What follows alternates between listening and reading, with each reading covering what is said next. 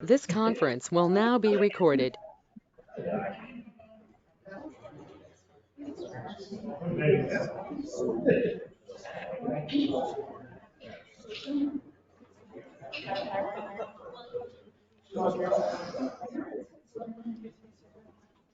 Before you share.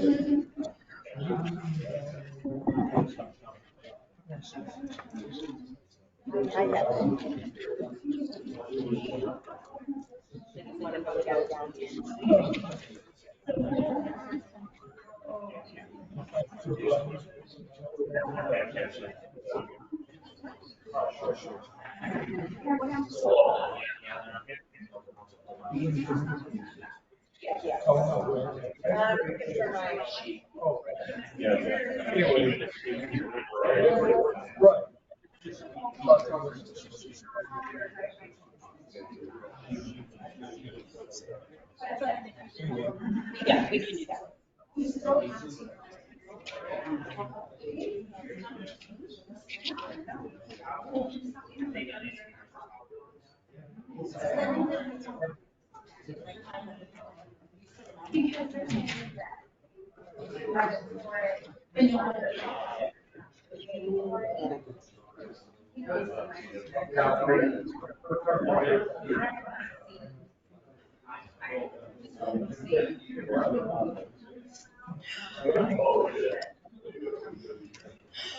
They didn't want to do it without you, Matt.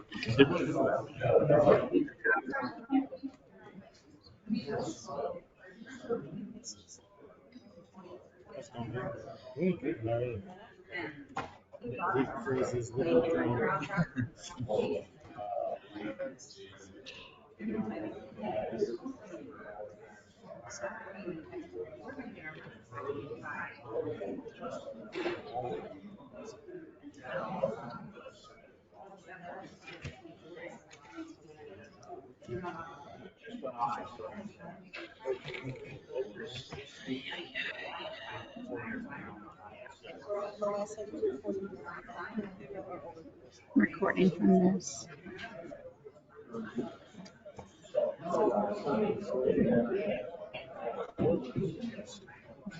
Okay, I our paperwork in order for tonight, and so we will call this zoning board meeting order. Roll call, please. Coopey.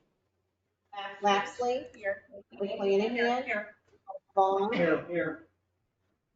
Karen Lester. Here. Thank you. The zoning board can take one or testimony from all relevant parties. Those supporters and objectors that appear before the board tonight. This is the only opportunity you will have to present testimony in opposition or support of petitions. Only those interested parties that submitted notice 24 hours prior to tonight's meeting are allowed to cross-examine the petitioner.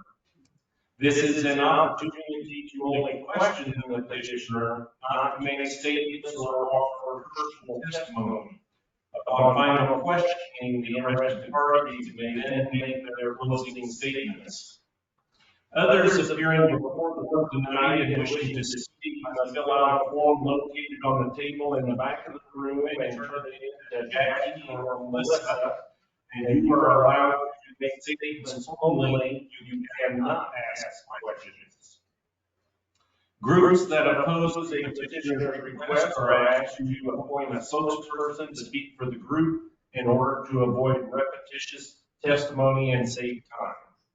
Repetitious and off-the-subject testimony may be ruled out of order. Please refrain from repeating and be as factual as possible. Now, following the public portion of tonight's hearing, the zoning board will enter into deliberations where they make a finding of fact based upon a variety of different considerations. The board is not bound by strict rules of evidence, and it may exclude irrelevant, immaterial, incompetent, or repetitious testimony. But the zoning board does consider the following when deliberating on all cases: the county zoning ordinances, 2, the county comprehensive plan. 3, the county land use plan. 4, local municipalities comprehensive plans. 5, the public benefit. And 6, the best interest of the county.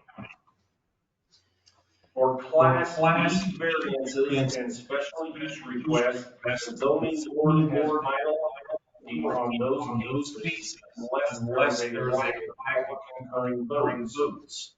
For Class B variances, special use rezoning code amendments, the zoning board makes a recommendation to the county board, and the county board meets the Wednesday of the month.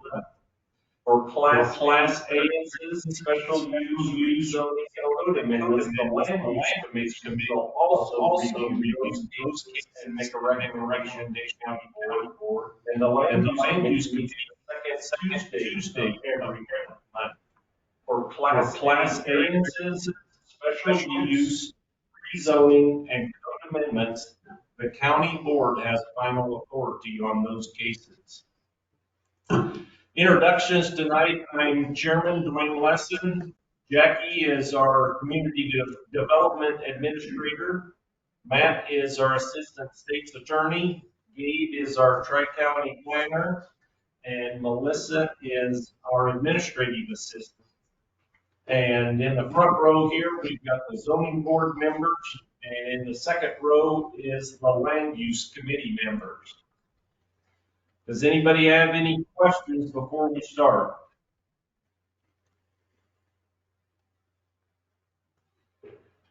Okay, is there any public comments on matters not listed on tonight's agenda? Now is the opportunity or time for public comments on any matter that is not listed on tonight's agenda.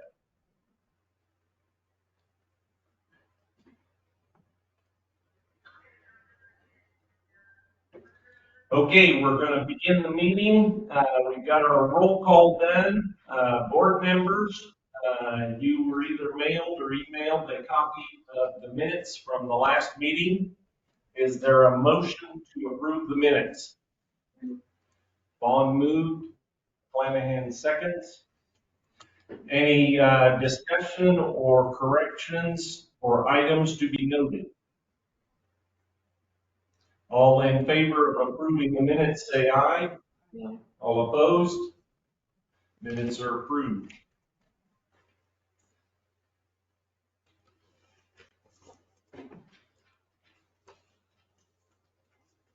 Okay, our first case tonight is 23-28-A.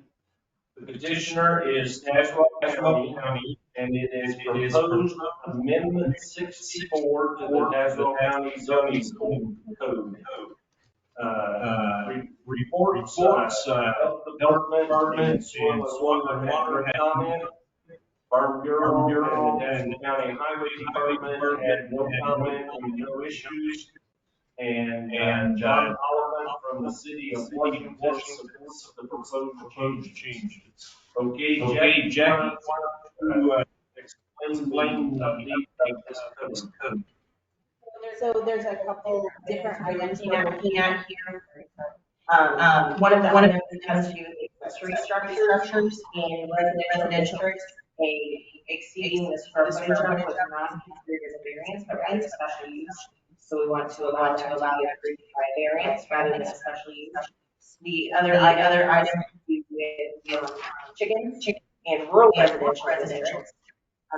As you know, residential districts require a special use. However, in a rural residential district, it also required a special use. One permitted. A little weird that was worded. You could have a force, so you were required to require special use criteria. So again, it's just language. Does anyone have any questions?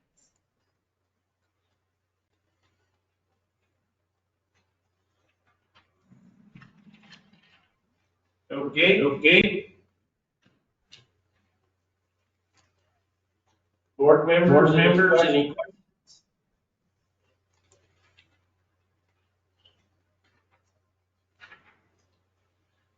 Okay, so on the first one, the accessory building and structures is just a language cleanup, changing it from a special use permit to a variance.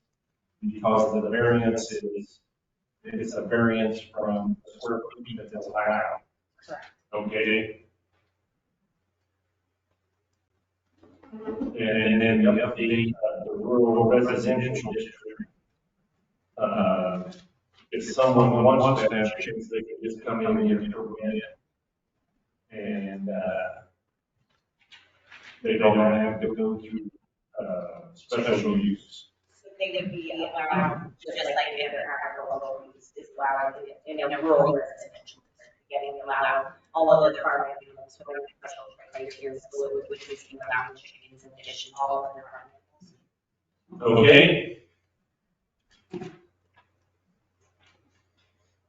Land use, any questions? Yes. Numbers? So there is the zoning code with regards to animal units per acre that's based on the Bureau's recommendation for Department of Agriculture. Yeah, it depends on the land, I believe it's chicken, depending on the type of chicken, is it 10 animal unit? So it's broken down by the types of how many units. It's not determined, it's determined by the coverage. So it could be 2 acres, it could not dictate the animal units. Correct. Okay, other questions? Roosters? They're not restricted in rural residential.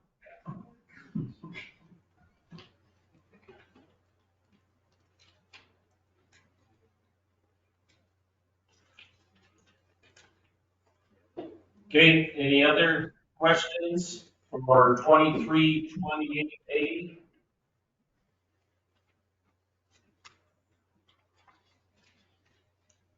Okay.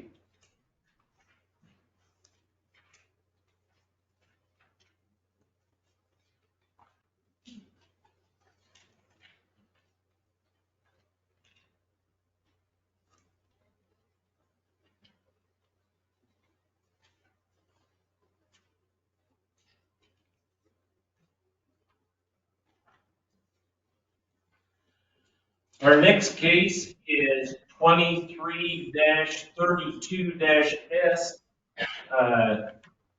Niche Key Theater Arts, requesting a special use to allow the operation of a community center for the purpose of offering art and education classes, workshops, along with a gathering space for community events from an existing structure formerly utilized as a New Life Church in an A1 Ag district.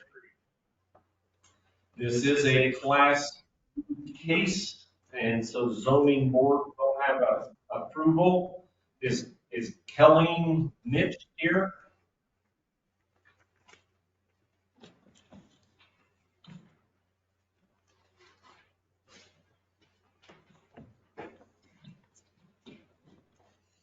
Okay, we don't have a reporter tonight, but it is being taped or saved online.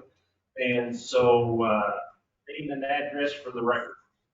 Colleen Nitch, 204 Arnold Road, Peoria, 61641. And do you hereby swear? Yeah. I do. Okay, reports, the health department and operational inspection will be required prior to the sale of property, soil and water on farm related no comments. County Highway Department and Peoria had no comments and no issues with it, and Scott Beaver, the Washington Township Road Commissioner, had no comments. And, you got some findings of facts? Findings of facts are total houses, you don't have rules. based on findings of fact, I recommend that special use to permit the operation of the center in A1 District B. Okay, and we've got some video.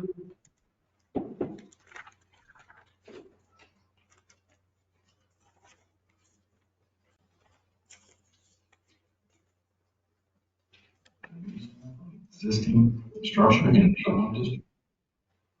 A, the structure is south. This is the entrance on the Centennial Drive. This is the building to utilize. The structure is east of Centennial Drive. Here's the office to the east. The structure is north. North. And the structure is west of Centennial Drive.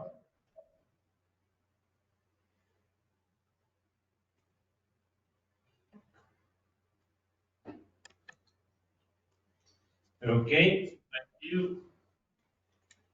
Okay, Colleen, why don't you explain the request tonight? Well, Niche Theater Arts, NFP, has been in operation for about 9 years, and we are looking for a more permanent home base as we travel into the communities that we serve, which we'll continue to do. Our location in the Washington area has moved around a lot, trying to find usable space. So this would give us a home for that area, as well as allowing us to offer more classes and things for more ages.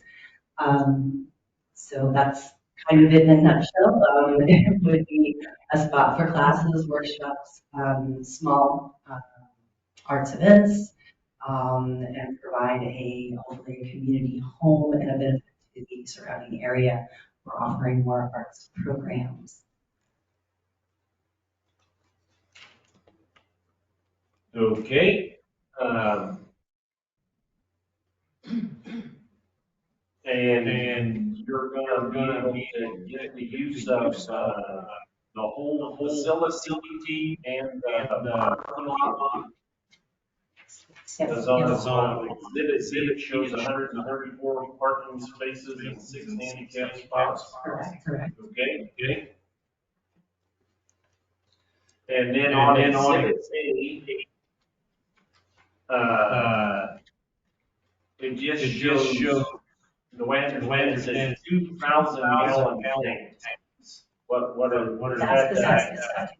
Okay, the septic system is just to the back of the parking lot.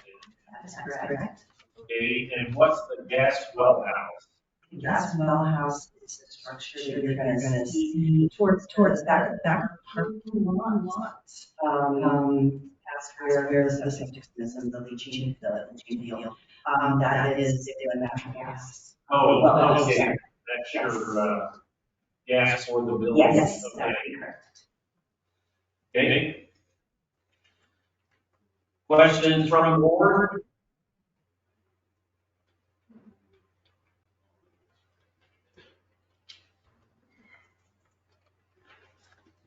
Yes.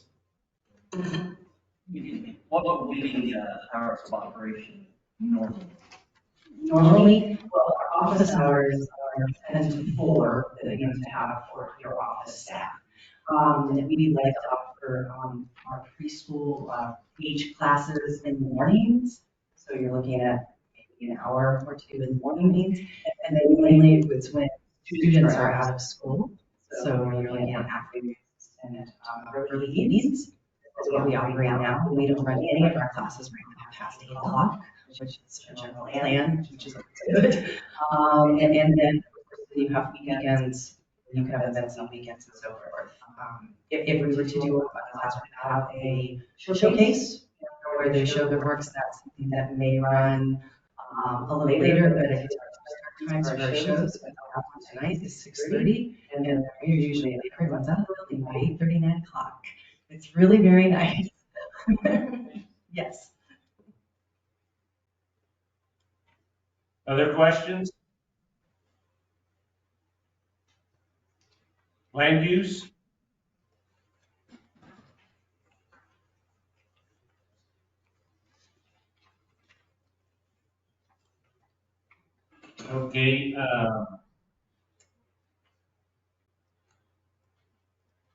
the health department indicated an operational inspection prior to the sale of the property.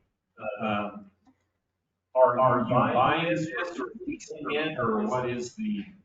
We are purchasing the property and inspection has already been completed. Okay. Because depending on how long that's vacant, they inspect water lines and. Yes, I agree to that, yes.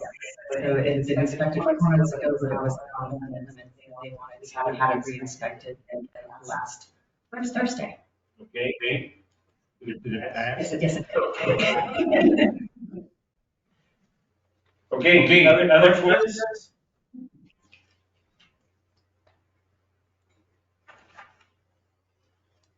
Okay, now an opportunity for any closing comments. Yes. Well, thank you for consideration.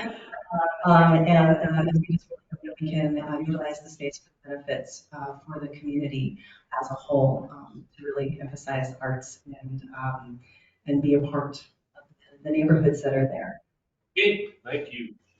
You're excused. And you might make it to the 6:30 show.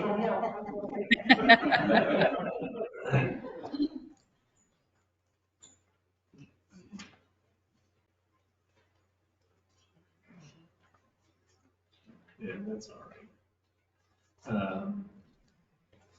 Yes. Okay, case number, board members, 23-33S. The petitioner is requesting a continuance to June 6th. That would be our next regular monthly meeting, which would be June 6th. Is there a motion to this on the agenda for June 6th? Okay, Vaughn moved. Second, discussion. All in favor of putting it on the agenda for June 6th, say aye. All opposed? Okay.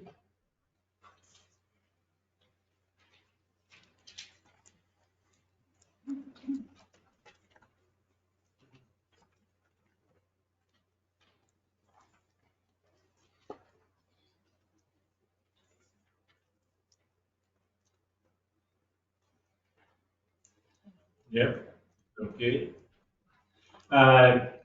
Case number 2334S, Becky Lannerman, requesting a special use to allow the construction of a personal recreation building on the property located in an A2 ag district. This was a typo. It was published as an A1 district, but it is special use will be in an A2 district.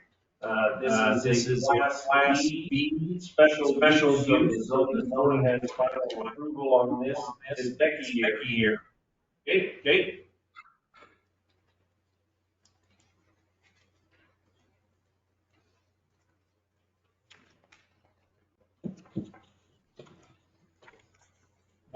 Name and address for the record.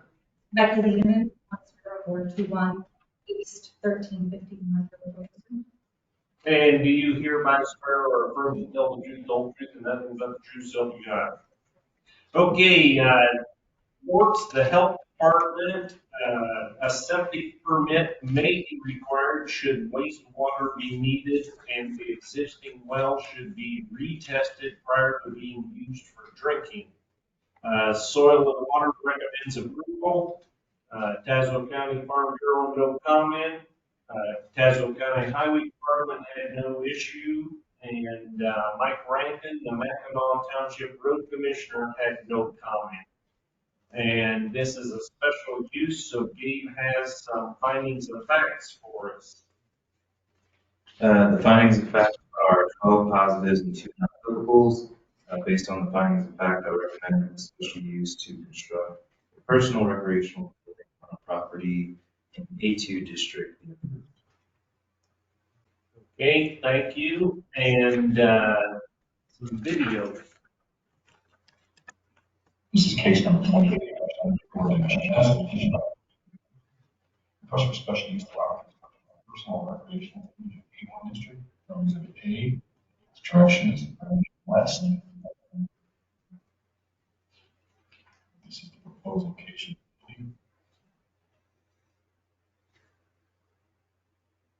This direction is south. This direction is east. This is the east. This is the drive. This is the drive. This is the kingdom. This direction is the north. This is the proposed location.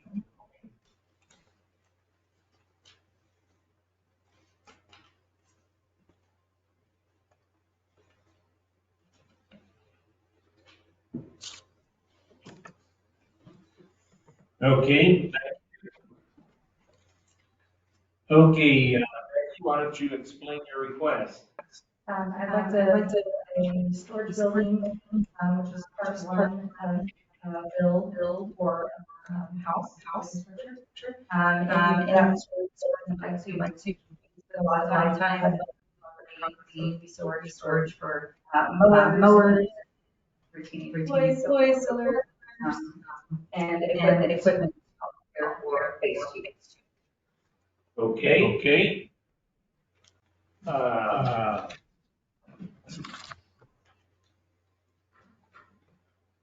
Okay, I'm gonna have you clarify, you didn't part one, and then part two, I'm assuming is a residential, Yes, it's a living quarters. but is those living quarters part of this building, or will that be a separate dwelling? Well, it'll be. Okay. So, what's the term they use? This is not a house where they take a shed and make it into a house. Okay, we've had those. Okay, questions, board members?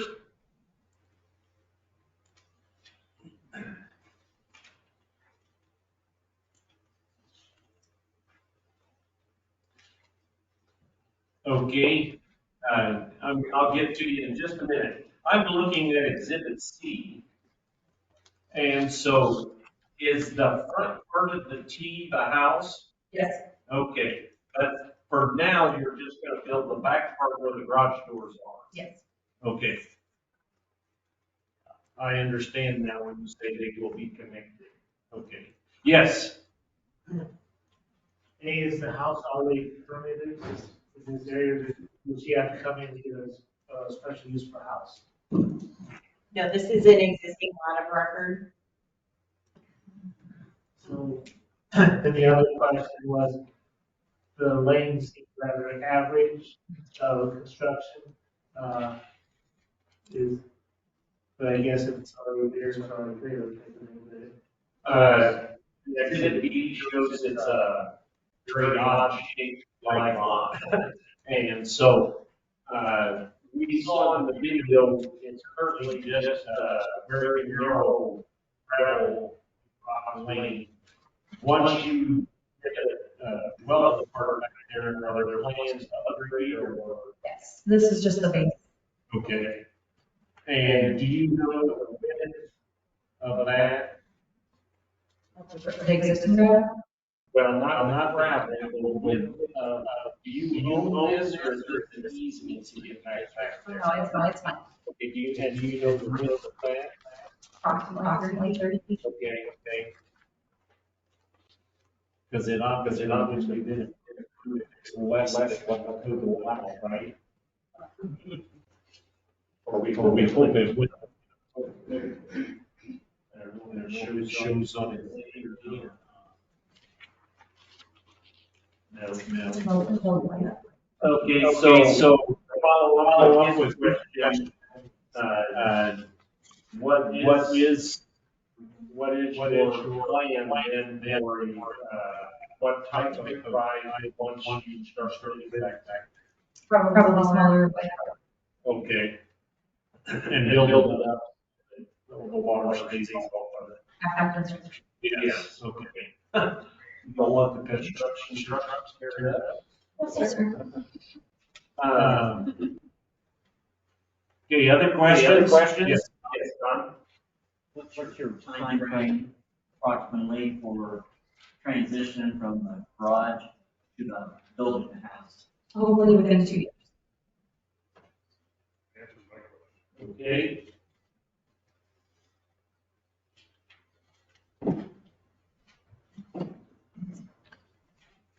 And Becky, they're within the square footage of building the shed, the whole house? Okay. Okay, other questions? Land use or board members?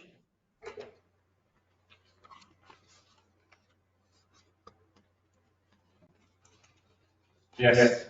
There's the agenda is there's a code specific on how much time she needs to do phase 2 of the house. She has unlimited without having to come back. Correct, she's requesting a special use now for the recreational building. We had talked about this last month, I believe that would be in the case that we approved a accessory building prior to a principal. It's a little bit different because she's gonna add on. Thank you. Okay, and you understand the health department request, and I don't know, is there a septic system back there now? No. Okay. And so, but there is a well on the property. Yes. Okay, last chance for questions?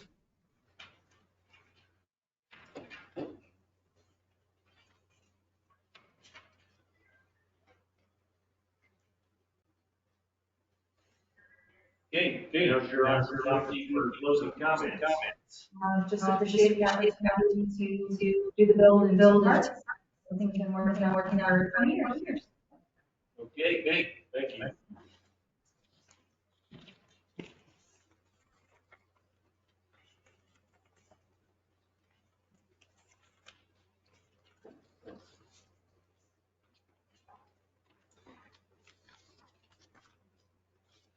Okay, our next tonight is 2020-S, petitioner Simon Wagenbach, requesting a special use to allow the creation of one roadside sign on an existing lot of record in the D11 district. This is a Class B special use, so the zoning board will have final approval. Is Simon here? Yes. Okay.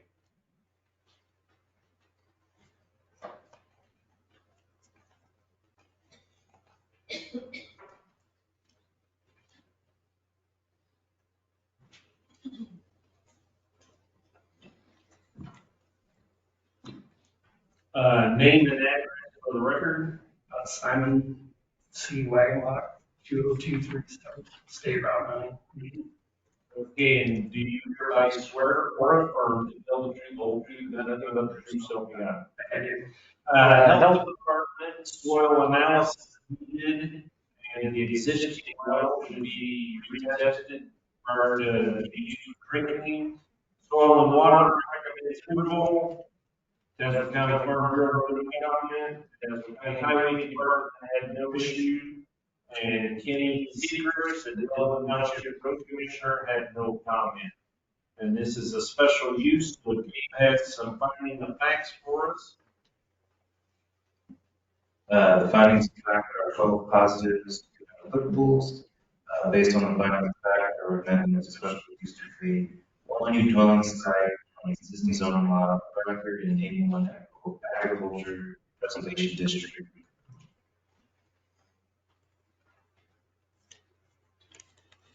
Okay. Video. This is case 23-35-S, petitioner by Simon Wagenbach, request for special use to create a dwelling site in the district.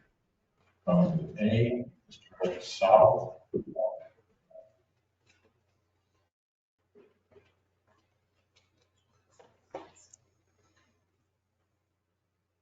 by approximately 8 feet on the side.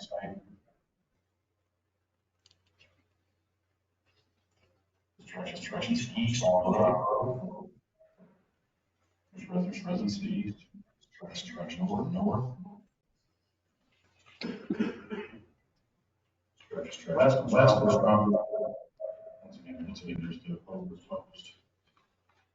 on its site.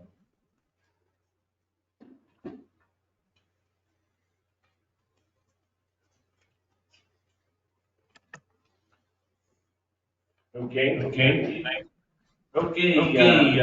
Simon, why don't you explain your request? For family property behind it, so it's in a family trust, so I couldn't build there, so I purchased this property in front, so I could still have access to the property in the back, but have my own separate piece of property to build a dwelling. Okay, and it looks like on Exhibit A, the dwelling's gonna be in the northwest corner. Yeah, to the west side. Okay, next, Hedgerow, or whatever that is. And is there an entrance there on that side already? Existing entrance, just probably 100 feet from the west property line. Okay. I can't reach that same entrance. Okay.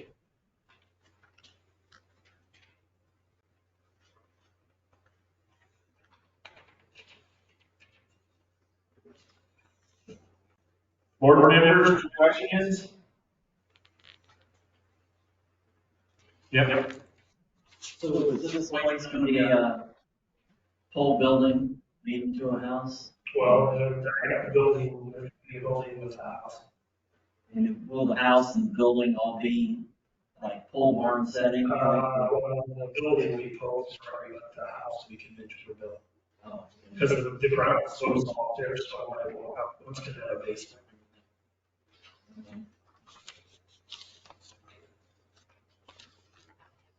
Other questions?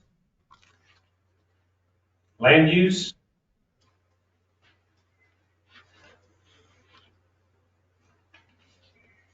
Okay, on the one map, Exhibit C, it looks like it's about 14 acres, 14 to 15 acres.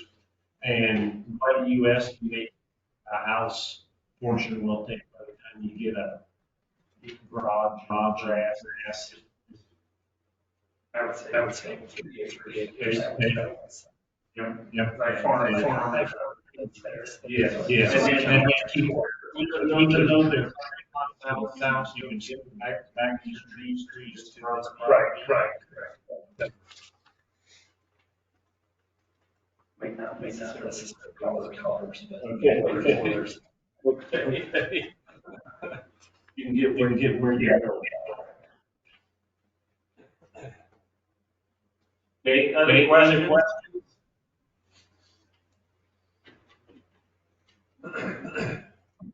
And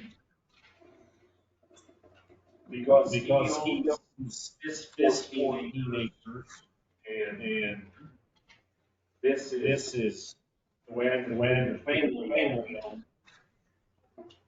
That's still okay. It's not leaving a piece of property without access to a road.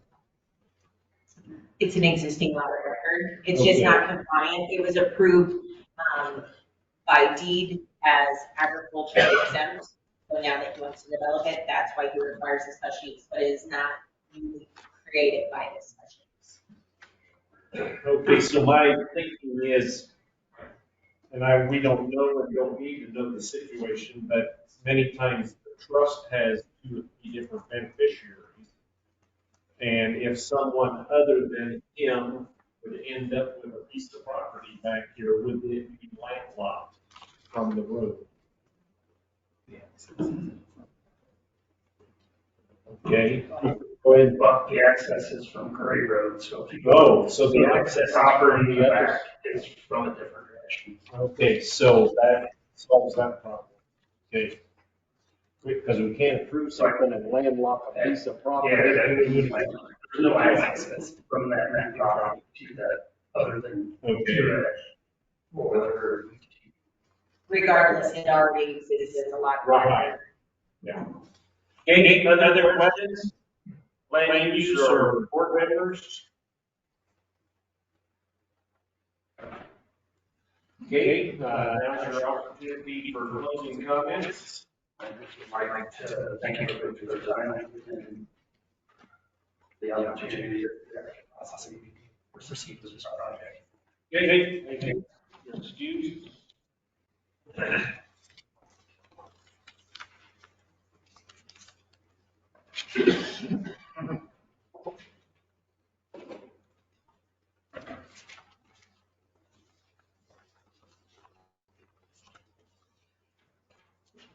Okay, our next tonight is 23-36B, variance.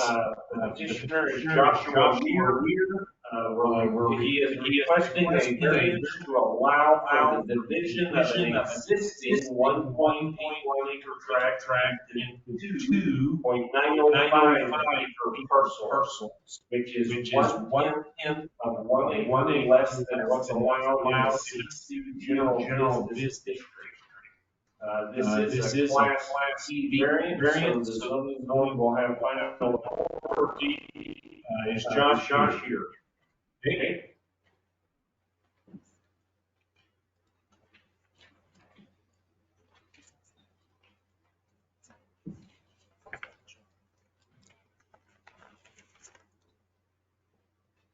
Name and address for the record.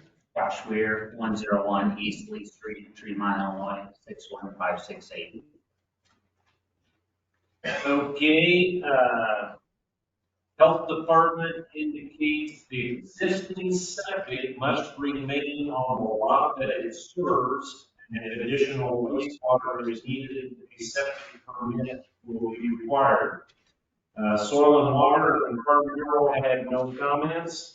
Tascona Highway Department had no issue.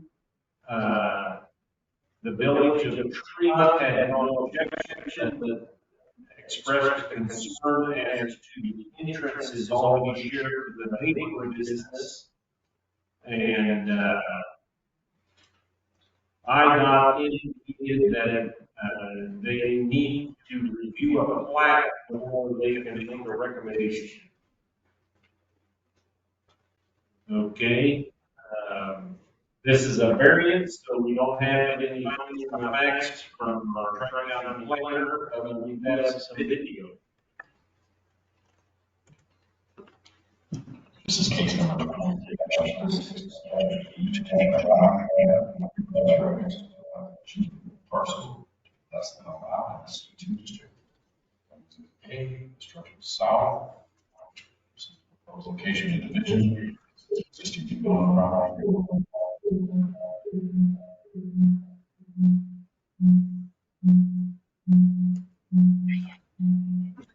Sorry about that. Structure to the north. There's business just to the north. Distribution to the west. Building about 9. This is the entrance. This is the existing building. Okay, in that, you get that last shot back up there before. Okay, the building will stay on one parcel, and then the grass to the east is a second parcel. Yes. Okay. The building stays as one, and then where the tree is, there will be a second parcel in here. Okay. Okay, now, let's just explain your request. I want to break the lot, existing lot up at 1.8 acres into 2.9 acre lots. So I can do, the goals I want to put some storage units up on the one to the east of the lot and be able to separate and have different businesses established on the two properties. Okay, so where the grass is, you want to build storage units. And I'm looking at Exhibit A, and it looks like phase one is that there would be 24 units in that building. Is that how I read that, or it's 24 foot by 100? Yes, that's just a rough idea. I haven't met with the builder yet. He's putting more ideas how to place them on the lot. Okay, but these are the typical, 10 by 25. okay, that's, there's various sizes. Yes. Okay. And then eventually you would like to build some more to the back of the lot, Yes. okay?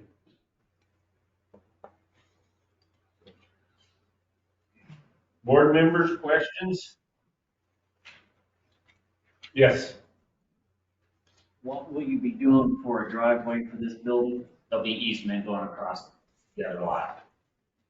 Would be easement, so you use a driveway, Yes. you know, go in front of the building, over the line, which Or are lot. behind, or behind, if you go behind one or the other. Or. I think I'm thinking to go to the back. And building, between buildings. That might be a problem, with little more septic line going out to the septic field, out that area. So I'd go to the front if that was to be an issue. Okay, let's clear our limit of Exhibit A. And so the entrance, I'm gonna head is about where the 230 mark is. And then you're proposing that the traffic goes in front of the existing building, in between the two buildings, and then back of the building, phase one. Oh, you were gonna go all the way around the existing building, okay. Yes, the health department had decided whether they can cross those septic. I assume they drink from the existing multi building back to the field. Yes, and I could go to the front end if that was the issue. I know these one. Okay. Is that all gravel back behind the building? Yes.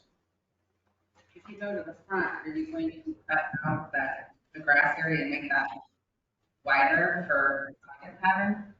I've been in this building quite a bit, and that parking is not, I mean, that parking space there is not very wide as it is, just when you have cars parked there. So are you gonna cut out into the grass to make that closer? The drive bigger. Cut into this. I can't even imagine if you're gonna put storage units in there and then having people driving back and forth, hauling stuff, and people, trailers, trucks, and everything else, and you got people Then, parked yeah, there, then I'd so. make it wider. Yeah, I cut into the grass. How close, there's an easement probably from the road to how far you can. How far do they have to stay back from the Setback, sorry. state highway? We have a building setback and not a drive setback. So when he applies to IDA and proposes to have what he's looking to do, they will weigh in on that and determine how close he can be to the right of way. That's why they want review plans. Okay.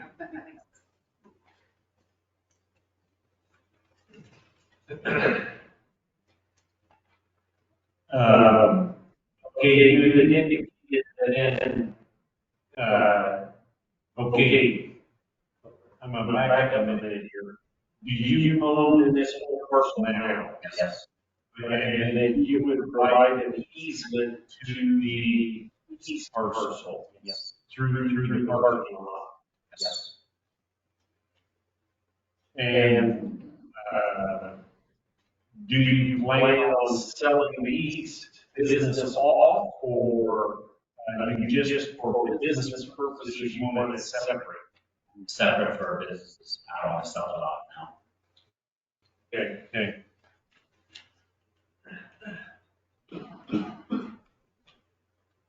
Okay, other questions? Yes, yes.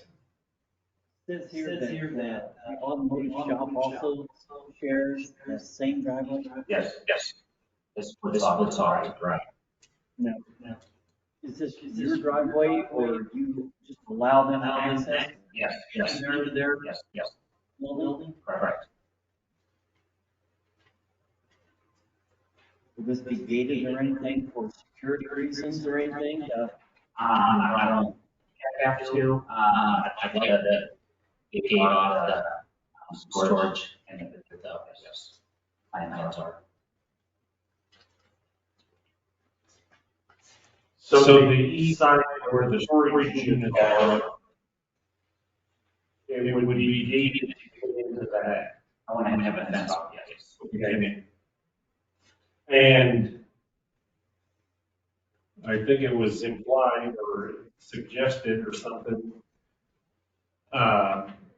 So out of these storage areas, is it all going to be inside storage, or will there be some storage for boats and cars that? I just want inside storage. Okay, just inside. So if they had a car that fit in one of these, they could put it in. Yes. Or a boat. Right. Okay. Because some storage units do have outside camper and.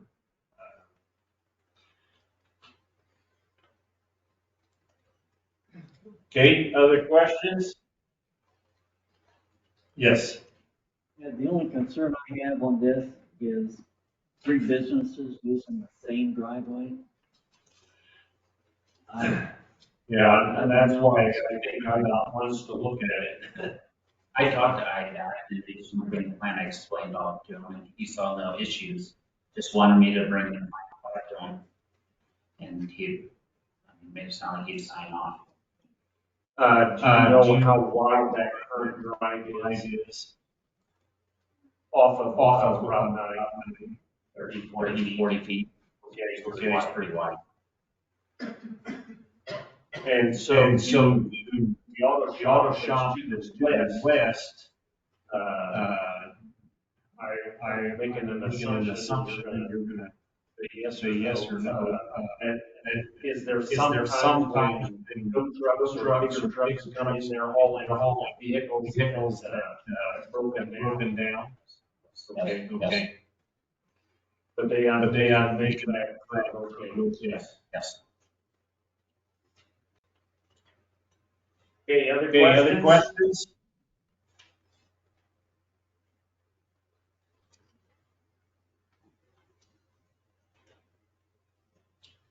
Okay, now's your opportunity for closing comments. Thank you for your time. I hope I get the opportunity to try the parcel, those some storage. Thank you. Okay.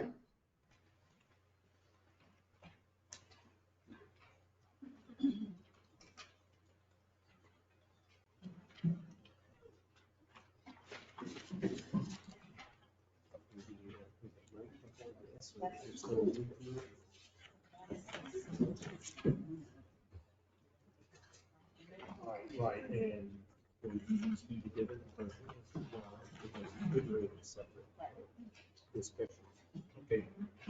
Okay, we're gonna take a short, 5-minute break and get our paperwork in order, and then we will 2337 S, Fossil Solar, and 2338 S, Patent Solar.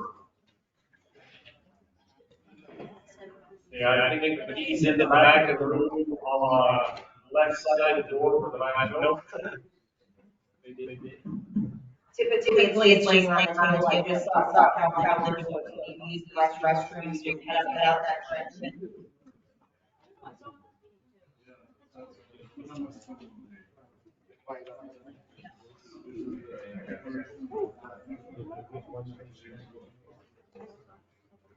Hold on just a second, guys. Let me mute the. Hi. This is for James Gilbert. You know if I should give these.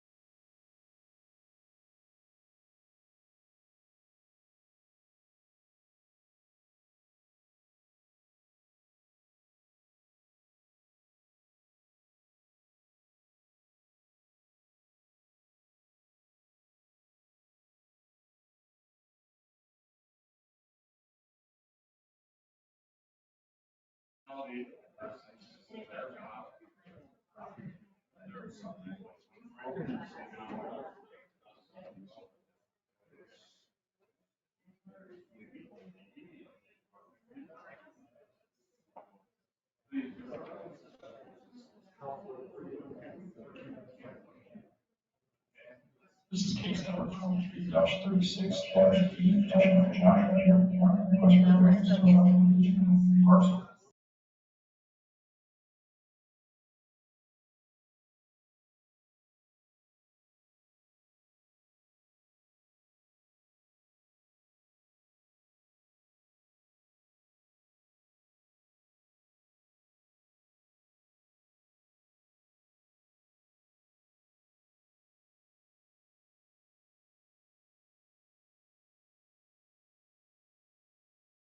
On here.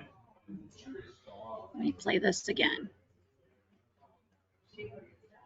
B, petition by Josh Weir, request for variance to allow parcel.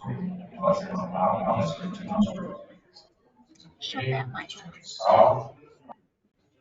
Proposed location of division. This is the existing building on the property. The room from this mic. That's the only mic that's on. This mic is on. Mm-hmm. Yeah, so we have to make sure that that speaker and that mic is off.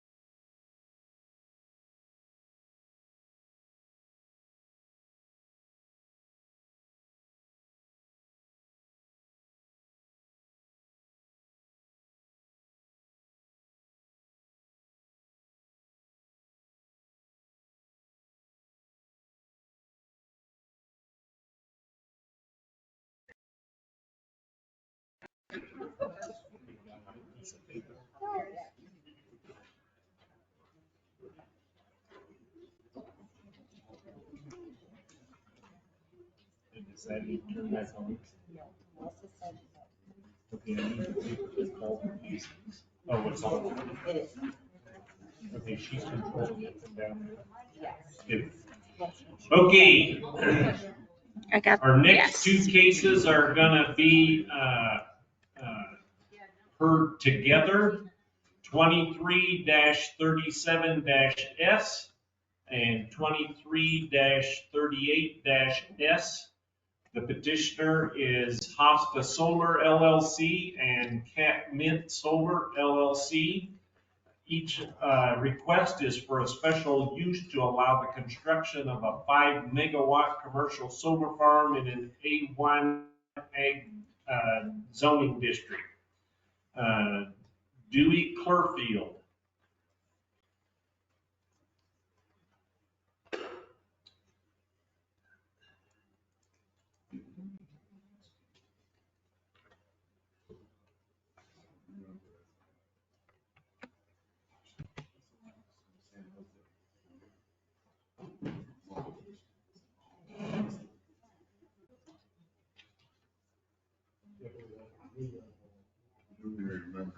Name and address for the record. Dewey Clearfield, 1714 Harmel Way, San Jose, California, 95125. And do you hereby swear or affirm to tell the truth, the whole truth, and nothing but the true self you got? Do. Okay, reports tonight. Health Department indicates portable toilets and hand washing stations shall be provided during the course of construction. Tazewell County Soil and Water recommends denial. Tazewell County Farm Bureau had no comment. Dan Parr, the Tazewell County Highway Department, indicated that the access as proposed will need to be moved due to the location of an existing large box culvert. Kevin Bailey, Groveland Township Road Commissioner, had no objection. However, a road use agreement with a bond will be required prior to development. And Ty Livingston, the city of East Peoria, the proposed location would remove developable property from within East Peoria's planning jurisdiction. Request the petition to relocate the projects. Okay, Gabe has some findings of facts. Based on the findings of fact, there are 12 positives and 2 non-applicables. I recommend that the special use to construct a large-scale solar farm in A1 agricultural district be approved. Okay, and video. I hope I fixed the feedback. We'll see. This is case number 23-37-S, petitioned by Hosta Solar, request for a special use to allow construction of a solar farm in the A1 district. From Exhibit A, this direction is north. This is the proposed location of the solar farm.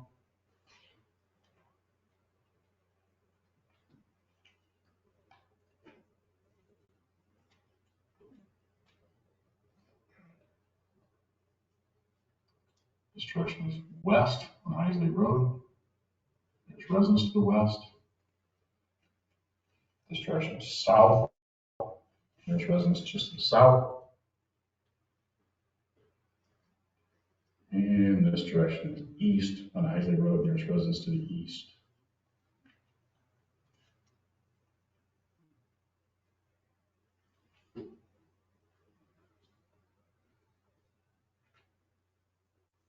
This is case number 23-38-S, petitioned by Cabinet Solar, request for a special use to allow the construction of a solar farm in an A1 district. From Exhibit A, this direction is north. This is the proposed location of the solar farm.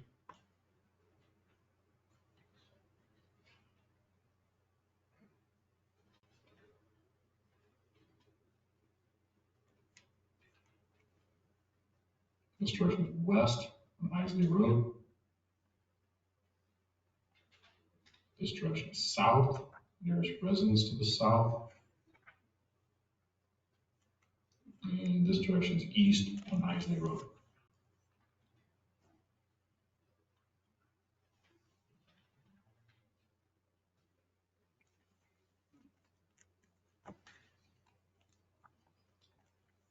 Okay, thank you. Okay, Dewey, why don't you explain this request tonight and your presentation? Sure.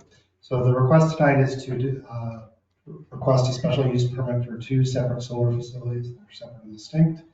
Both facilities would be up to 5 megawatts AC and would be eligible for participation in the Illinois Community Solar Program, whereby subscribers can enroll in the projects and receive the power through a virtual arrangement whereby they receive a bill credit, they're discounted to their existing utility bill by enrolling in the project.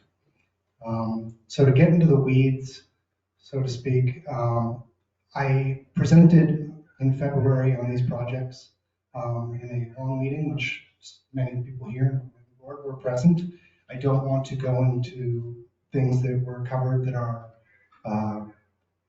at the amount of detail that I did in my initial presentation, but I do want to highlight some updates, changes that have been made, and accommodations that have been made based on feedback received from the county as well as diligence received to date. So if you could go to the third slide, that'd be wonderful.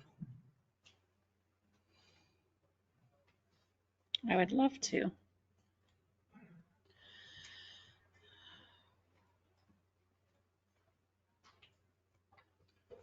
Okay, so the previous application, which were withdrawn for an administrative reason, on January 27th, I submitted the applications. On January 31st, the governor of Illinois passed a bill that impacted state siting.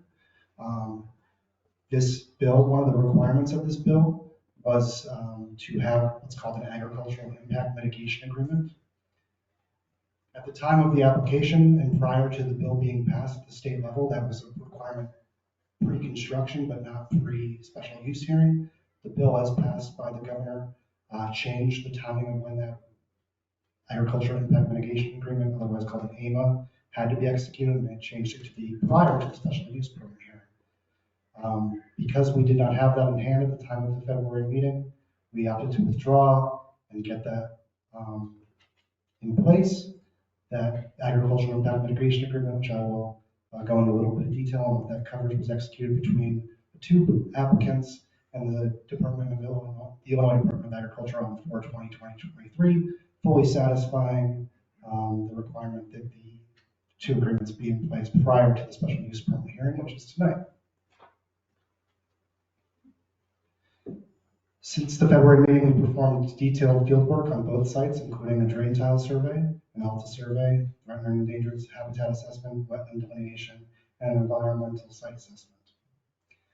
I've also, and the team has also made some significant site plan changes, which are reflected in the site plans today. Both projects, based on feedback from the community, now utilize the same access along Springfield Road. I correspondingly moved the Hosta staging area so it is no longer along I-C Road. Based on the feedback received, I changed the fence type from a 6-foot chain link with 3 strands of barbed wire. That was not viewed positively by some of the opposers. I changed it to a 7-foot tall deer fence, which the site plan specifies in preliminary detail. Although it is not represented on the site plan as submitted to the county, because the field work indicated in the past 3 weeks, under 3 separate crews, both the Phase 1 ESA field crew, the surveyor, and the wetland delineator, the 2 surveyors, indicated there was no well present on site. We removed that constraint from the Catman solar plan, which was initially in there because there was a record in the Illinois State Survey that there was a well there. Survey crews indicated that that well is actually likely placed half a mile outside of the parcel boundary on someone else's property.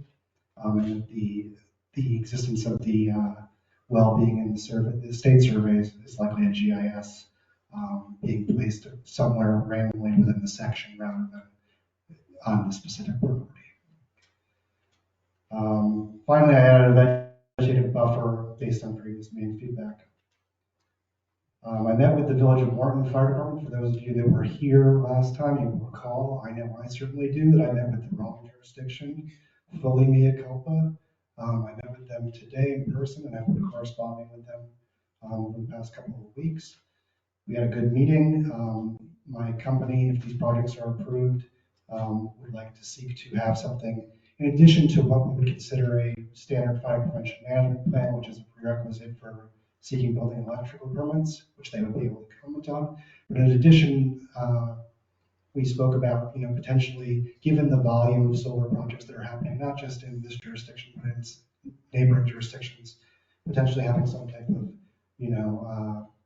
regional kind of energy response team, which jurisdictions in other states and in Illinois that have a lot of solar projects are doing, and it's kind of a best practice to have kind of continued learning on where things are, how to respond, what things to touch, what not to touch, that kind of thing.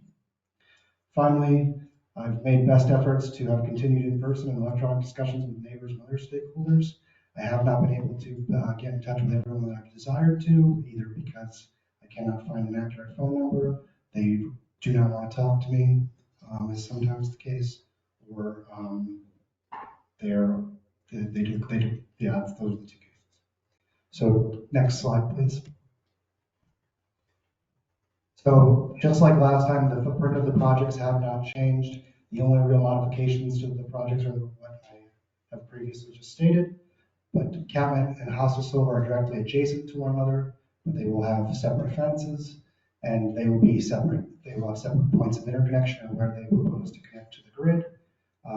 And now they will both have shared access along Springfield Road, which I understand based on comments that it's likely that we'll have to move it slightly north or south to avoid an existing culvert.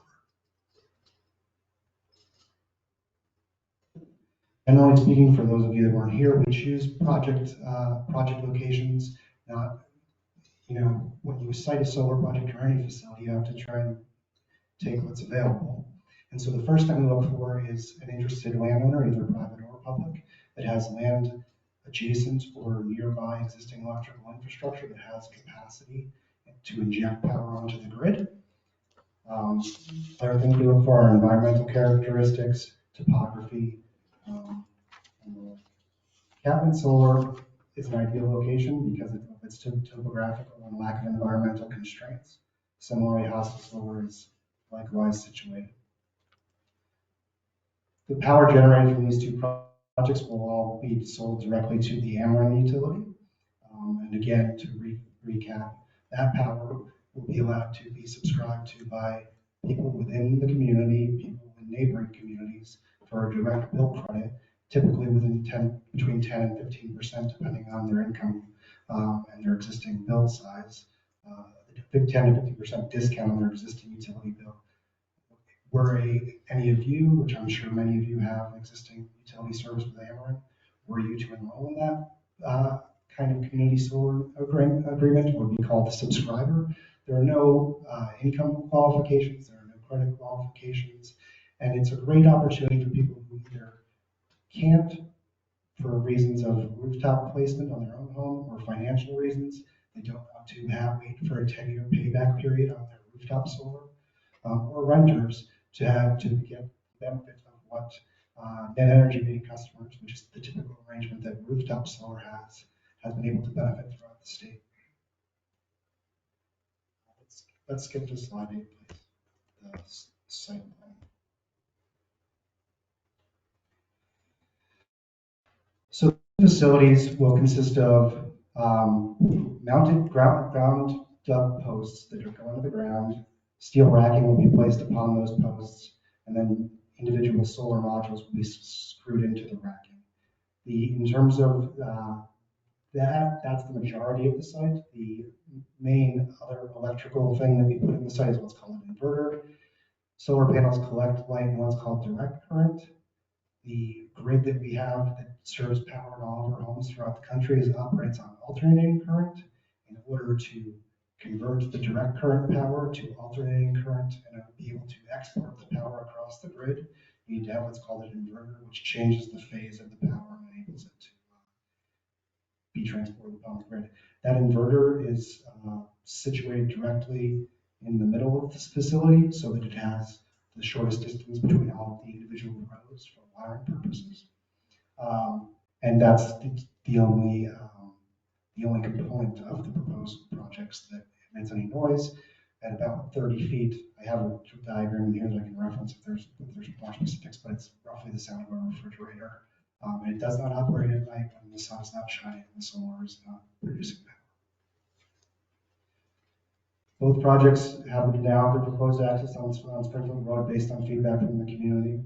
And the staging area is directly to the north of both projects. A fence line would separate both projects from one another, and so there would have to be a separate entry between the two gates. And I added a vegetative buffer along the Springfield Road and Isley Road vantage points. I tried to take feedback from the community on what type of vegetative buffer they would like to see. Currently in the site plan, I believe I'm proposing blue spruce. The technical name is listed and I'm not an arborist. But after having conversations with a few community members and stakeholders, I think that we will likely choose a substantially similar type of tree, but one that is more applicable to the environment where it's insect resistant and deer resistant, and not subject to the blight that I've now seen in the blue spruce. So I'm now on the solar requirements page. Project will comply with all applicable ordinances, codes, laws, and regulations, including building code, state electrical code, state plumbing code, drainage laws, required utility notification, agricultural protection, federal endangered species and state endangered species of wetlands, and stormwater and sediment protection. As previously mentioned, these projects fully meet or exceed all of the Tazewell County Solar Energy Ordinance requirements for special use. I'm going to go through the ordinance. I'm going to try and do it quickly because we've done this before. I don't want to bore you. I appreciate your patience. The site plan was submitted as part of the application. The location of any subsurface drainage tile needs to be provided.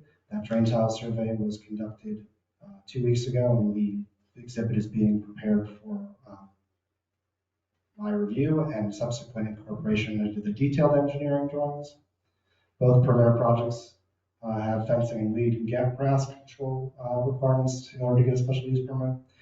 If the fence is met, pollinator friendly plans, which we discussed at the last meeting, whereby native forbs and grasses will have to be planted underneath and around the solar farm.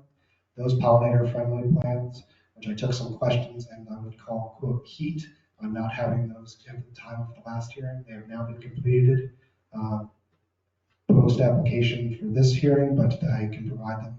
And they are in the appendix of this presentation if the county or the board has questions on that.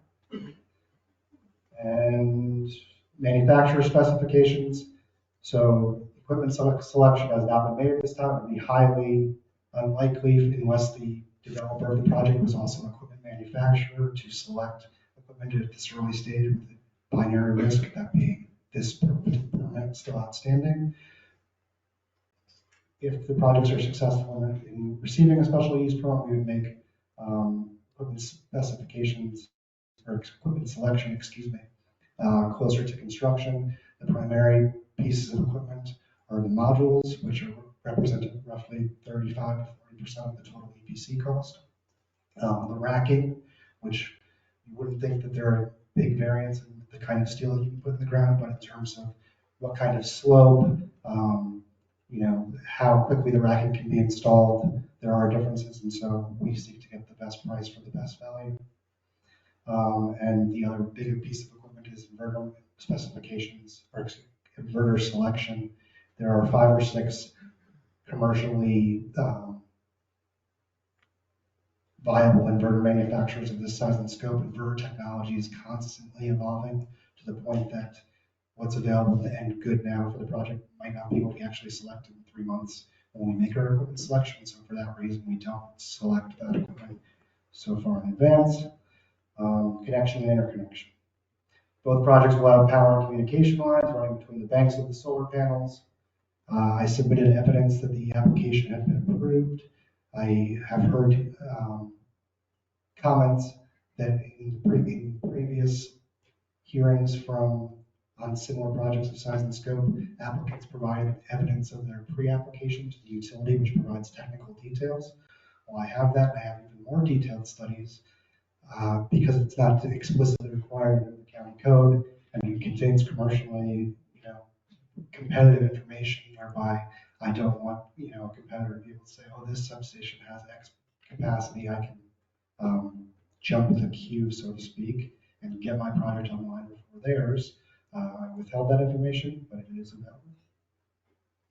Setbacks. This is one that we spoke about in some detail in the previous hearing. There have been no changes to the setbacks because they fully adhere to the county ordinance. That being said, I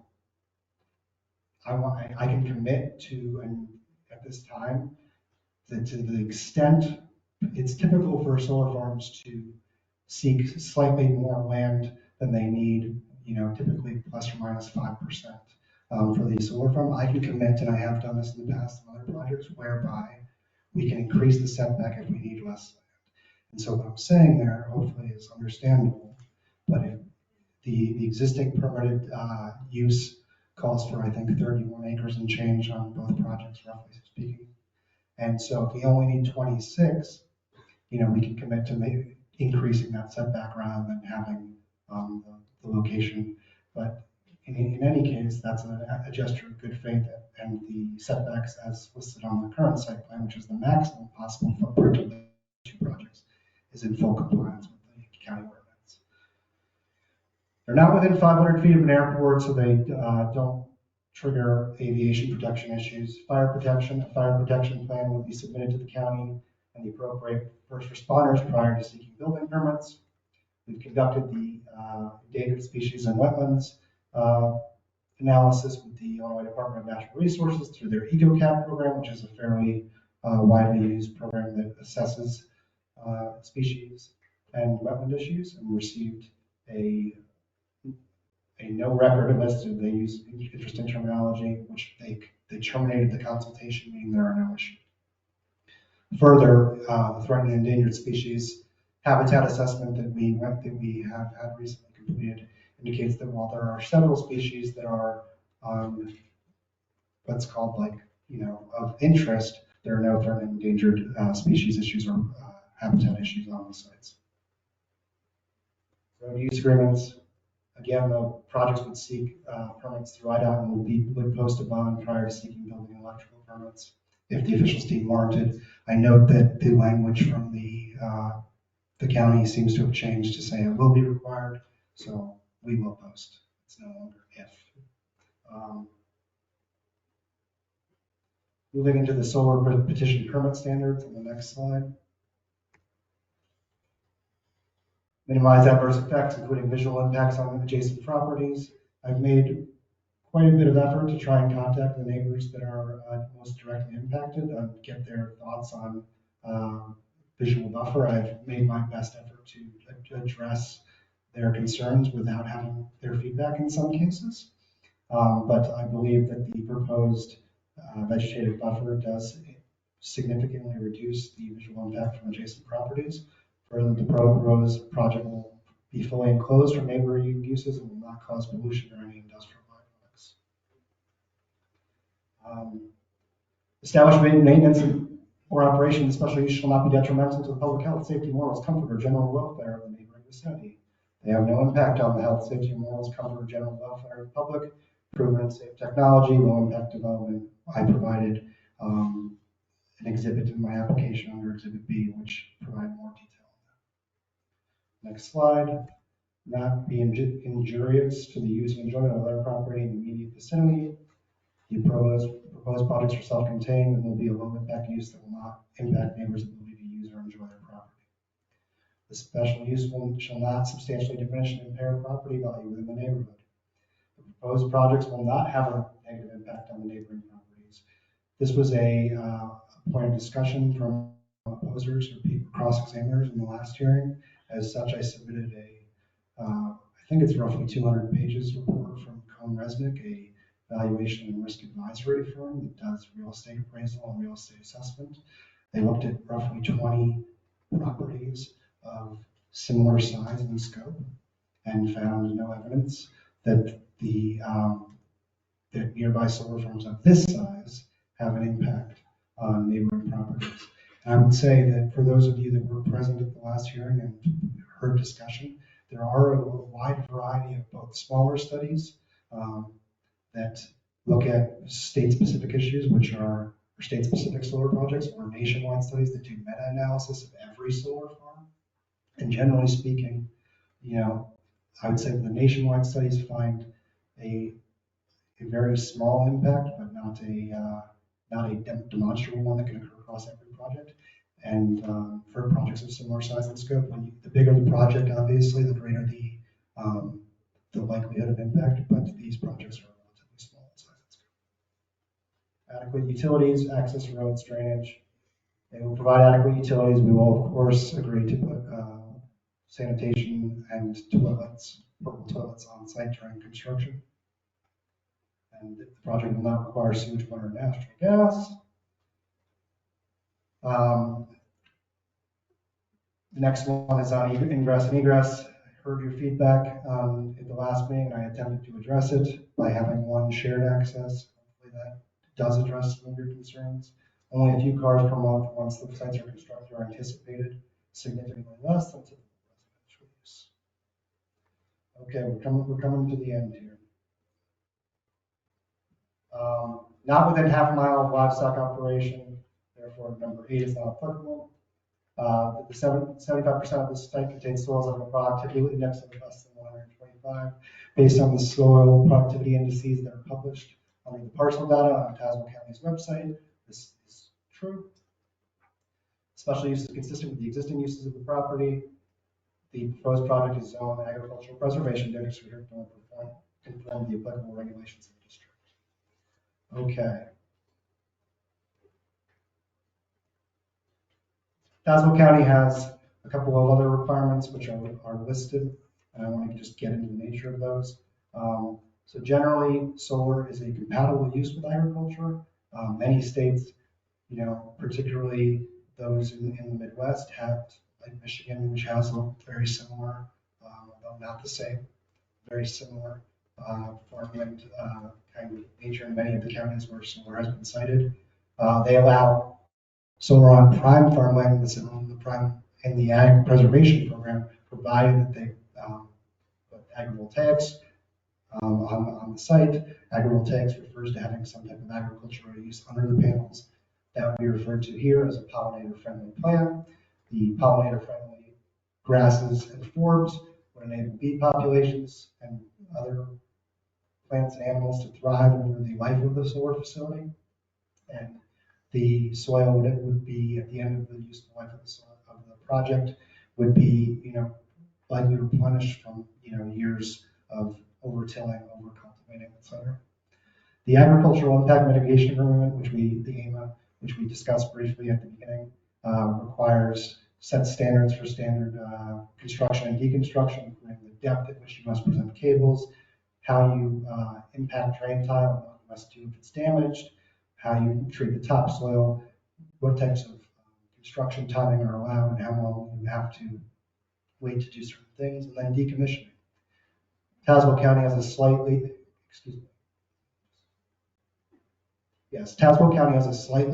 more stringent decommissioning standard than is present in that agricultural impact mitigation agreement.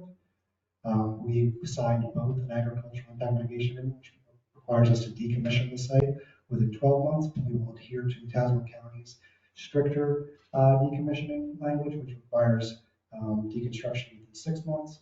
Further, the decommissioning agreement and the AMA require removal of all structure, foundations, restoration of soil. Tazewell County requires a decommissioning bond in the form of surety to be placed to the benefit of the county in the event that there's a decommissioning event and the owner-operator of the project is not able to decommission or not. And so that money is based on a independent engineer's assessment of how much it would cost to decommission and remove all of the facility from the existing farm, and that money would be placed in a bond at the county level for the duration of the site, and furthermore be reassessed periodically every 5 years for either impairment, meaning we need to increase the bond, or surplus, meaning the bond is now too high for how much it actually costs to decommission the site. Cool. Both of these projects will bring substantially higher tax revenue than they're currently bringing in. Just generally speaking, we're looking at $650,000 per farm across the 40-year estimated useful life of the projects, as compared to a substantially lower amount. And if the 40-year useful life doesn't do it for you, year one, today, 31 acres of ag land, based on the 2021 tax rates in Tazewell County, bringing about $860. A solar farm, by comparison, because of the improvements we put on the site, bringing in about $30,000. And that money would flow to the same things that all property taxes do, including schools, roads, township priorities. Okay, I'm going to end it here and just say I attempted to contact all adjacent landowners. I've sent or shared updated site plans with 6 neighbors. Minimal feedback has been given beyond what was presented during the counter testimony, or what do you call it? You know what I'm saying, the counter testimony.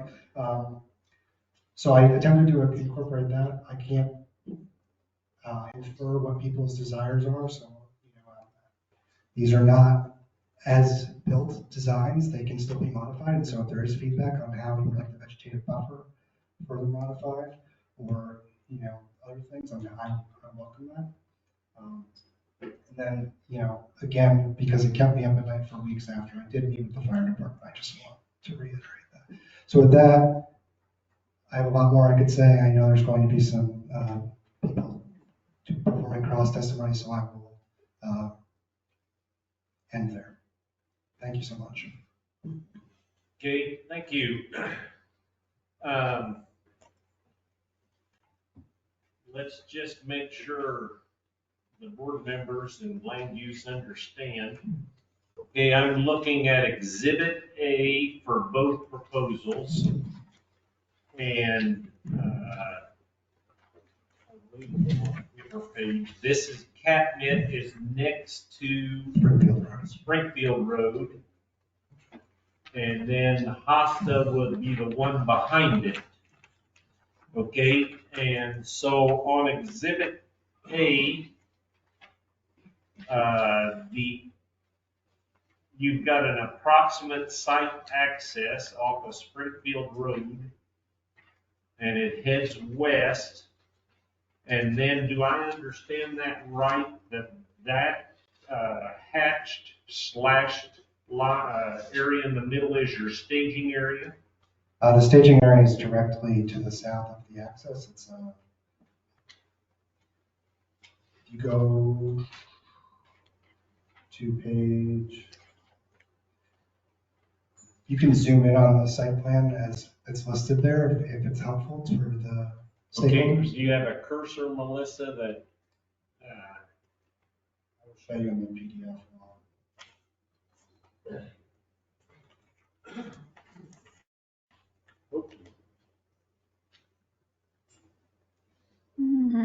get back to? Oh, I'm trying. Catnip, or the catnip. There we go.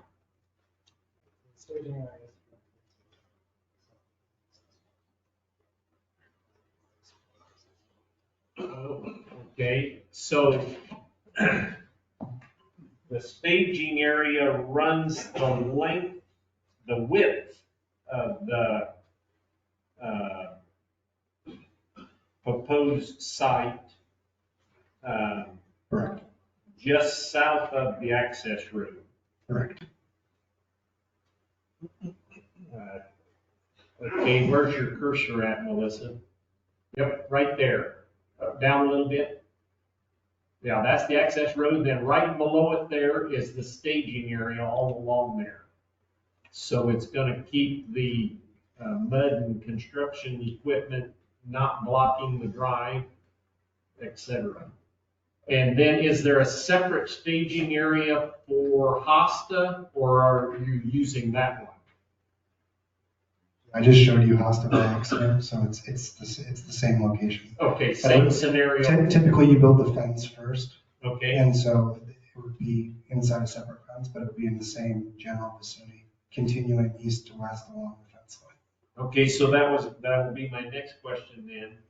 You indicated both, projects would be fenced and separate fence. And so between the two, is there two fences or one fence dividing it?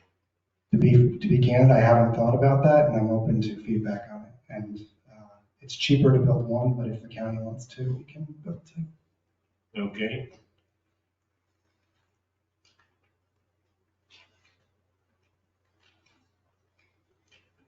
Where did I put all my notes?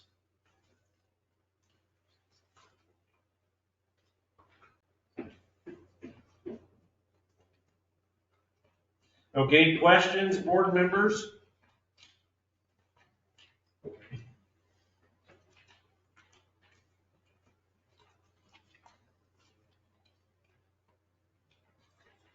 I guess my question is, how prepared is your company to have to for all the evergreen trees that you're talking about putting up for, I guess, the screening? How prepared are they to replace those when the deer rub on them to break them down to nothing? Because it's gonna happen. With the proposed, or typical, I believe it's site note 11.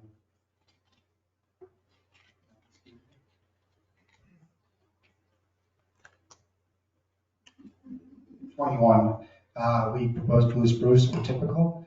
I met with a landowner today who recommended a different species that's deer resistant and insect resistant. There are things that are more deer resistant and less deer resistant. I'm just speaking with I'm gonna answer your question.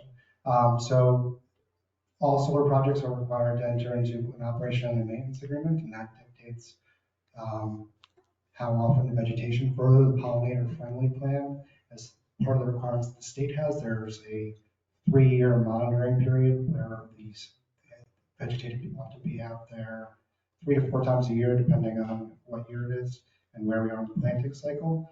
That being said, the vegetative buffer is something that the company would commit to maintaining and be priced into our O&M agreement, such that if a tree is blighted or has an issue,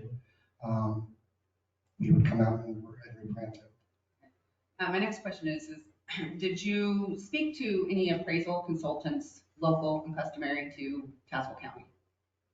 No. I don't know of any Tazewell County appraisal consultants. If you are one, I'm happy to speak to you. Okay, is the vegetative buffer on the outside of the fence or the inside? Outside. Okay. The pollinator grasses and forbs are all on the inside. Correct. Okay. Yes. Along Isley Road out here, you've got a connection point. Yes. Then power will be transferred to lines. Are the lines right now on the north side of that road or the south side of that road? Are they above ground? I don't want to misspeak.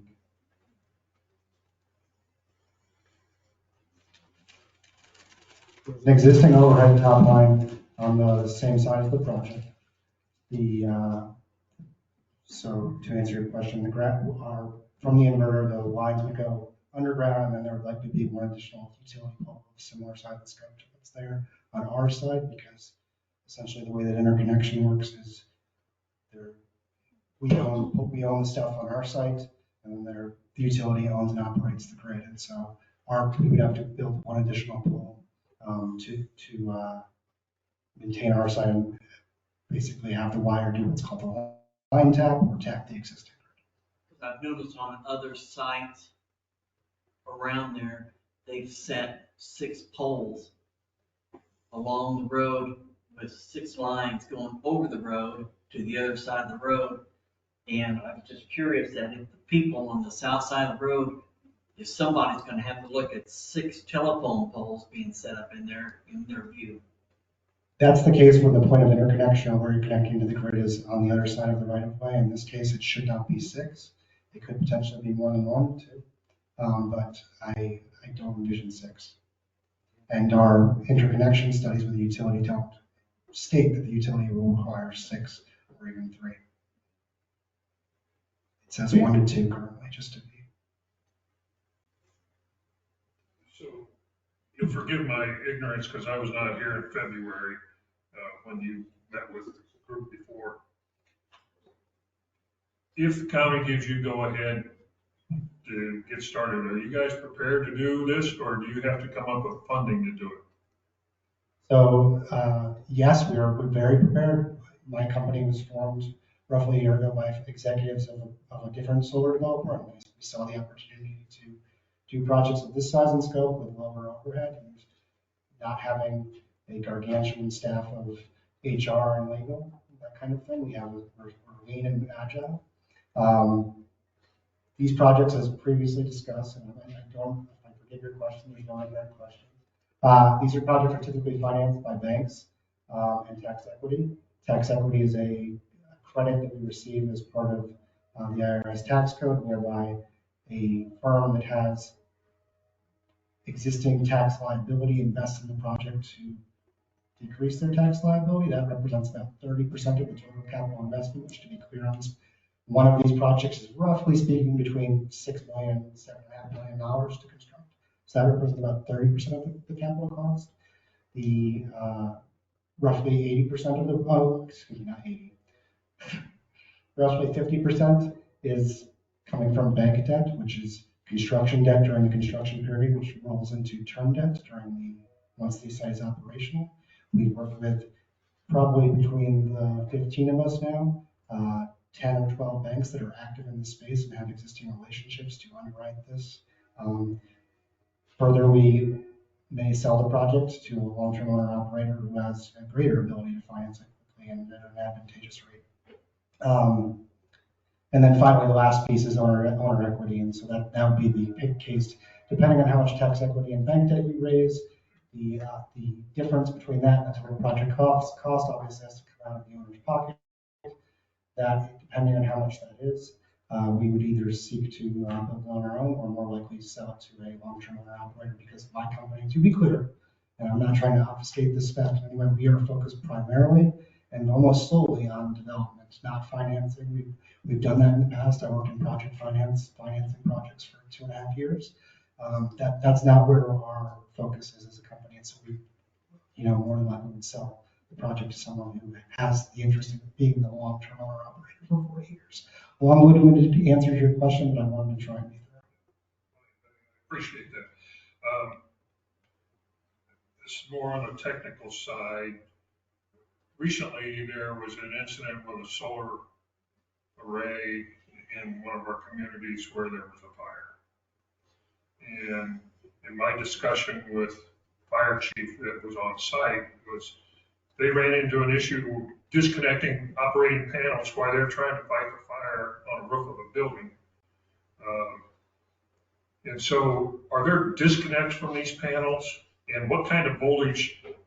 I don't understand if the panels are in series or if they're in parallel with each other, so they're putting out a low voltage all the way down the line. Very low voltage, and then that's stepped up at the inverter. And then are there any plans to put storage batteries on this facility?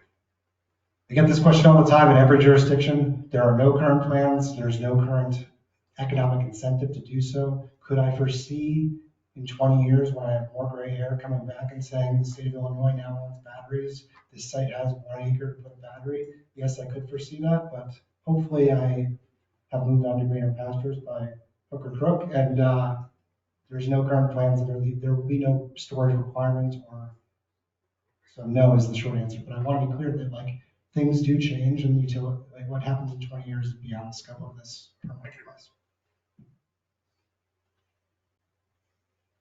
Land use? Yes. Juliet, welcome back. Thank you. You're looking good and you sound better. You sounded sick when you were here before, so your voice sounds better. Daycare is a germ factory. So, are you one of the owners? No. Well, you seem like a very confident guy and give a lot of information.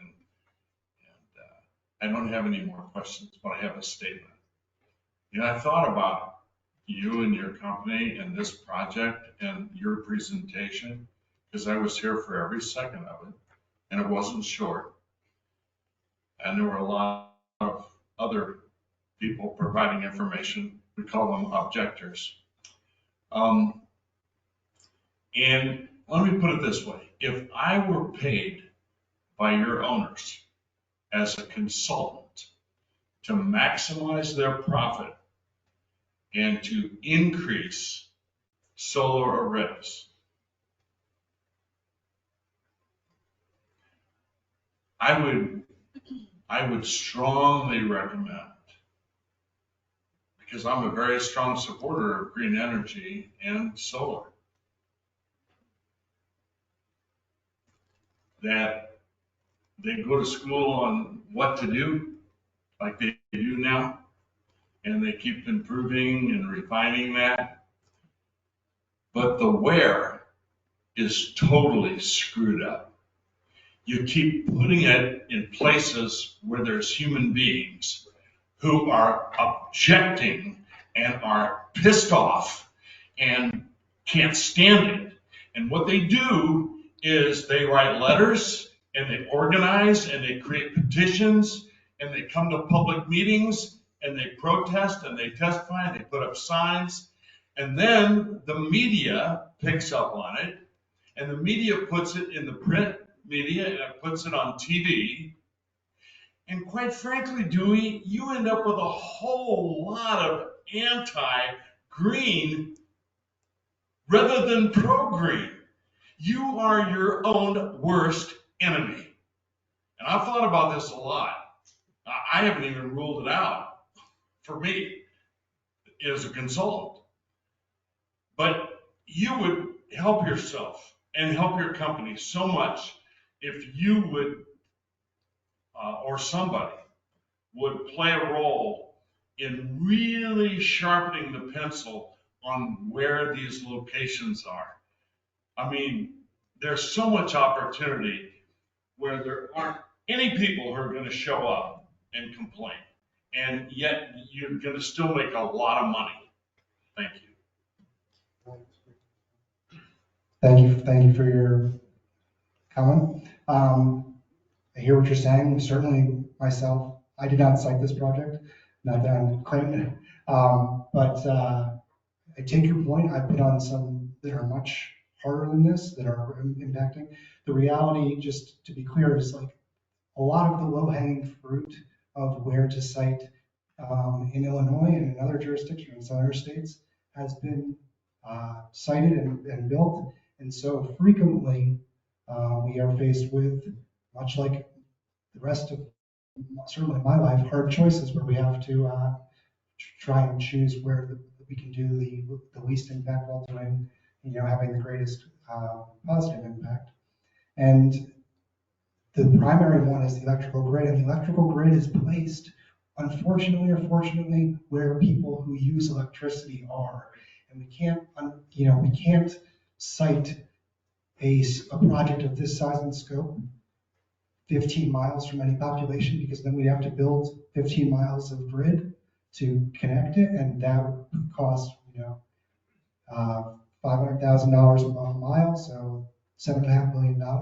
That would make the project of this size and scope, which was sized for the community solar program eligibility, impossible. And just, if you want to go that route, what you're looking at, and I'm just trying to be crystal clear because this is what I did with my previous employer, you're looking at the only projects that can support that economically are huge, large projects that personally I don't want to be near. Huge what kind? Projects that are more to the tune of 2,000 acres.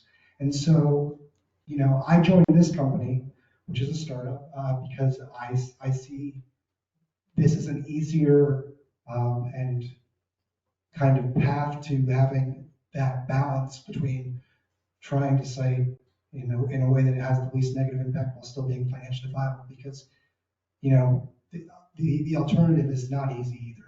Well, my response is this. You used the word easy, and I think that's an interesting word for you to choose. Because if everything you said is true, let's say I stipulate to every single word you just said, Sure. Your resistance is going to do nothing but grow exponentially, because you're more and more around those people who are going to protest. And you're saying you're forced to. I'm saying there's a whole lot of the country in the west and the south that does not have the density. Thanks. Thank you. Yes. Adding to this, I live in a property that's prime to have a solar array built in the back 400 acres. And thought it just disgusted me. That's why I moved out in the country, just to get away from basically eye pollution.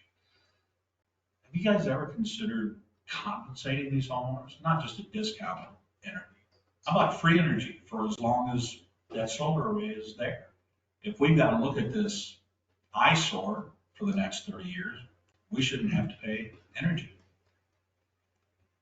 So what you're talking about is frequently termed in the industry, as some are aware in the room, as good neighbor agreements.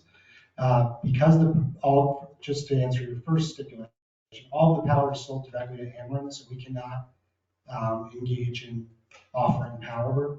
But we could, as you say, engage in good neighbor agreements, which attempts to compensate landowners for. In my experience, having done this on both 2,000-acre projects, 10-acre projects, and the projects of this size and scope, that's frequently viewed as a bribe. And so what I prefer to do is try and come up with solutions with the landowners that are most impacted to have some type of non-cash mitigation, whether it's helping defray the cost of installing rooftop solar on their own, planting a mitigation buffer on their side. I mean, they can take all sizes and shapes. I've been asked by fire departments to contribute to a new fire truck, and that, but the fact of the matter is, some companies do what you're asking in terms of direct financial compensation. My experience, and this is just my personal experience, is that rubs a lot of people the wrong way, because it says, well, Jerry is no longer opposing because he got his check. I understand what you're saying. Right now, I have a beautiful 400-acre view. Literally, I can see for a couple of miles. So you're going to put me up a buffer now. I can see 1 acre. So that to me is not acceptable. Okay, give me 30% of the cost of my property, because that's what it's going to lose. I think the new state law addresses that and says it cannot be done. What you just suggested. Of course. So, Of course. Well, to be clear, it says we can't require that to be done. Right. So True. it doesn't prevent the developer from doing that voluntarily. Right. And I mean, to be clear, I've made a good, I don't know what your name is, sir, and whether I'm trying to contact you. I'm Jay Hall. Sure. I'm the Tassau County Board. Okay. I'm land use, so I just, I wasn't against green energy originally, but the more what I'm seeing, it's atrocious.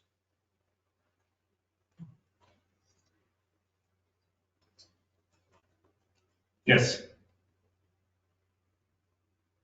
When your company looks for these sites or is contacted for these sites, what other states have you been in for some of these projects? Me personally, Illinois.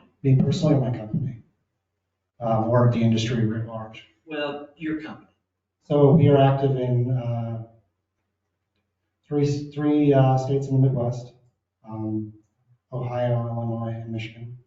And we are active in the West, in a variety of states in the West. I lead the West market for my company. Illinois has one of the lowest amounts of daylight on an average. And the West has a lot more days of sunlight, It's true. then why is Illinois, Well, Ellen, I'm sorry, I didn't mean to. why is Illinois a site that they would choose to put solar panels up when we have the sun? We go where the utilities want to buy our power. We can't just say, hey, we built a solar project, does anyone want the power? Illinois has a robust power purchase agreement under this community solar program, which enables the power to be sold directly to the utility. That's a prerequisite. Yes, there are markets in the West that have more sun, but some of them don't have programs like this. Those that do are ones that we seek to cite. Does that answer your? Yeah, it's just curious that, you come to the Midwest where you need sunlight to make these things work. One more additional point is that it's not about how much sunlight a particular location gets. It's about the amount of sunlight as compared to the energy rate that the power will be purchased at. And the energy rate that is offered under the PPAs by the utilities is economical, even with the less sunlight. In California, you get a much lower rate because there's so much solar, there's so much competition. And so that's actually a harder market because there's a much greater penetration and a much greater competitive landscape in terms of trying to get utilities to buy projects of this size and scope. But I could talk about power markets all day long, and I don't want to bore you. That's fine. It's just, you can see why a lot of people are disgusted with this when you're in the middle of farming community taking farming ground out of commission, which impacts seed dealers, fertilizer dealerships, lots of things. I would just respond to that with two things. One, we live in a country where there is private land ownership, and the private landowner has the desire to, the option to do what they want with their land, generally speaking, so long as they adhere to zoning requirements and other laws and regulations. And so that's one aspect of it. Just like some of the applicants here had proposals that other people might not be entirely on board with. Ultimately, we live in a country of private land ownership and rights, and so that's one aspect of the question. And then the other one escapes me, so I'll stop talking. But thank you for your comments.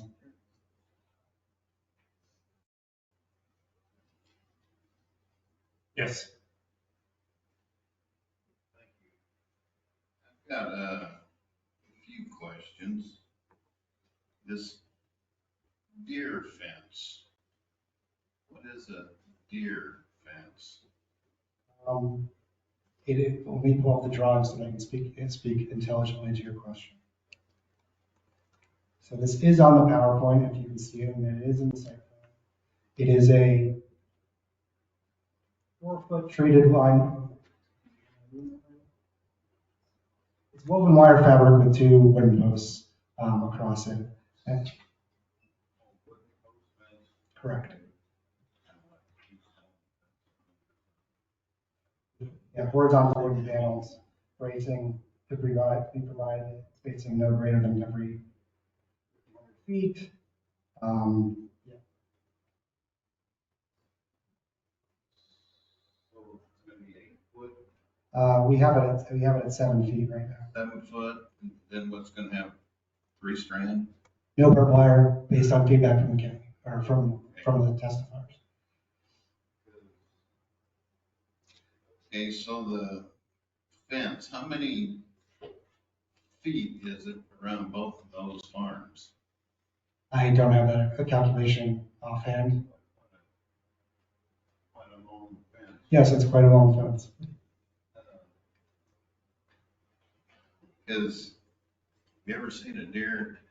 Yes, I grew up in. Have you ever seen one hung in a fence? Yes, I have. Half eaten? Yes, the barbed wire that's often a culprit, and that's one. Coyotes chase deer, they're not going to run around that fence. They're going to go through it. Yes, and they can go through it, and they can, as they're able to get out of it. Make that clear because I don't like that. The vegetation, what type, it said, I had it somewhere, the natural vegetation. Yeah, so Melissa, if you go to slide 27, please.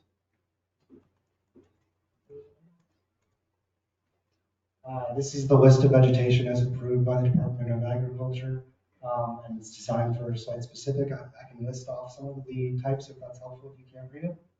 Because, yeah, I can't see it. So, I'm common yarrow, lead plants, wild combine, common milkweed, butterfly milkweed, Canadian milk vetch, calico aster, partridge pea, white prairie clover, cream gentian, prairie blazing star, etc., all designed to promote pollinator species and bees to come to the solar area. Is that on the inside or the outside? The inside and underneath the panels. So then they mow the The 3 to 5 feet. 3 to 6 times a season?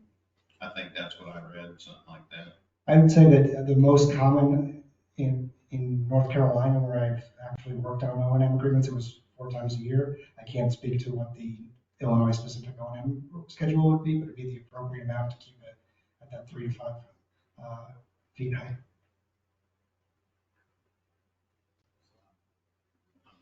I'm not trying to get you or nothing, I'm just trying to figure, if they mow this, how does it grow tall enough to flower again? For, if you're saying bee. Well, they trim it, and once they, I mean, I'm not an arborist or a vegetation expert at all. I couldn't tell you soil from a piece of cement almost. But if we go to slide 26, discuss it, or excuse me, slide 28, it tells you, the general pollinator time, typical installation and management timeline. So install year 1, 3 site visits, non-winter following mowing, additional visits, weeding, licking, spot mowing. So those are technical terms, I guess, in the mowing industry that like they're doing something, but they're not mowing a town. I did read too where $500 if they don't adhere to the. There's a significant, that $500 can add up per day over time. Right. You have to adhere, like this is a must do. $500 a day over, if you don't do this 5 years, that's expensive. All the other solar farms that I've seen, it's like manicured grass. Yeah, the state has increasingly pushed sites to be pollinator friendly, and Tazewell County has a requirement. Some counties, in some neighboring counties, do not have that requirement, and yes, it's cheap. It's cheaper to just mow and plant normal grass. I'm asking, I just. Oh, please. Well, I do have to drive back to Chicago. I can stay here as late as you guys want. Fine. Sucker. No, that's all I have. Thank you. Thank you, sir. Okay, board members, land use, other questions?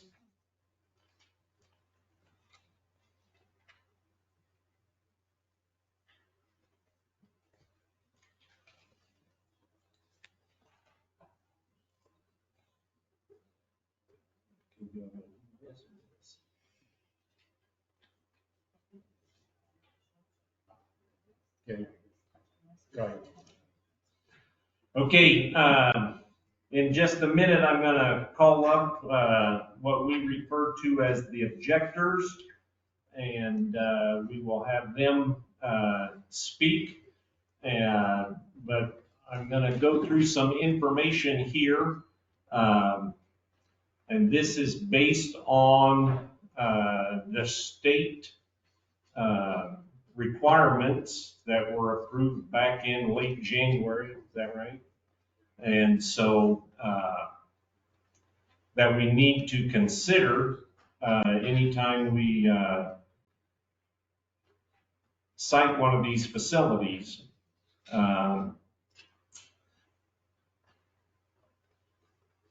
a county may not place any restriction on the installation or use of a commercial solar energy facility unless it adopts an ordinance that complies with this section, Act number 102-1123. The county may not establish siting standards for supporting facilities that preclude development of commercial solar energy facility. A county may not place any restrictions on the installation or use of a commercial solar energy facility unless it adopts the ordinance that complies with that state section 102-1123. Request for siting approval or a special use permit for commercial solar energy facilities or modification of an approved siting or special use permit shall be approved if the request is in compliance with the standards and conditions imposed in this act. That refers to the State of Illinois Act. The zoning ordinance adopted consistent with this act and the conditions imposed under state and federal statutes and regulations. A county may not adopt zoning regulations that disallow permanently or temporarily commercial solar energy facilities from being developed or operated in any district zoned to allow agriculture or industrial uses. A county may not put conditions of approval on a commercial solar energy facility on a property value guarantee and may not require a facility owner to pay into a neighboring property devaluation escrow account. The county board or zoning board must hold at least one public meeting with the Open Meetings Act. The applicant must enter into the AMA, that's what he referred to, the Agricultural Mitigation Agreement with the Illinois Department of Agriculture. The perimeter fence enclosure must be at least 6 feet and no more than 25 feet tall. Panels, that refers to the solar panels or other required components, may not exceed 20 feet in height. A county may require certain vegetative screening around a commercial solar energy facility, but may not require earthen berms or similar structures.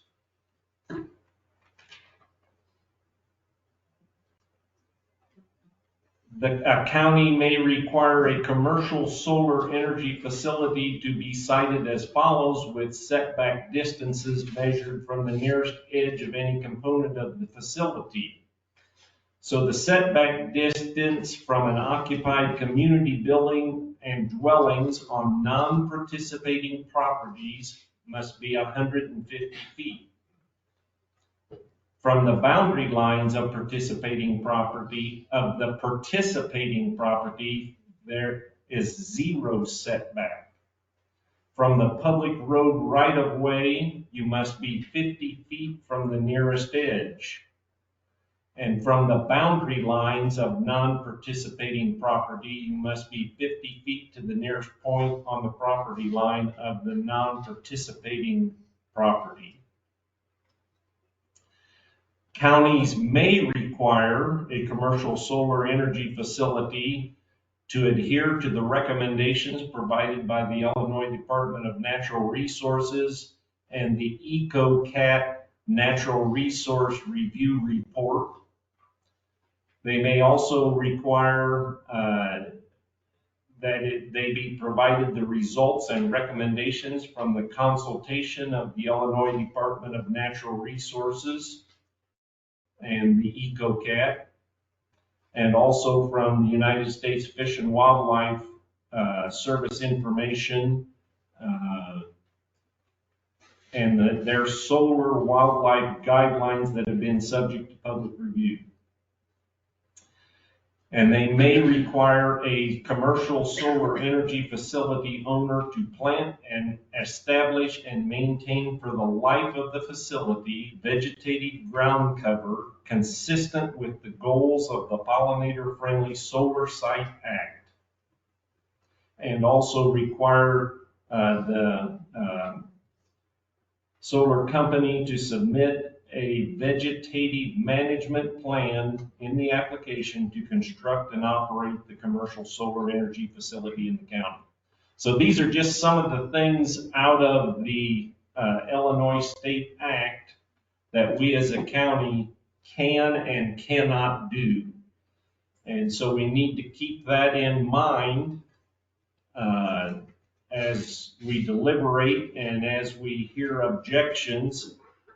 There are certain things that we cannot do. And so I would like you to keep that in mind as we proceed. Okay. 1, 2, 3, 4, 5, 6, 7. I think there's 10 people here that have signed up. Signed up to speak. And so what I'm going to do is just stay seated where you're at. I'm going to call your name, and then I'm going to swear you all in at the same time. And then you will come up and in the order that I call you.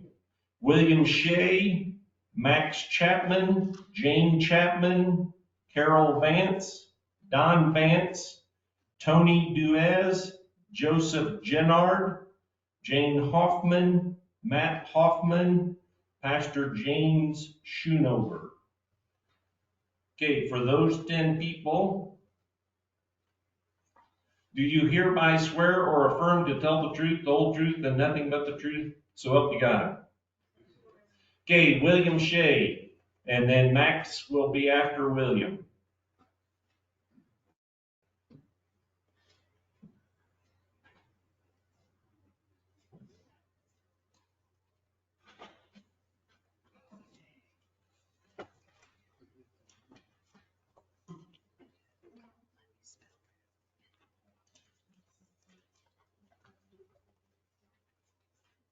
Thank you, Mr. Chairman. My name is Bill Shea. I'm an attorney with, you want my address and affiliation? Yes. Okay. I'm an attorney in Peoria with Westbrook, Johnson, Nickel, and Keller.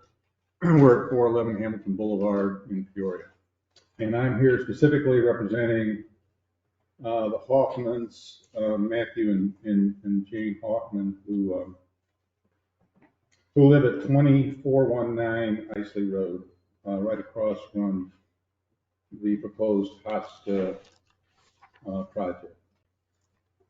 I sent a letter to the ZBA this afternoon, care of Ms. Workman and Mr. Drake, and I understand it's been shared with others, so I won't read that. One of the purposes of doing that is to avoid having to make this longer than it should be. So. But I would like to make just a few comments. First of all, on behalf of the Hoffmans,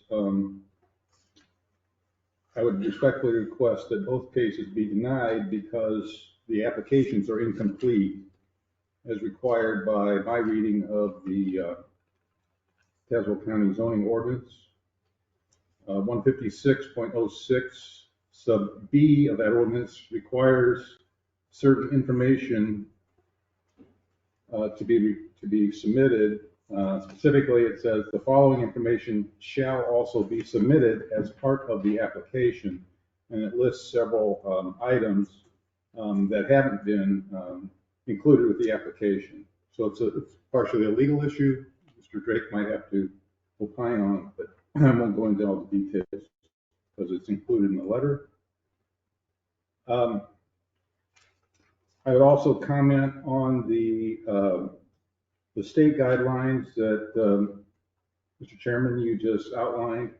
I don't believe that completely disarms the county from imposing requirements.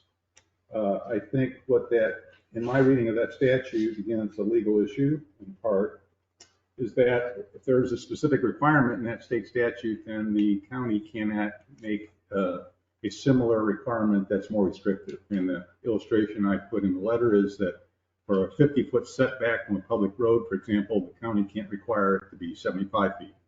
But that's not to say that the county can't impose other appropriate restrictions that are in furtherance of its duty to guard the public safety and welfare.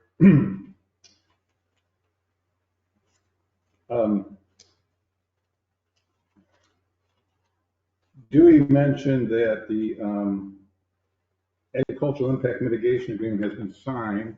I haven't seen it. It wasn't attached to the application, and I just would I would appreciate if there's evidence of that could be provided.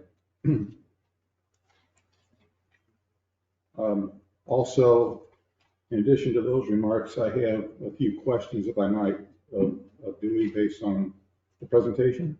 Yes. Okay. You may cross-examine. First, back to the AMA, Dewey, do you have a copy of the same? Yes, I do. It was fully, I signed it the day after the day after I withdrew the initial application on March 13th, so that'd be March 14th.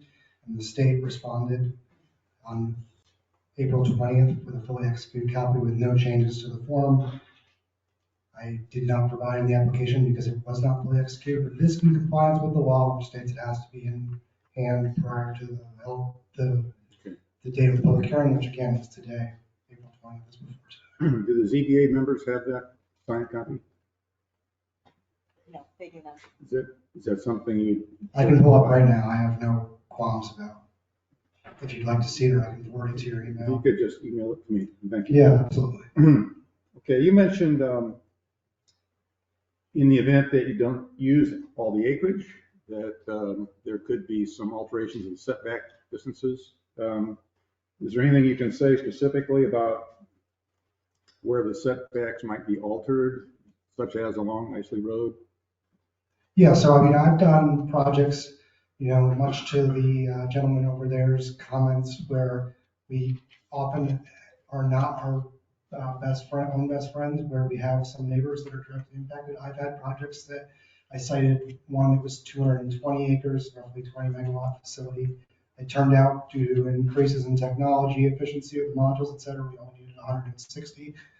That increased the setback. I committed to, on behalf of my company, to increase the setback directly from there. And so that's the kind of thing that I'm talking about. A lot of it depends on the ultimate number of modules, the ultimate size of the interconnection agreement, the ultimate size of the PPA. And so this is a preliminary site plan, which again represents the maximum footprint. I hear the counter testimony requesting a larger setback, and I am here in good faith, and I'm saying in good faith, we will reduce the footprint to the greatest extent possible from the Isley Road boundary. I cannot state how much that may or may not be. It might not be anything, or it could be substantial. Okay, I also have a question about the vegetative buffer. You mentioned blue spruce or similar type of tree. I'd like to know what height those would be when they're planted, if you can say. The common height that I've seen is 6 to 8 feet when they're planted, maybe 10, and then they're typically 12 to 16 feet and they're capped at that. Capped is not a technical term.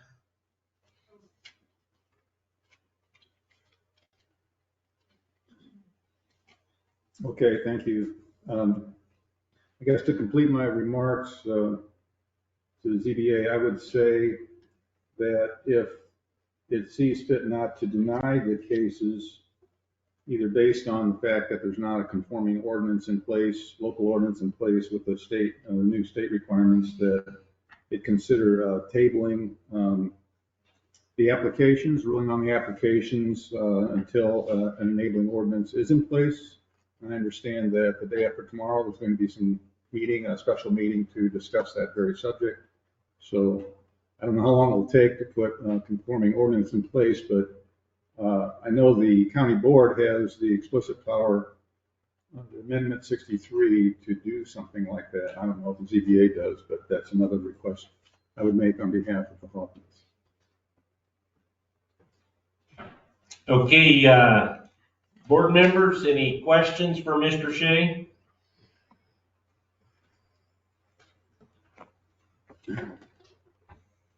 Land use? Yes. I don't have a question, but I have a comment. I've read the letter twice, and I thought it was good. Now, I'll tell you why I think it was good. Because everybody in Illinois knows, and I've just been at meetings of every county board chairman in Illinois. They know about how no county can be, including Cook, can be more restrictive than what the state said. And we've heard certain discussions about you can really go to school if you want to exert your county's authority in areas where the state was silent or they didn't say too much. And I've heard that several times, which is really important to follow up. But you had about 4 points in that letter that explained exactly, specifically what a county could do and not just throw up their hands and give up. Besides those areas where the state was silent. And so I would encourage widespread distribution of that letter. And if anybody has that letter and has not read it, please do so. Thank you. Okay, other questions?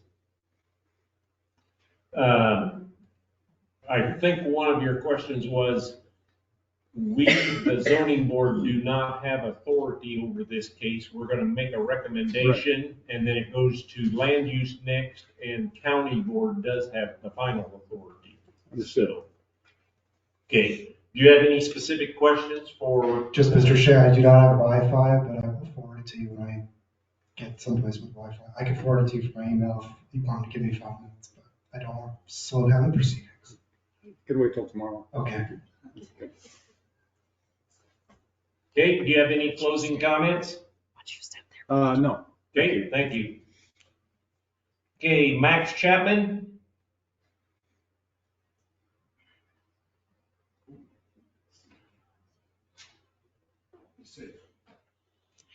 Just watch your step. Name and address, please. Max Chapman. I live at 20401 Isley Road in the Gleason subdivision. My home is directly across the street in the middle of the proposed Hosta solar field. Okay. Okay.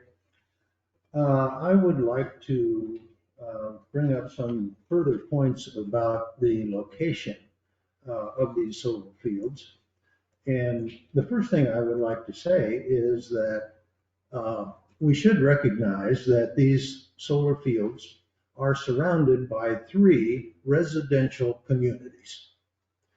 Number 1 is East Peoria, and the southern city limits of East Peoria are just 1/2 mile, 0.5 of a mile from the solar fields. And so there is legitimate reasoning would tell you that there could be issues between the solar fields and East Peoria. The second residential community is Groveland. Groveland is a small village, and it borders the south end of these solar fields, primarily the Catmint field. And it is, the solar fields are practically in Groveland. They're not even 1/10 of a mile away. And so the residents there are very close to these solar fields. And the third community, of course, is the residential houses along Isley Road. So these solar fields are not in a rural area.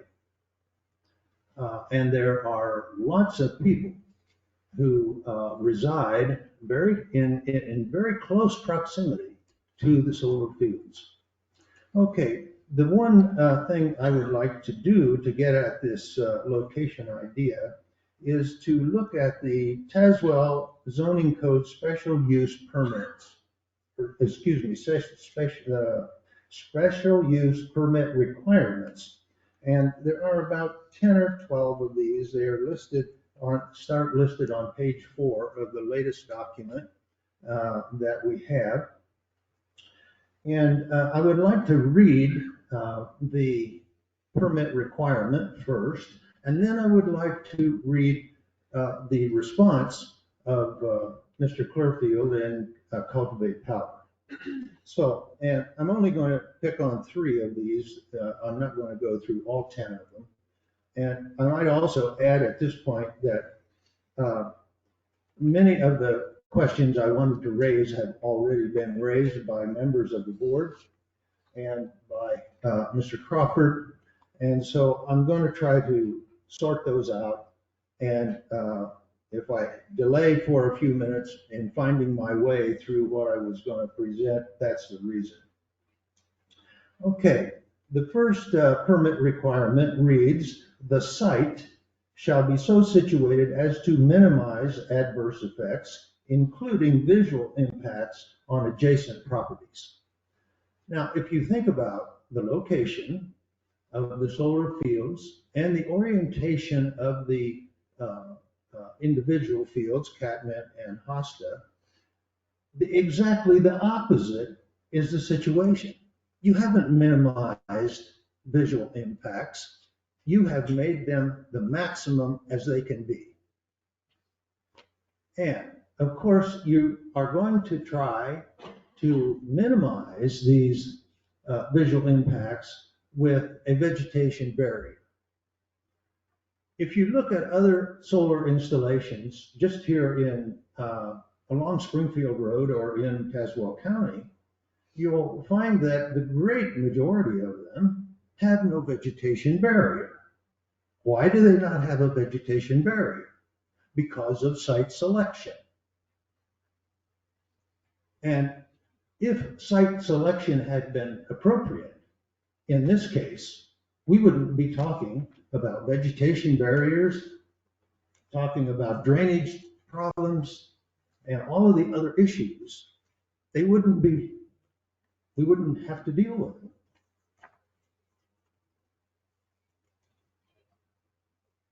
The second permit requirement that I want to mention reads as follows. The special use shall not be injurious to the use and enjoyment of other property in the immediate vicinity of the purposes already permitted. And the response of Cultivate Power is the proposed project is self-contained, low impact use that will not impact the neighbor's ability to utilize or enjoy their property. That's what you wrote. Now, last time I was up here, I gave you some idea of what I enjoy about my property. I enjoy looking at the farming activities across the road where these solar panels may be built. And I'm not going to go through those again, but just know that those are going to be lost. And the implication is that that's not going to influence the ability of me to enjoy my property. And that is ludicrous.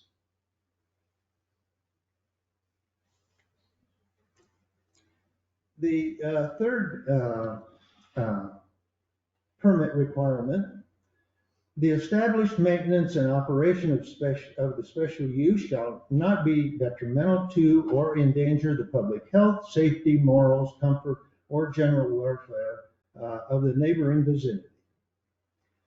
I'm not going to read the entire response that the Cultivate Power has made, but just the last sentence, which says well, no, I will read the whole thing because I want to make another point about that. The proposed, and this is the response, the proposed project will have no impact on health, safety, morals, comfort, general welfare of the public. In other words, they have just repeated the question or the nature of the requirement. And then solar is a proven, safe technology, a low impact development, and we've heard those words before. And if you read through the whole document and every response, all you hear is buzzwords. Self-contained, low impact, safe and secure, over and over again. And there's really no research or data behind these comments as to how that would be done. And in fact, most of the responses to these requirements are simply solar developer jargon without substantive meaning. Respectfully, sir, safety is not jargon. The security is not jargon, solar industry jargon. Project You'll get a chance development. to respond. Go ahead. But the last statement here, the project development will improve environmental health, welfare, and economic development of the surrounding areas. East Peoria, Groveland, along Isley Road, we're going to see improved economic development. That's what has been suggested. Well, let's look at East Peoria as an example here. And I want to read to you two letters that have been written in regard to these proposals, so for these projects. And the first letter is from William Howder, who is the state representative in the 87th district, House District. And he wrote this letter to Mr. Lesson. And so it is, I don't know if it has been distributed to the board or not, but I'm going to read the letter, and it begins, Dear Dwayne, I am writing today regarding the proposed solar farm on Springfield Road and Isley Road. This area is completely inside the boundaries of the 87th House District, which I represent. I have corresponded with many residents and groups that will be negatively affected by the location of this project, and I have physically visited the area. While I am in favor of solar energy, I am writing to say that I am not in favor of this project. This proposed solar farm is very close in proximity to many private homes, neighborhoods, churches. Additionally, it obstructs the future expansion of East Peoria in a very desirable area, one that feels rural but has quick access to the interstate. Solar farms should not be built so close to a residential area. The project has a high probability of devaluing many properties while allowing one owner to reap benefit. I ask the Zoning Board of Appeals to take into consideration the impact this will have on all surrounding residents and reject the proposed project. The second letter is from Ty Livingston, who is the Director of Planning and Community Development for the City of East Peoria. And this letter is addressed to Jackie. I presume this is Jacqueline Workman, okay? And it reads, thank you for the opportunity to provide feedback on county ZBA cases. The letter here is regarding the above referenced cases, which both propose community solar projects. Overall, the city of East Peoria is supportive of alternative energy projects, as we have accommodations in the city's code for both wind and solar development. However, in the case of these two projects, the city is concerned about removing developable property within its mile and a half planning boundary from being available for a significant amount of time. As the area along Springfield Road south of the city limits is a likely future corridor for the city, These two projects would present potential challenges to that growth should they be approved and moved forward. In general, the city is supportive of these types of projects, but we believe there are better suited areas outside of the city's planning boundary. As such, the petitioners for these projects should be encouraged to consider other locations.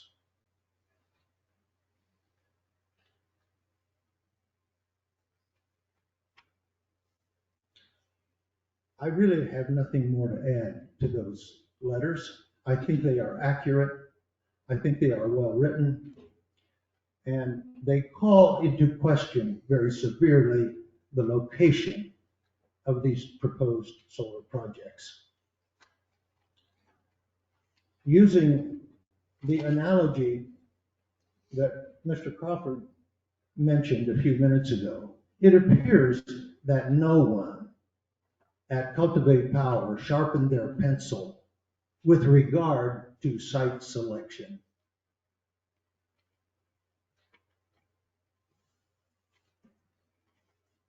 I know there are many other people who want to express their opinions about various things also concerning location and other problems, so I will stop at this point, and thank you for listening.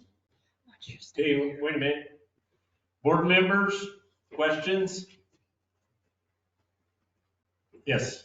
Were you contacted personally by Mr. Howard? Was I contacted by him personally? He No. says he had talked to a number of residents. Yeah. And stuff. I didn't know, have you tried to contact him? No, I haven't. And you were never contacted by him? No. I don't know what residents he talked to or what groups he talked to. I just have read the statement that he put in the letter. Have you tried to contact anybody in Springfield about this situation? In Springfield, no. Okay, land use? Neither have I tried to contact anybody. Okay, Mr. Chapman, do you have any specific questions for the petitioner? No. Do you have any specific questions for or comments for Mr. Chapman? Yeah, I have a couple. Thank you for your comments. Thank you for coming a second time and giving comments. I take a little bit of personal umbrage at my writing style being criticized. I apologize for responding in the heat of the moment. I wrote this. I generally try and include a topic sentence that does repeat the guideline. Maybe that's not the best writing style. But to get to the substance of your point, in terms of the location, I take your point that there are neighboring jurisdictions that have an interest in the area, but we are here because Tazewell County has jurisdiction over this special use permit. So that's my point on that. With regards to special use permit requirements, which you listed 3 or 4, and you read my responses in the application. So minimize visual impact. Generally speaking, I would argue, and I would contend, and I would think that if you look at other locations for solar, yes, there are a set of neighboring landowners that have a closer than average visual impact on this site. That being said, when you take into all of the factors, siting is not, there's no perfect plot of land out there. You have to be close to infrastructure. You have to be in an environmentally viable area. You have to be have a landowner who wants to do business with you. I can't just go site anywhere I want. And, if I had my druthers, that would be the case. But again, I have to try to pick not let the perfect be the enemy of the as good as it gets. And for that reason, I would argue that the visual impact on the county level is relatively minimal for these projects, particularly with the vegetative buffer proposed. With regards to minimize impact to enjoyment of the property, I would contend, and this is my opinion, that statement does not refer to your ability to enjoy your neighbor's property and the view that your neighbor has. Just like a neighbor can build a second story, I grew up in a residential area. My parents' house neighbor built the third story and it ruined our view. That does not, while it hinders our ability to have a view, the view, I would argue, is not the substance of that particular enjoyment. What it was referring to is on your particular property, and I would argue that it refers specifically to things like noise, excess traffic, safety issues, security issues, etc. And in that regard, I would argue, and this is my opinion, and you're entitled to yours, I'm not saying that I'm right or you're wrong, but I would argue that we are in full compliance with that. With regards to removing land from the 1.5 mile boundary and the state representative's letter, the committee provided those in the application packet recently to me. I've read them. Thank you for bringing them up for everyone's benefit. I have no comment on this. Okay. Now's your opportunity for closing comments. Well, I just have one closing comment, I guess, and that is that I think we have here the wrong location, and I think we have here the wrong company. That's all I'm going to say. Okay, you're excused. Thank you. Jane Chapman.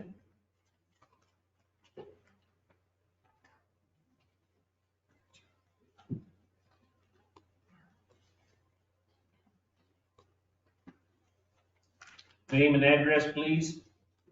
Jane Chapman, 20401 Isley Road, Peoria, East Peoria, Illinois 61611. Do you want the video played? Yep, to save time, I pre-recorded this, but I will offer comments after. This is the witness statement by Jane Chapman. Really? After the March 7th ZBA meeting, I set out to answer this question. How would a 10 megawatt photovoltaic system situated across the street from a facing subdivision affect property values of said subdivision? One reason I wanted to find this out was that I am genuinely concerned about what would happen to the value of our property if these solar projects proceed. The other reason is that the special use permit requirement number 4 states that the special use shall not substantially diminish and impair property value within the neighborhood. It seems like this requirement should remain a requirement for a special use permit even with the new law. And as noted on the first slide, Caswell County, keeping people first in all decisions.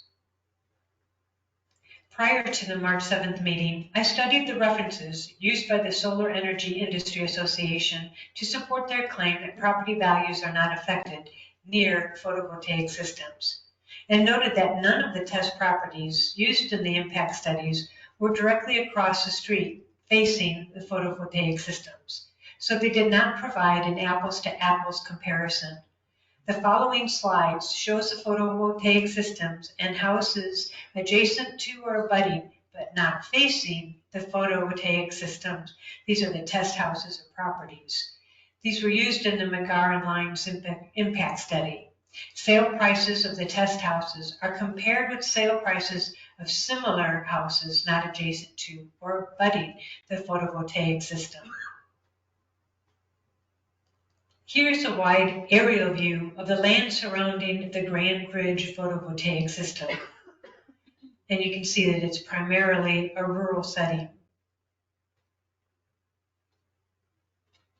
This is a close-up of the same site. Note there is one test house not facing the voltaic system, and there are no panels adjacent to the test house.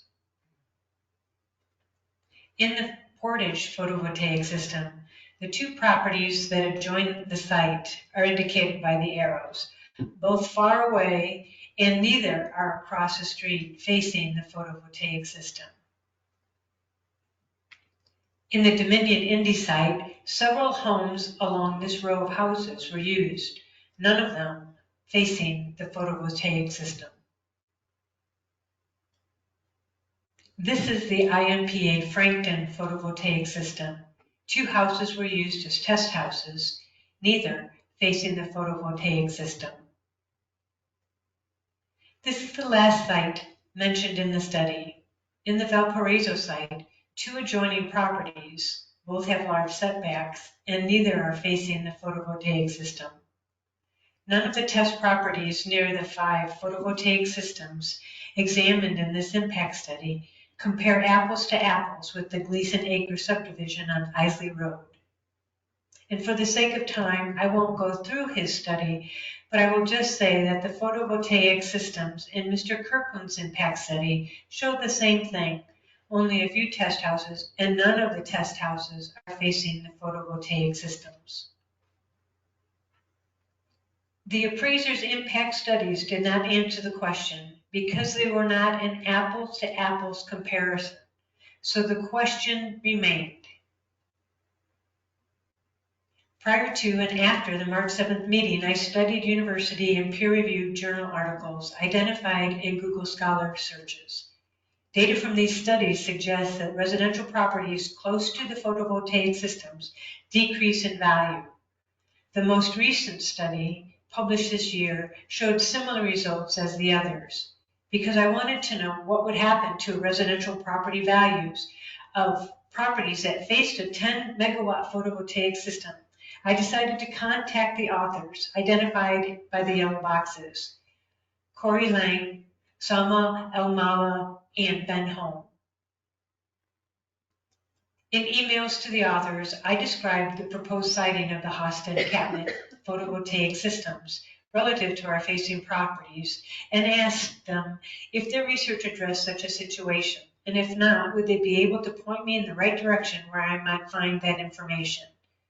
They all replied that their data did not address the situation specifically and recommended I contact local assessors and appraisers. That's when I decided to contact Richard Kirkland, member of the Appraisals Institute. He is the most experienced and respected appraiser of properties around photovoltaic systems. I contacted Richard Kirkland via email and asked him if he was aware of any impact studies done on residential properties facing a 10 megawatt photovoltaic system. Mr. Kirkland said that he was aware of a few new such situations in North Carolina. However, no houses had sold yet, so no matched comparisons could be made. Bottom line, Mr. Kirkland doesn't know. It is interesting that the references included in the Hosta site application as evidence for the special use permit requirement number 4, the special use shall not substantially diminish and impair property within the neighborhood, included an article co-authored by Ben Holm, who said to me via email and voicemail he could not say how the value of residential properties facing the large photovoltaic systems would be affected, and a journalism article in which the reporter interviewed members of the Appraisal Institute, including Richard Kirkland.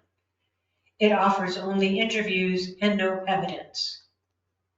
But the result of my inquiry, and with the assistance of experts, I can answer the question in the title of the article.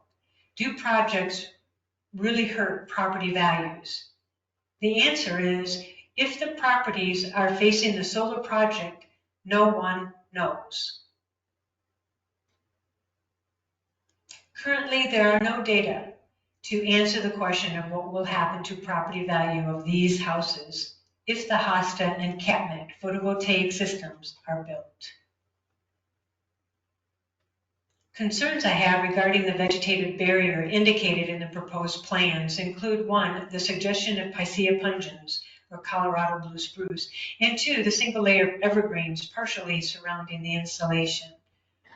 Local horticulture experts or the U of I extension should be consulted for a list of disease-resistant evergreens suitable for this region, from which more than one species could be selected and planted to avoid decimation of the vegetative border by tree-to-tree transmission of species-to-species diseases.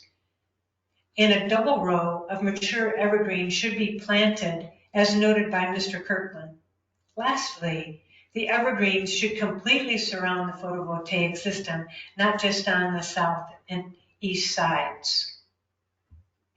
Thank you for your time and keeping people first in all decisions.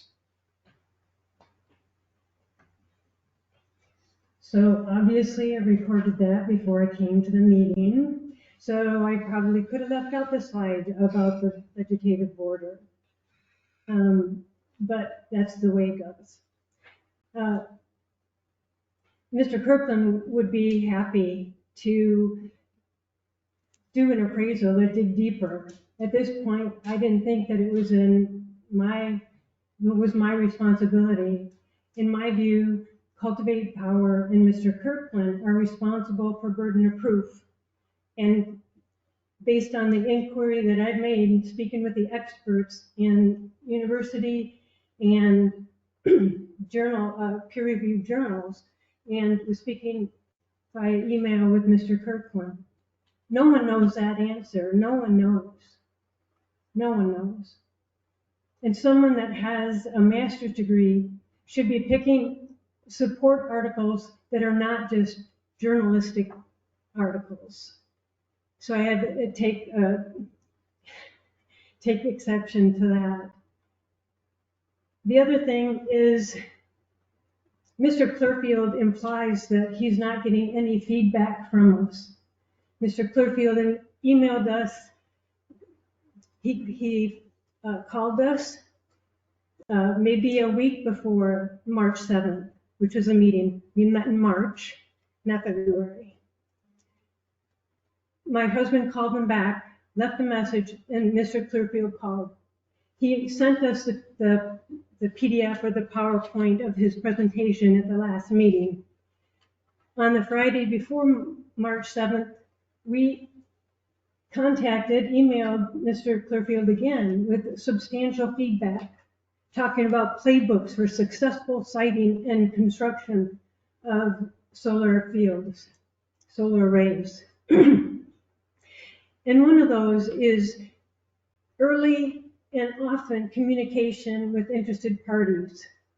He emailed us, we got information from him from the first time, a week and a half, and he said at that time, in the email, I can provide it as evidence if need to.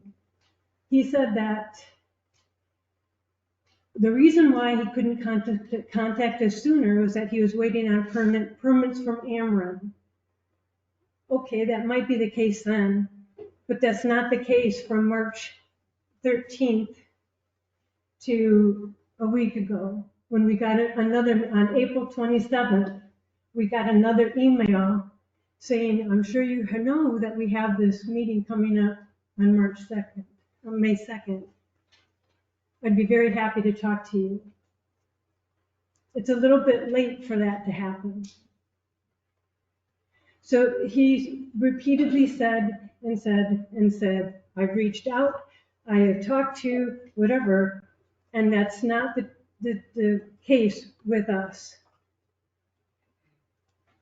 The other thing is that when you're trying to build or develop or to win the people's hearts and minds, it's good to have your details straight. Now, if you indeed signed something on January 27th, then you could be grandfathered out of the bill. Pritzker signed it on the 27th, not on the 30th. And so then you're stating that your wishes preceded the passing of the bill. So you want to be very clear as to what date you said. We met in March. I'll never forget it. And the reason is I didn't come here to be treated demeaningly or being treated with demeaning me, right? I hope that my presentation was clear enough for you to understand it. Mr. Crawford has a little bit more patience. My wife doesn't think so. With how people in this county are being treated and spoken to and assumptions being made about them. You know when you make assumptions. So I just ask you to stop.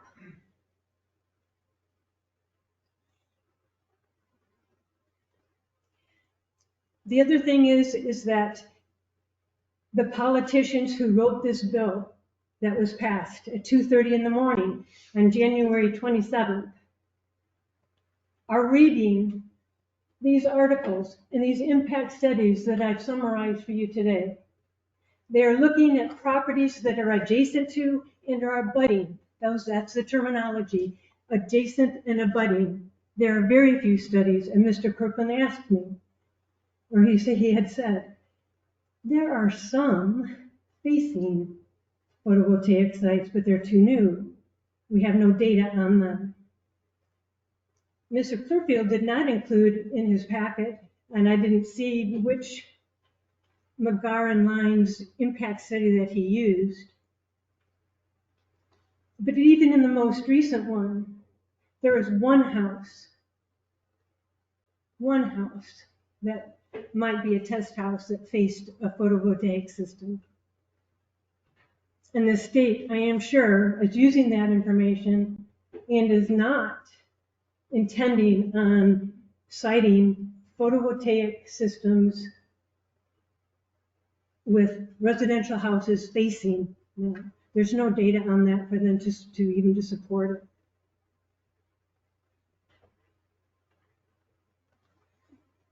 And with that, I have no questions for Mr. Clearfield, except any questions or anybody from anyone.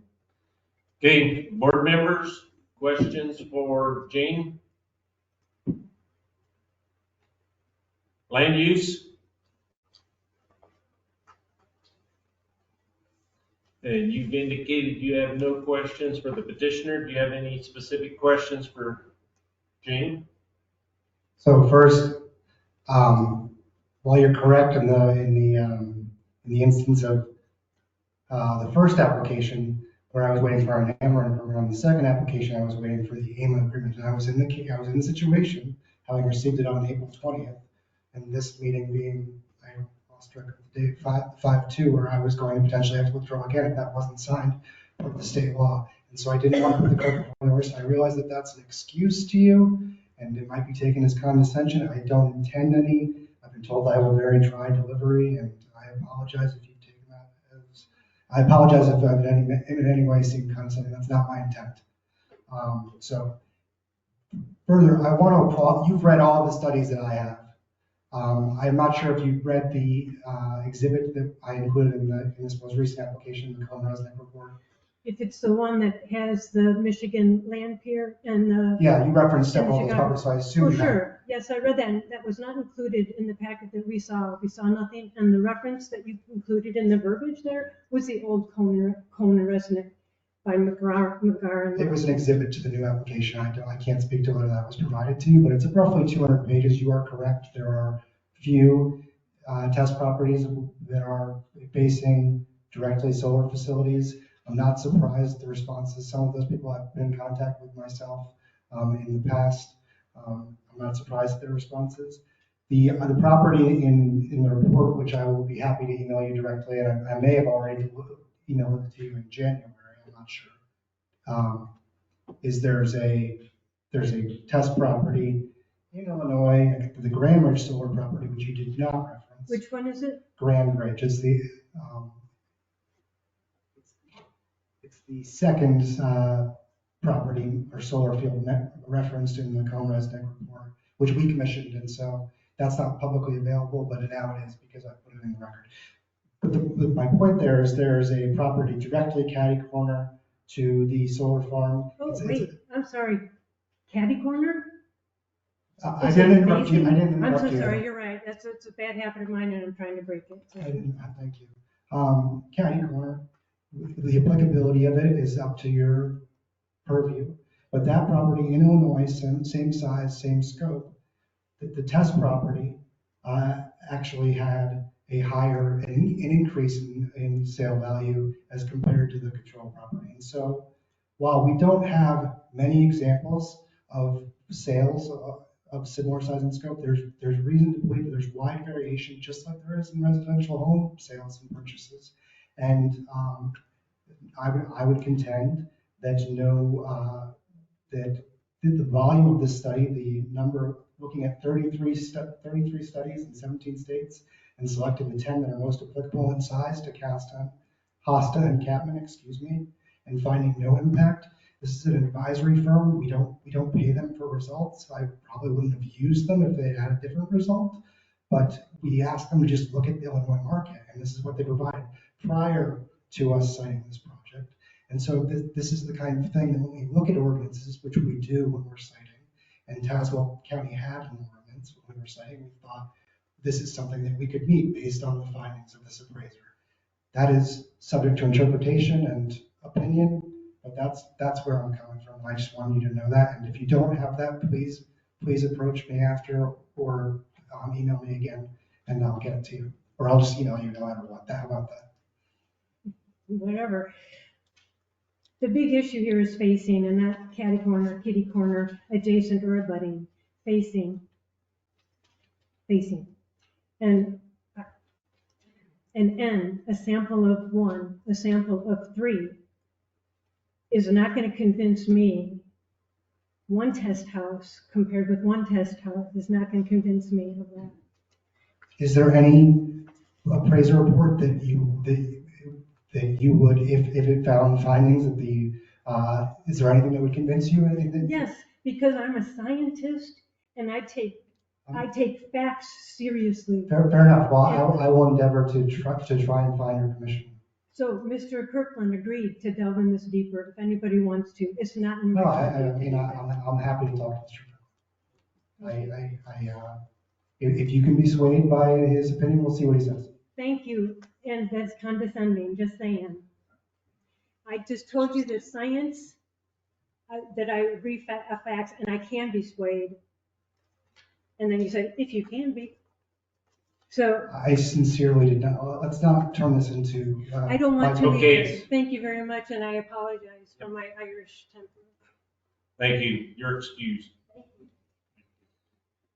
Carol Vance.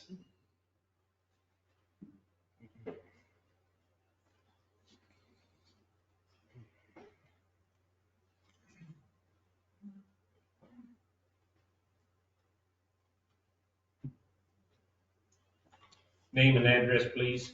Carol Vance, 20185 Isley Road, East Peoria, Illinois. I'm an adjacent property owner. And the first 3 points I want to talk about will be repeat for those of you who were here in March, but I know we have some new board members present, I believe, and they're still a concern to me, so I want to share them again. I'm concerned about Morton Fire Protection Department's ability to handle fires. They are who serves us, and they're an all-volunteer fire department. We also do not have fire hydrants out on Isley or Springfield roads, so water has to be carried in. Whether the solar panel blaze is fought with water or foam, water is required. So if they run out of water, they will have to take a truck back for a refill or call for a backup truck, causing lost time to fight a blaze. I'm concerned about winds. According to my research, solar panels are designed to handle wind up to 140 miles per hour if installed properly. Based on my research from the National Weather Service, since 1950, there have been an average of 1 F2 or greater tornado every 6 years in Tazewell County. F2 tornadoes register wind speeds greater than those which solar panels can withstand. I'm also concerned about flying debris and the damage it could cause to a structure, a person, or an animal in the adjacent areas. Regarding the fence around the property, I'm concerned about the appearance of it if and when waste begins to collect on either side of that fence. And I wonder who will clear the waste out, particularly on the inside of the fence. They would have to gain access to do that, and I'm imagining being inside would be a dangerous proposition. I'm concerned about glare. I know we're not near the Peoria International Airport, but there are planes that fly overhead in that area. Besides that, the nearby farm owners employ a crop duster to fly over and treat their crops, so I'm concerned for his safety. I'm also concerned about the Air National Guard, who I confirmed in March, still does flyover practice drills over those fields. I'm concerned about potential hazard to them as they're practicing. My next comments are just a few things that came to my head through discussion tonight, so they may seem a little disconnected, but they're things that were brought up and I wanted clarification. You talked earlier about setbacks could be altered, but I thought at one point you said the fence goes in first. So would you be able to determine setbacks can be altered before the fences go in? Because I'm thinking you don't want to move the fences. Yep, let him answer and then you can continue. So the design, this is a preliminary site plan. It's a good question. Not intended to be condescending, seriously. I have a dry voice and a dry delivery. I apologize. I feel bad. That's probably not taking a sincere proof of this.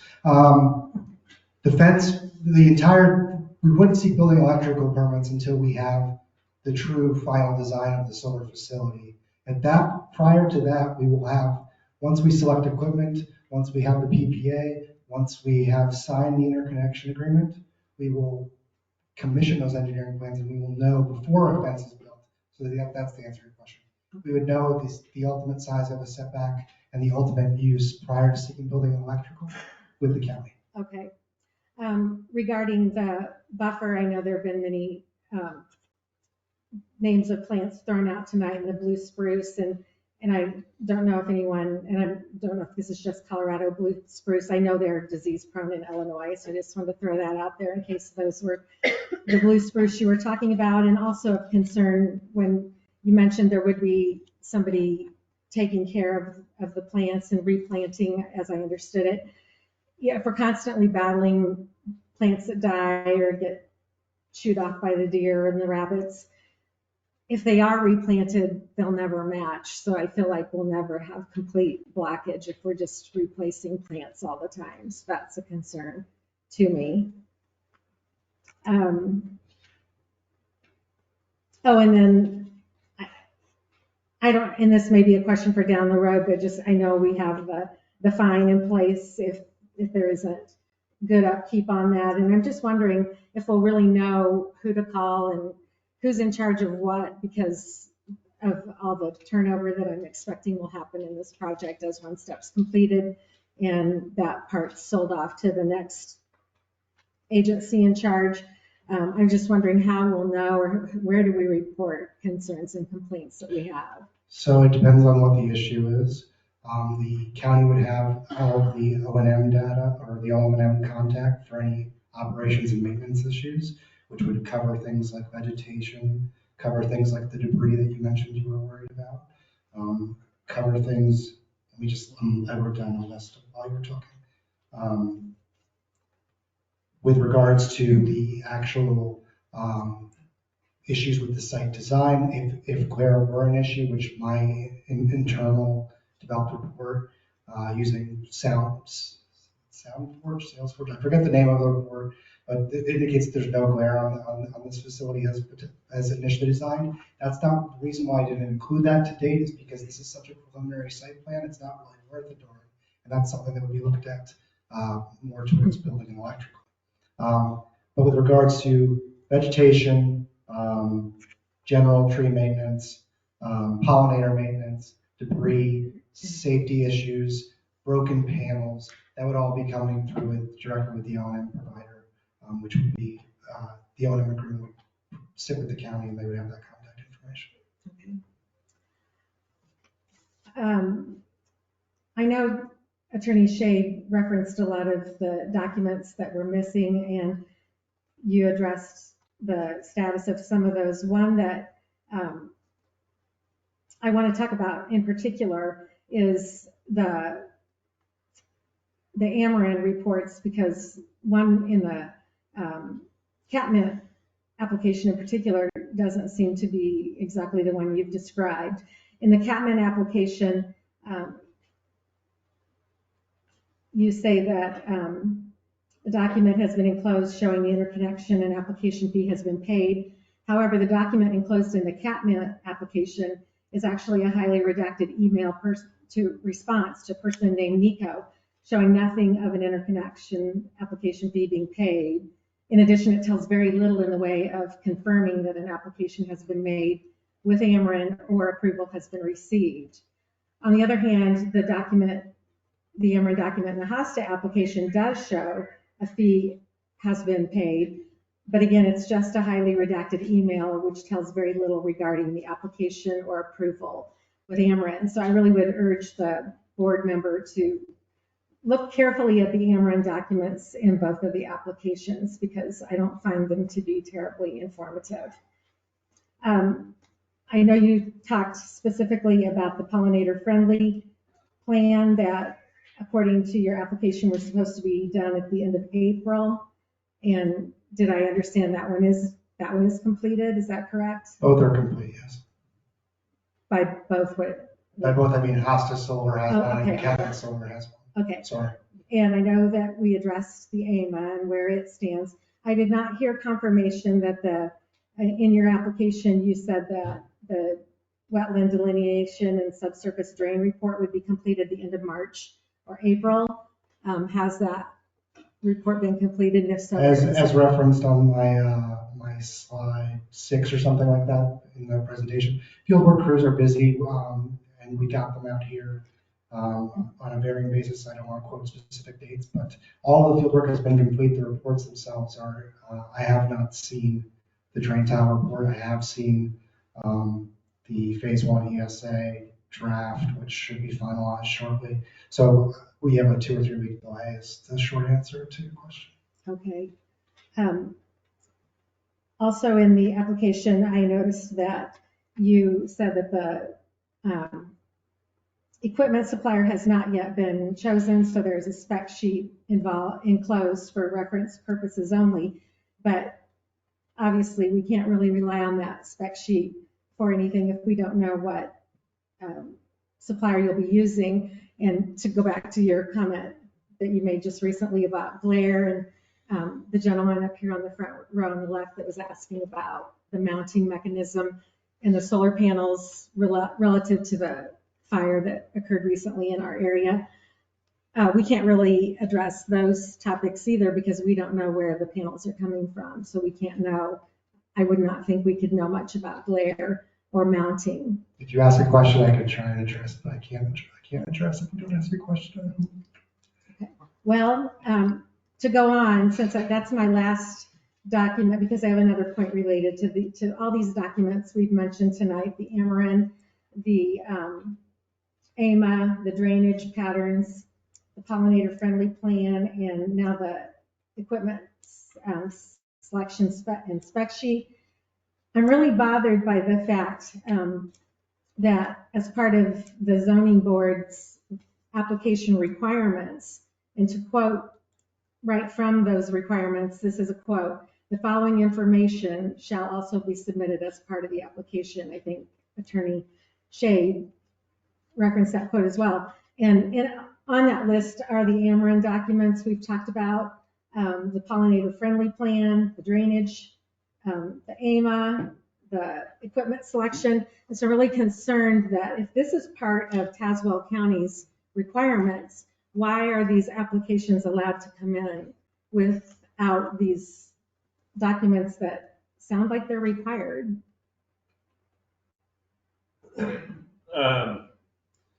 So when a submittal happens, that's what's happening here. They've submitted a proposal. Not all items listed in the ordinance are required for us to review the special use, but they are required before any building permits are signed off on. And so those requirements are all met before the first nail is driven or hole dug or whatever. It's not been a back practice that we have to see them all at submittal time. Even though your own wording is shall be submitted as part of the application. You would need to have attorneys argue that. Okay.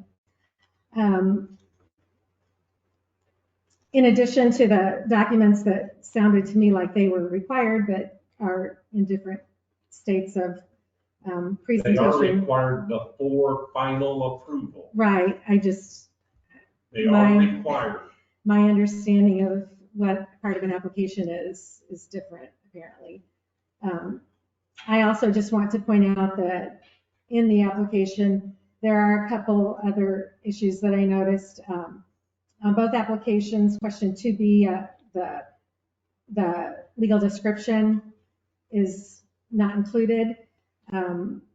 I think when you were talking to Jane Chapman about the Conresnick study, I think that was supposed to be Exhibit L, which is not in the packet. It's in your table of contents of the exhibits, but Exhibit L was never included. And several of the exhibits were mislabeled, so it makes it a little difficult to find what forms you're looking for when you reference something. In addition, the CAPNet application has not been signed by the applicant or the owner.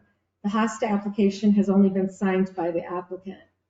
I bring these concerns to the attention of the board tonight to show Cultivate Power demonstrates a pattern of carelessness and incompleteness in their application process. It bothers me that applications are allowed to be submitted with missing components. If the documents are part of Caswell County's stated special use requirements, then they must be completed and produced at time of application, or so I understand it that way. And I think the county has every right to expect that. It's in print. You've said that. I would like to suggest that these are two incomplete applications, which I don't feel should be considered or voted upon at this time.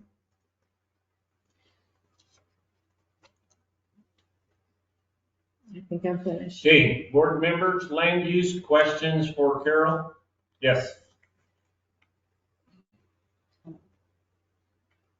Well, I've been doing this a long time and I usually don't hear new things. But I don't ever remember since I went on the board in '76, any objector or petitioner talking about the timing of filing required documents. I'm sure maybe I missed it, but I think it's important and I plan on putting it on an agenda for a land use committee to discuss. Now, obviously, I wouldn't want to require a petitioner to pay a lot of money to get a document done and then maybe not have the application approved. That I wouldn't go for. But in areas that wouldn't make you put money up front, I'll say it like this. That's an area that the land use committee needs to consider and make me a recommendation to the board on a policy change. Thank you. Okay, other questions, land use board? Okay, do you have any other specific questions for the petitioner? Now, am I allowed to make one final comment? And when that time comes. Do you have any specific questions for Carol? I have clarifications, but no questions. Okay, make it short. Sure. So legal descriptions were provided under separate cover. They come directly from the title company, and they were never added to the application. I have two applications that are signed by both the applicant and the landowner. Not sure what happened there. That's what I've submitted. With regards to mislabeled exhibits, I double checked, but I do make mistakes. I believe that the Conresnick report was included in Kathman's application, not HOSTA, to avoid duplicative printing of a 200-page report. And with regard to the Ameren application, there seems to be a lot of contention around this. Our counsel, who I did not bring because I believe you only bring legal if you want to fight,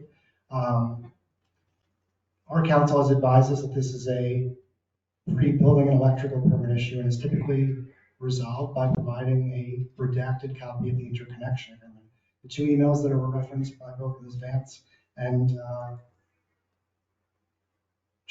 Ms. Chapman, are part of what was included in the record, and we would provide the full interconnection agreement and a redacted copy prior to building an electrical. Thank you. Okay, now's your opportunity for closing comments.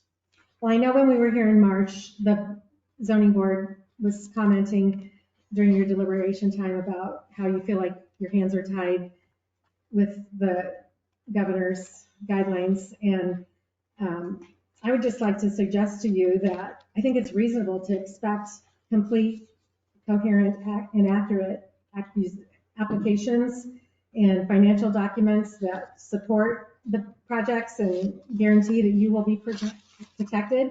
And I'd like to think that the state of Illinois would think that too, and didn't need to put that down on their line items of expectations that someone has to meet. I would think that would be a fair assumption. So if that's a way for you to feel like you have a way to get out of this and not just summarily approve these, I think it's safe to expect complete applications.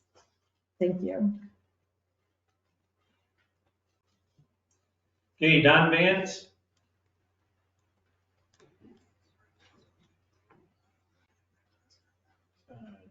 Yeah. After this one? Thank you.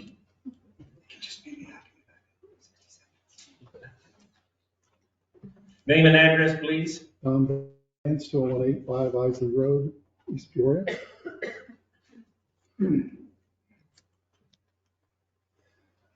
Yeah, I've lived on Isley Road for 25 years, and I greatly enjoy the setting. If you come visit Isley Road, you'll find the south side of the road is a neighborhood of people that take pride in their homes and keep them well maintained. The yards are well mowed and landscaped, like you would find in subdivisions in many cities in Tazewell County. But I'll argue that it's far better because we get to enjoy the agriculture, the wildlife, and you know, big lots and great neighbors. And the wildlife is wonderful, and the ag, like the pumpkins last year, was kind of a new experience that we kind of talked about some, last time. But it's neat to see that. The geese come in every year and they lay eggs, and they come back every year after year this time of year, and we get to enjoy that. So, and I've even seen bald eagles land on this very property and eat off the ground.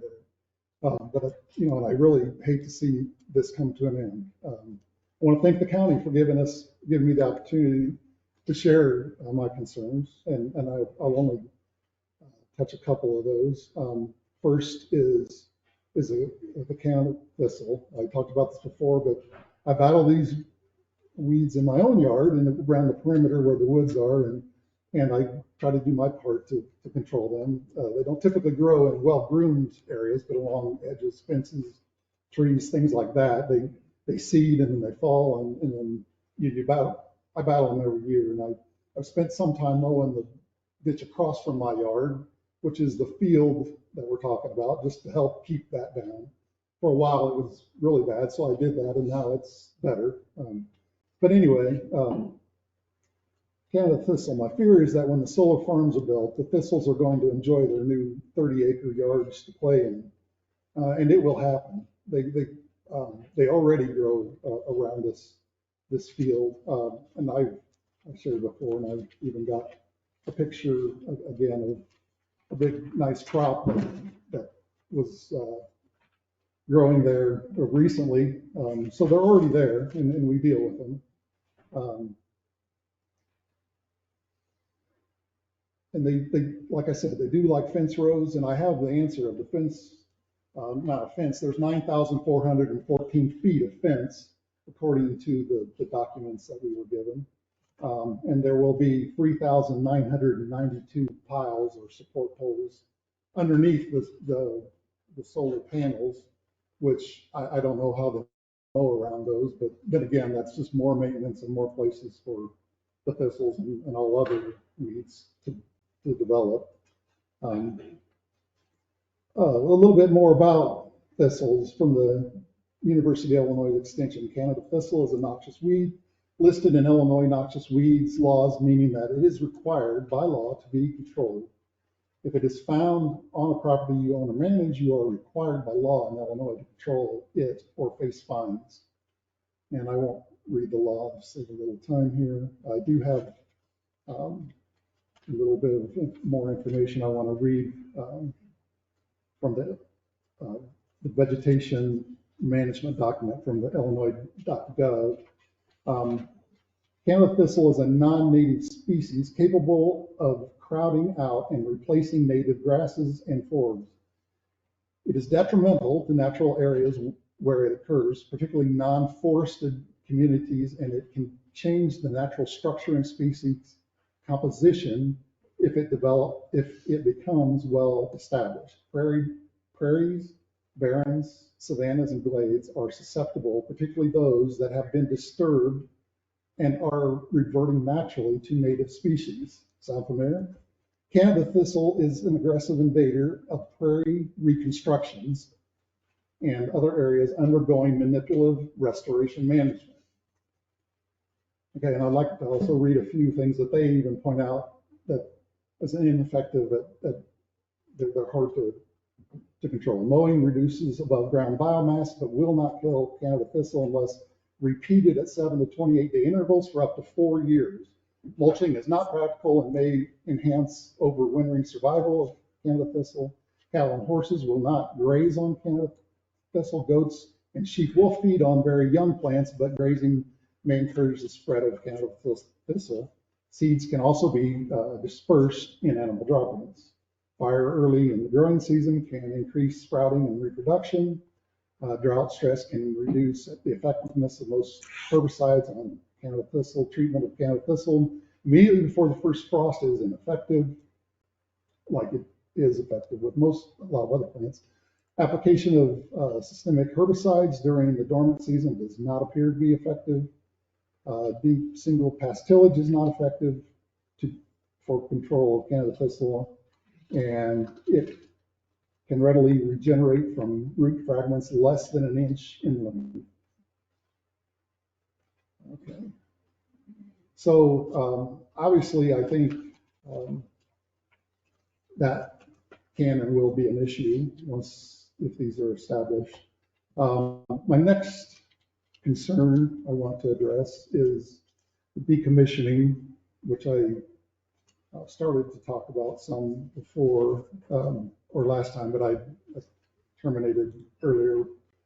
I do have a few copies of it. Dewey, do you have a copy of the decommissioning sheet that you passed? I can pull it up. Okay, because I do have questions about this. Sure.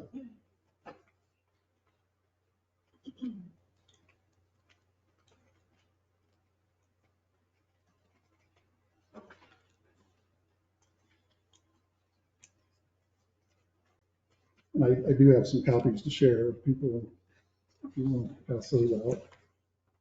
Are you referring to the green and red sheet? The decommissioning estimate? Yes.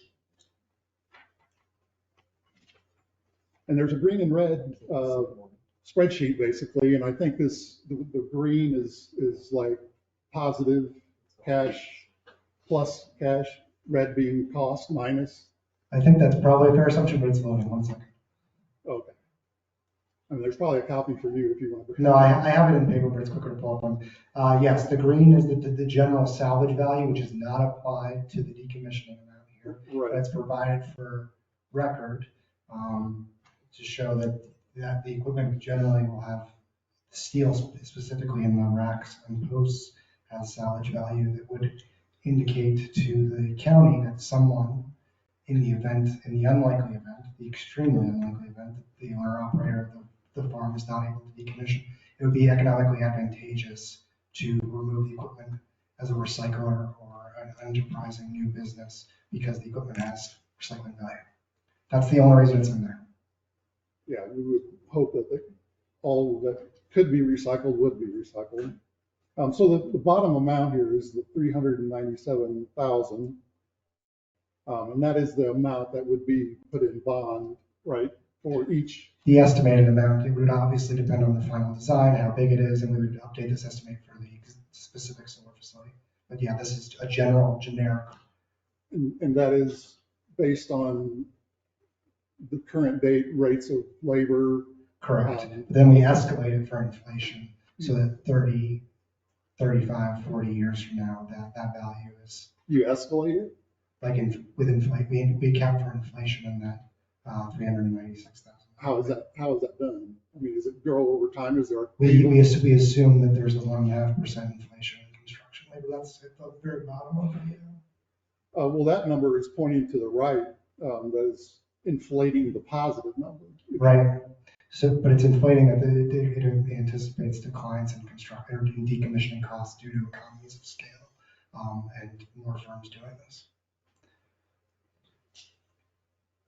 But that's only applied to the column on the right. It's not applied to the center column, which is the amount that's being held. That's correct. The decommissioning amount would be updated for impairment or surplus every 5 years, as per either the AMA or the Townsville zoning ordinance or both. I can't recall.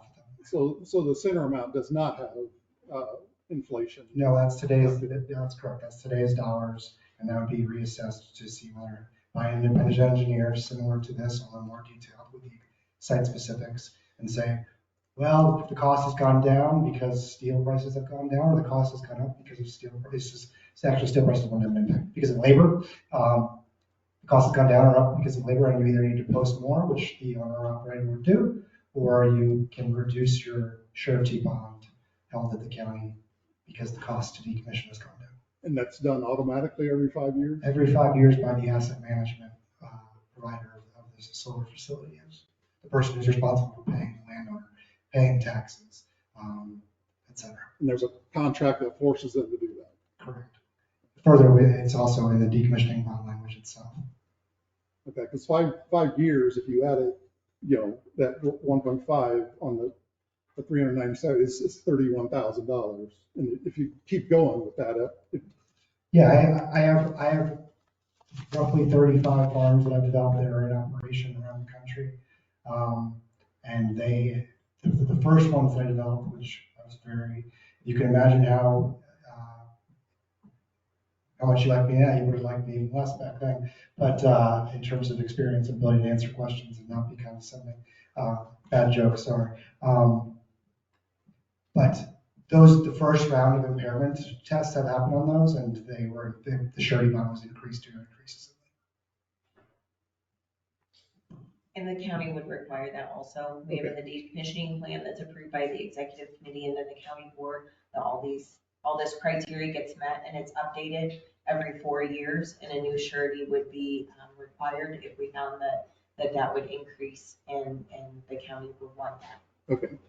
Well, that is good, because I found it, that they were showing, this form shows the inflation on the positive numbers. If you get all the recycling and you're actually making money, it actually increases your return on this sheet, but it doesn't show any inflation on the center line.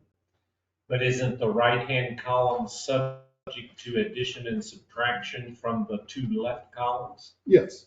And so it is included in the total, because it's a mathematical formula from left to right. Yeah, but it's only showing it on the right column, not the center column. Because that's so your specific question is the amount of the bond. And does it And does it increase by 1.5% a year? Correct. Okay. And I think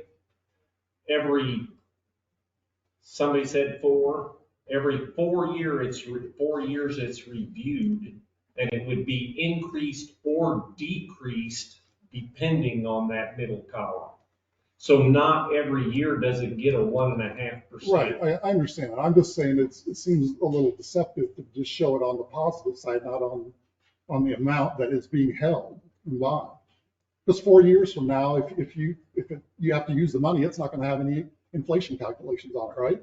You're going to be stuck with money that was 4 years old, or calculations that were 4 years old. That's kind of my point. Okay, but if it goes the other way, then we've got excess money. Okay, well, and I want to address a little bit of this. Okay, let's not argue about that. Let's keep going. I just think it's a little deceptive. And as far as recycling, of course, the biggest number on here is the recycling of the cells themselves, the panels, of $875,000 to recycle those. If you had a field today that you were going to recycle, where would you take those to recycle them? and get $875,000 for them. I'm not familiar, Illinois is not my normal market, so I can't speak to the recycling facilities that are located. I mean, is there one that you know of anywhere? Yes, there are a couple, and frankly, I mean, at that value you pay to break down the wafers made of silicon in the panels and truck them to that facility currently. If that was the only one, which I would be very surprised if that was the case. There's at least 3 in California that I'm most familiar with. Okay, so I mean, I do have an article I want to read. It's from the Chemical and Engineering News, copyright 2023, American Chemical Society. And it's talking about the issue of recycling these panels, the panels. I understand the steel has value. It'll always have value, recycled value, but it's limited in value, and it's got to be removed and dug up and hauled. But I'm going to read some from this article. In the U.S., there are no federal regulations to mandate PV recycling.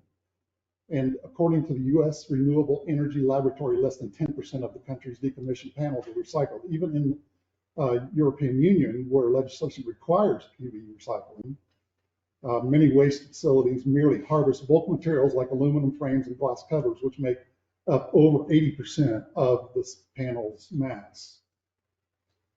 Okay, then the National Renewable Energy Laboratory says that the cost is about $15 to $45 each to recycle a PV module in the US, but only $1 to $5 to dump it in a landfill. So it's kind of odd that, I mean, to me, showing 875, I mean, maybe it will come to that someday when they can be recycled, and I hope they can be. But there are thousands of these panels, but they different designs, but they share the same basic design. The cells contain a sandwich of aluminum, silicone, silver wires, so there is silver in them. It's a very, very low percentage of the total mass of the panel. And they're connected with copper wires that are soldered with tin and lead, and they are encapsulated with like epoxies and covered with a back sheet, topped with glass surrounded by aluminum frame, and then they're connected to the full-size panel. And they're made well. I mean, they're made to last a long time. That's why they're bonded together. But they're weatherproof. But it makes them very difficult to disassemble. The problem with end-of-life modules is that they are not intended to be disassembled, and that's a major drawback. Removing the aluminum frame and the electrical junction box is the easy part, and a lot of PV recycling stops there. It's trickier to tease the glass cover away from the solar cells beneath, so recyclers often simply shred the portion of the cell and deconnect and contaminated glass as low value granules. A more challenging still is to separate the silver and the other metals from the cell to recover a clean silicon wafer. No commercial recycling process can yet recover all these useful materials from a PV panel. There is no consensus about the best way to achieve that goal, says Ming Tao of Arizona State University, who works on PV recycling. The recycling technologies we have today are still rudimentary, he says. So I guess I kind of brought this up last time, but I think showing an $875,000 benefit from recycling when the article says that it costs up to $45 a piece is misleading. Matter of fact, I think it's insulting to submit something like that. And I would recommend the county take a close look at the amount that they provide and make sure it is adequate, and not look at the surrounding numbers that they've provided with that. And that's all I have. Okay, board members, questions for Don? Land use? Okay, do you have any specific questions for the petitioner? I asked him. Okay. Your response? Appreciate your research, appreciate your questions, I thought you did, I thought it was worthwhile to have it done a second time, so thank you. So one point of clarification and one question for you. The point of clarification is the bond is set purely on the cost. There's no salvage value included. This is a fairly standard document that I clearly didn't produce because I don't have the skills to do so. But the decommissioning bond will be set purely on the costs. Some counties, which is why this was included, some counties include salvage value because they believe that there will be recycling. Tazewell County is not one of those counties. And so that, in my opinion, that column could be easily disregarded, and I apologize if it seemed misleading. My question for you is, would you feel the same level of scrutiny which should apply to for recycling of a home that was up for special use? And if so, then I have no further questions, and if not, I would ask, let me answer that question. Well, my main reason I brought it up was mainly because of all what I felt was deceptive in that spreadsheet. Had it just been an amount and it said it was going to include inflation, I would be okay with that. I just think the way that it was laid out on this sheet was not an honest way to do it, especially if you cannot get $875,000 for those cells today. Okay, thank you. That was my point. I'm not trying to be deceptive, and I'll take your point. In the future, when counties don't include potential salvage value, I will not include it in the column. Good feedback, thank you. And I'm glad to know that it does get reviewed and go, that is the way it should be done. And I didn't know that till I just got informed, so I'm glad to hear that. Hey, do you have any closing comments? I just said them. Okay, thank you. Sorry. You're excused. Okay, we're gonna take a short break, and when we come back, we're gonna Tony Duez, Joseph Gennard, Jane Hoffman, Matt Hoffman, and Pastor James Schonar. 5 to 7 Double minutes. check, Jack.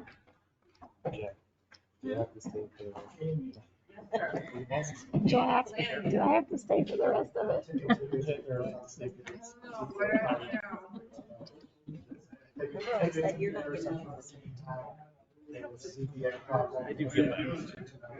Oh, are you talking about the land use that you stiffed around? Yes. I felt horrible. I had no.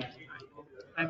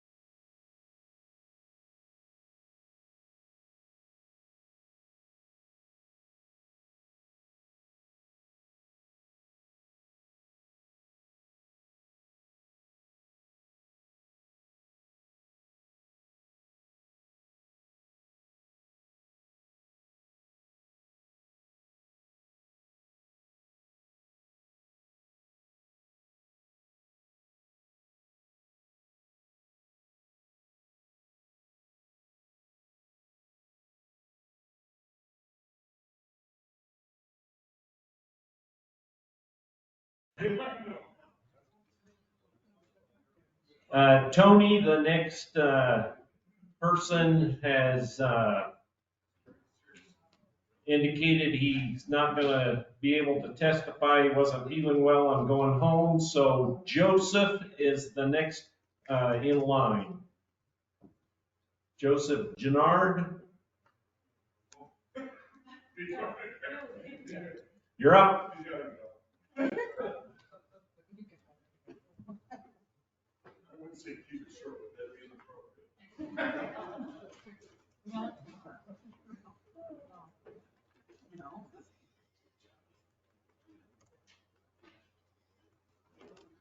You have the pictures. Yeah, right here. Yep, I got them right here. Oh, you have, okay. You have. Yep. You just want to go in order by how you took them? Yeah. Okay. Okay, name and address, please. Joseph P. Gennard, 20439 Isley Road, East Peoria, Illinois. So I live right across from the proposed site. And I did get your message. You know, I'm out on the road Monday through Friday. You know, when I got home Friday, I got your message. So I just want to go through a little slideshow here. Maybe I ought to sit down over here so I can talk into a microphone. Yep. Make sure the green light's on. Oh. Is this okay or do you want this one? Okay, here's the light.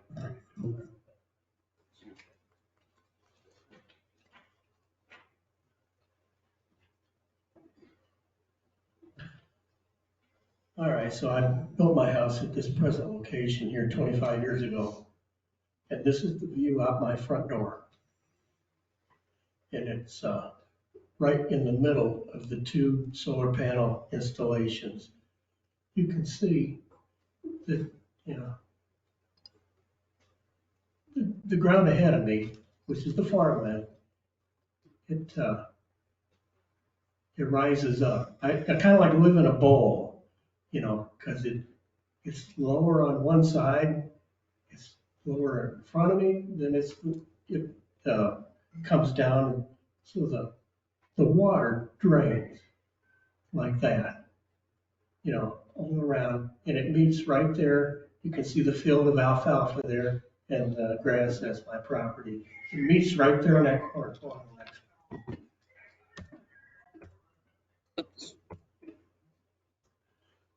So, that the road, Isley Road comes down the hill with the farmland and the field here next to me in my yard. The problem is the road is the same elevation as the farmland.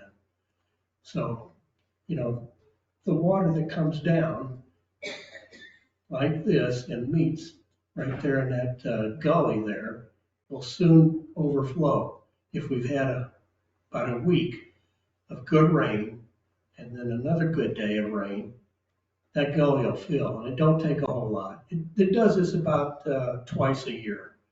Then that water will flow over the road in streams. It'll be about 100-foot area of water over flooding the gully coming down the road. Yeah, go on to the next one. All right, this area here, you know, and that's my in-ground water meter. It'll cover my water meter. Go on to the next one. And then all this area, all this grassy area here, it'll be underwater. Go on to the next one. I'm trying. Okay,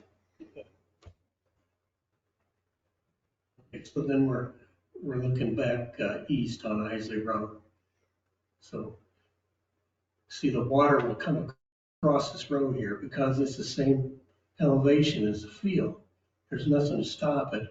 So it'll fill, you know, water will go to the lowest elevation. So that's my yard, and the field there where that telephone pole is at. That'll be covered into there. By the way, we get a lot of thistles growing in that corner that the farmer, you know, he makes a curve there, and I don't mow that corner. And I can tell you, Don's right. The thistles are a nightmare. I have to go with a pair of heavy fiskars couple times a year and cut those suckers, because that's all they know. Go on to the next one. Right, so we're looking the other direction, we're looking west now. And as you can see, the field is the same elevation as the road, and that's the real problem here. Go on to the next one. And I've just an overflow there. I'm just pointing to the area. And this, I'm standing here in the area where the water runs across the road. And then I'll get in my yard here. Go on to the next one. So that's looking straight across the road from and that's my house there. And this is just where the water goes. Now this gully was dug out, but it's like filled back in either the vegetation, and they go along and they tar this road here every couple of years, and they'll put the pea gravel down. And then the pea gravel will just go out into the gully as the cars drive by and met the road down. Go on to the next one. As you can see there, that gully is not as dug out as it used to be. And it was only a couple of years ago it got dug out. And it's all, the vegetation. They don't come by very often, Groveland, and mow that. Maybe about once a month. Go on to the next one. That's my situation here. I got a big enough gully there to catch the water at first, and sometimes it does, but as it continues to rain, it'll fill, and then it'll get into my yard. The problem is with these solar panels, the ground is not going to be able to dry out like it is now. You can see the ground, and I just shot this a couple of days ago. The ground's dry. We haven't had any rain. It's dried nicely. But when it does rain, you got solar panels there. They don't allow the ground to dry like it normally does. And this is only going to aggravate the problem. You won't have a chance to dry out between the, one storm after another. Go on ahead. So I walked down the road and I'm taking another shot, and we've got another area just like mine. The road goes up and then it'll go back down again. Well, no, it'll go down, but very narrow, very little. And this dark area here in the field there, that's another area that the water will tend to congregate. Go on to the next one.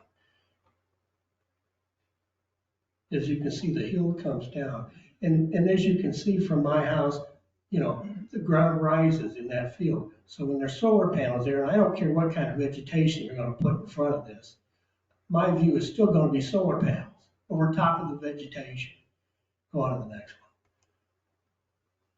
So the problem here, why it doesn't run across the road here, is because the road is like about 1.5 feet higher than the field over here. So it'll just stay in the gully, and it'll puddle about like 200 feet or so out when we have a good rainy season. Go on to the next one. So that's pretty much the story. This is the view I've got, and it's fine by me. This is why I bought the property. It's out in the middle of kind of like nowhere. Like I said, with easy access to the interstate and the Walmart. I can go to a Walmart that way or go to a Walmart that way. They're both equal distance apart between Morton and Pekin. It's a great area. I'm ideally situated. The situation is I've been driving an 18-wheeler for 35 years, and I'm going to retire at the end of this summer. And when I retire, I'm not going anywhere. It was my plan to go nowhere and enjoy my property. Enjoy the view. I like to go out at night and watch the stars and the airplanes and stuff fly over, and look at the critters, the deer go by at dusk. You can go on to the next one. Okay. This I took last week, this next series of pictures. This is just a few miles south of me off Springfield Road and Route 9. This is a solar panel development that's in progress, and it's been in progress almost a year now. And this is what I got to look forward to. See 40-foot containers. Go on to the next one. There's 3 40-foot containers. This is like it's a total muddle, and it's been this way the entire time this has been under construction. got a building there, they're working out of a converted container, going to the next one. As you can see, the panels are in the back. It's just nothing but mud in there. It's like a pig farm, going to the next one. It's not a very appealing site. And there's a third container there. There's a couple of 20-foot containers in there as well. You can go on to the next one. And they've got 5 telephone poles. And that's your, what is it? Dewey, is it your converter boxes or whatever? And then there's your cabinet there with all the electronics. And then, of course, you got your porta potties there. And it's just a wonderful view. Go on to the next one. This is the entrance to the place. I don't know how these guys get in and out of this every day, because it's just total mud. Go on to the next one. It used to be a nice grassy field, but not anymore. So that's my little slideshow. I want to make a few other points. Come up here. I just want to say that the state legislature knows that the property values will be negatively affected, or they would not have said that solar companies cannot be required to contribute to a property value devaluation fund. Thank you, Springfield. A couple of weeks ago, I want to talk to a realtor that can maybe give me some kind of an idea of what this will do to my property values and everybody up and down the street. So I called Adam Merrick, and he was very cooperative. He took time for me. He was sitting in his office looking at his laptop as we talked, and he was looking at the properties all up and down the street. He said, "These are nice properties." And so I said, "Adam, what's going to happen here with my property valuation?" He said, "Joe, I just don't know." He said, "I'm kind of unfamiliar with this. This is all new to me. I haven't represented any properties that are being sold or acquired now next to a solar panel farm. So I can't really give you an idea." He says, "What I do know, it's not good." He said, "How much not good? I have no idea yet." So I just want to talk on that point. That pretty much sums up my little presentation. I do have a few questions though when we get around to it. Okay, board members, questions for Joseph? Land use? But the only thing that I want to say is that, and some of you already know this, especially the mayor of Tremont over here, Todd, that location is right across from our county property where we enter for the highway department and the health department and all of our services out there. And it has not helped the mentality, just quite frankly, of county board members who have to go to meetings out there all the time. They have watched the continued eroding and disintegration of the quality of the land there. And he's right. I grew up on a farm and I watched the pigsties, and that's exactly what it looks like without the pigs. And I'm sorry, you didn't do it. It's just, and if they have the ground covered like they're supposed to, maybe that takes 10 years to grow. I don't know, but they haven't done it yet. Okay, do you have any specific questions? Yeah, I just wondered, so at night, are we going to have lights on telephone poles? Is the area going to be lit up any kind of lighting? Good question. The solar farms will be compatible with the night sky ordinances, and so the only lighting will be motion detected. And so on a typical night, the answer is no. In the event of emergency, when you want light, yes. So if animals go across there, say some deer, the lights come on, or if deer cars go by? No, cars going by wouldn't do it. It's going to be at the entrance and along the access road to the inverter. All right. Is there going to be cameras set up to watch it? That's standard, yes, and it's standard to have the O&M as part of the contract. Agree to some periodic but unscheduled patrol and to deter vandalism and negative activity. It's typically baked into the contract that they have to do it twice a year. It's not mandatory, but many solar farm operators like to have that as a deterrent. It'd be a car similar to your, I don't know who you guys have as security providers, like your ADT or Sloman, like just occasionally. Would they come out every couple months or? I would say Just walk around. I've never seen it baked into the contract more than 4 times a year, and I'd say more typical is twice a year at night. Okay. They just walk around and they leave? No, they don't walk around, they just drive along the road. Oh, okay. But there will be cameras watching. Yeah, so four corners, the entire property, or just sections up and down the road? One of the reasons that you don't want us to be you could advocate that you don't want us to be the long-term owner operator, you want someone that has multiple gigawatts, hundreds of these firms around the country, is because they typically have an operations center that's registered with the Federal Energy Regulatory Commission that can monitor electricity issues and safety issues at a panel level, and send out crews as necessary. My company does not have that capability, and we probably wouldn't pay for that capability on just 2 farms. So that picture I had of the. Can I just compliment you? You're a talented photographer. You told the story. You did. Well, I took 7 semesters of photography at Bradley. It shows that that's what they show. You're better than I am. That's glad what I got a little something out. No, I'm impressed. Okay, so. Well, you kind of distracted me and I lost my train. I apologize. Take your time. I guess I'm pretty well done. Well, I also asked, when these things do catch fire, just what is it? Is it what the items that I had in that picture behind the telephone poles? Those are converters or what? Inverters. Inverters. Is that prone to fire? Do they make a lot of heat? They do not make a lot of heat. I did include a spec sheet that said that, I think they get up to 85 degrees during the summer when it's hot out. But that's the only thing that's prone to fire on a facility without a battery. And that's located in the direct center, again, of the proposed solar farm, so it's equidistant from as many panels as possible. Because otherwise, we put one on the edge like it appears that they might have done, or maybe they're not finished maybe they're going to move it, but like you would need multiple inverters in that situation because you can't get the panels over here wired to that inverter that's over here, if that makes sense.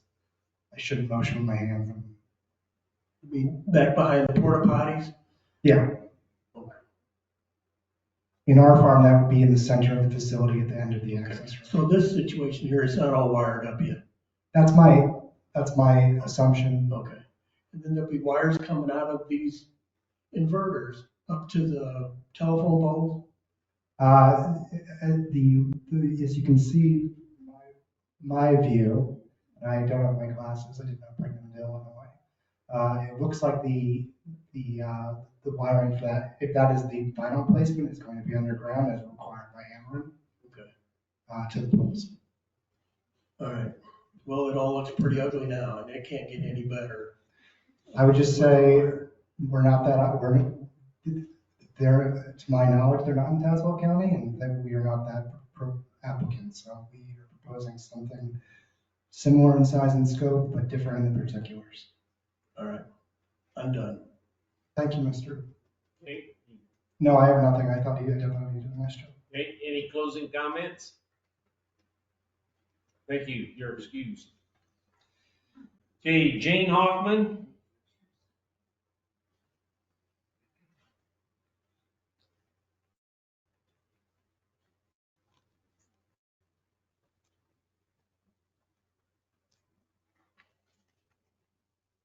Name and address, please. Jane Hoffman, 20419 Isley Road, East Peoria.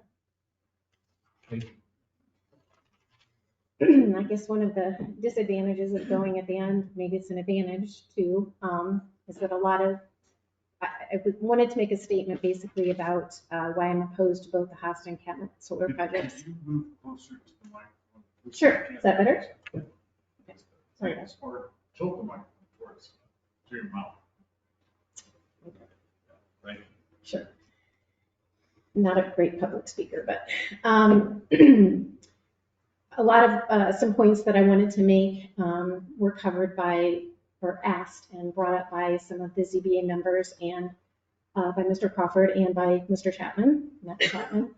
But I would just like to, excuse me, touch on a couple key points. There is a lot of agricultural land in the state of Illinois and Tazewell County where this industrial commercial solar field would be appropriate to build. But this scope of a project in a residential neighborhood where there are homes, a church, and human beings is not the place. And Dewey, you've said more than once that you go where a landowner wants to lease land. And that upsets me a little bit because to me that speaks to, it's irregardless of where that might be. Most of these solar farms that I've seen are in areas where there's maybe one or two farmhouses where probably those people are benefiting financially from that solar farm. By you saying, yeah, doesn't matter where it is, it's okay if it's in a residential neighborhood, says to me that, you know, it's really a benefit to you and your company, and it's a benefit to that one landowner financially that wants this project, regardless of how it affects all the other people that are living in that area.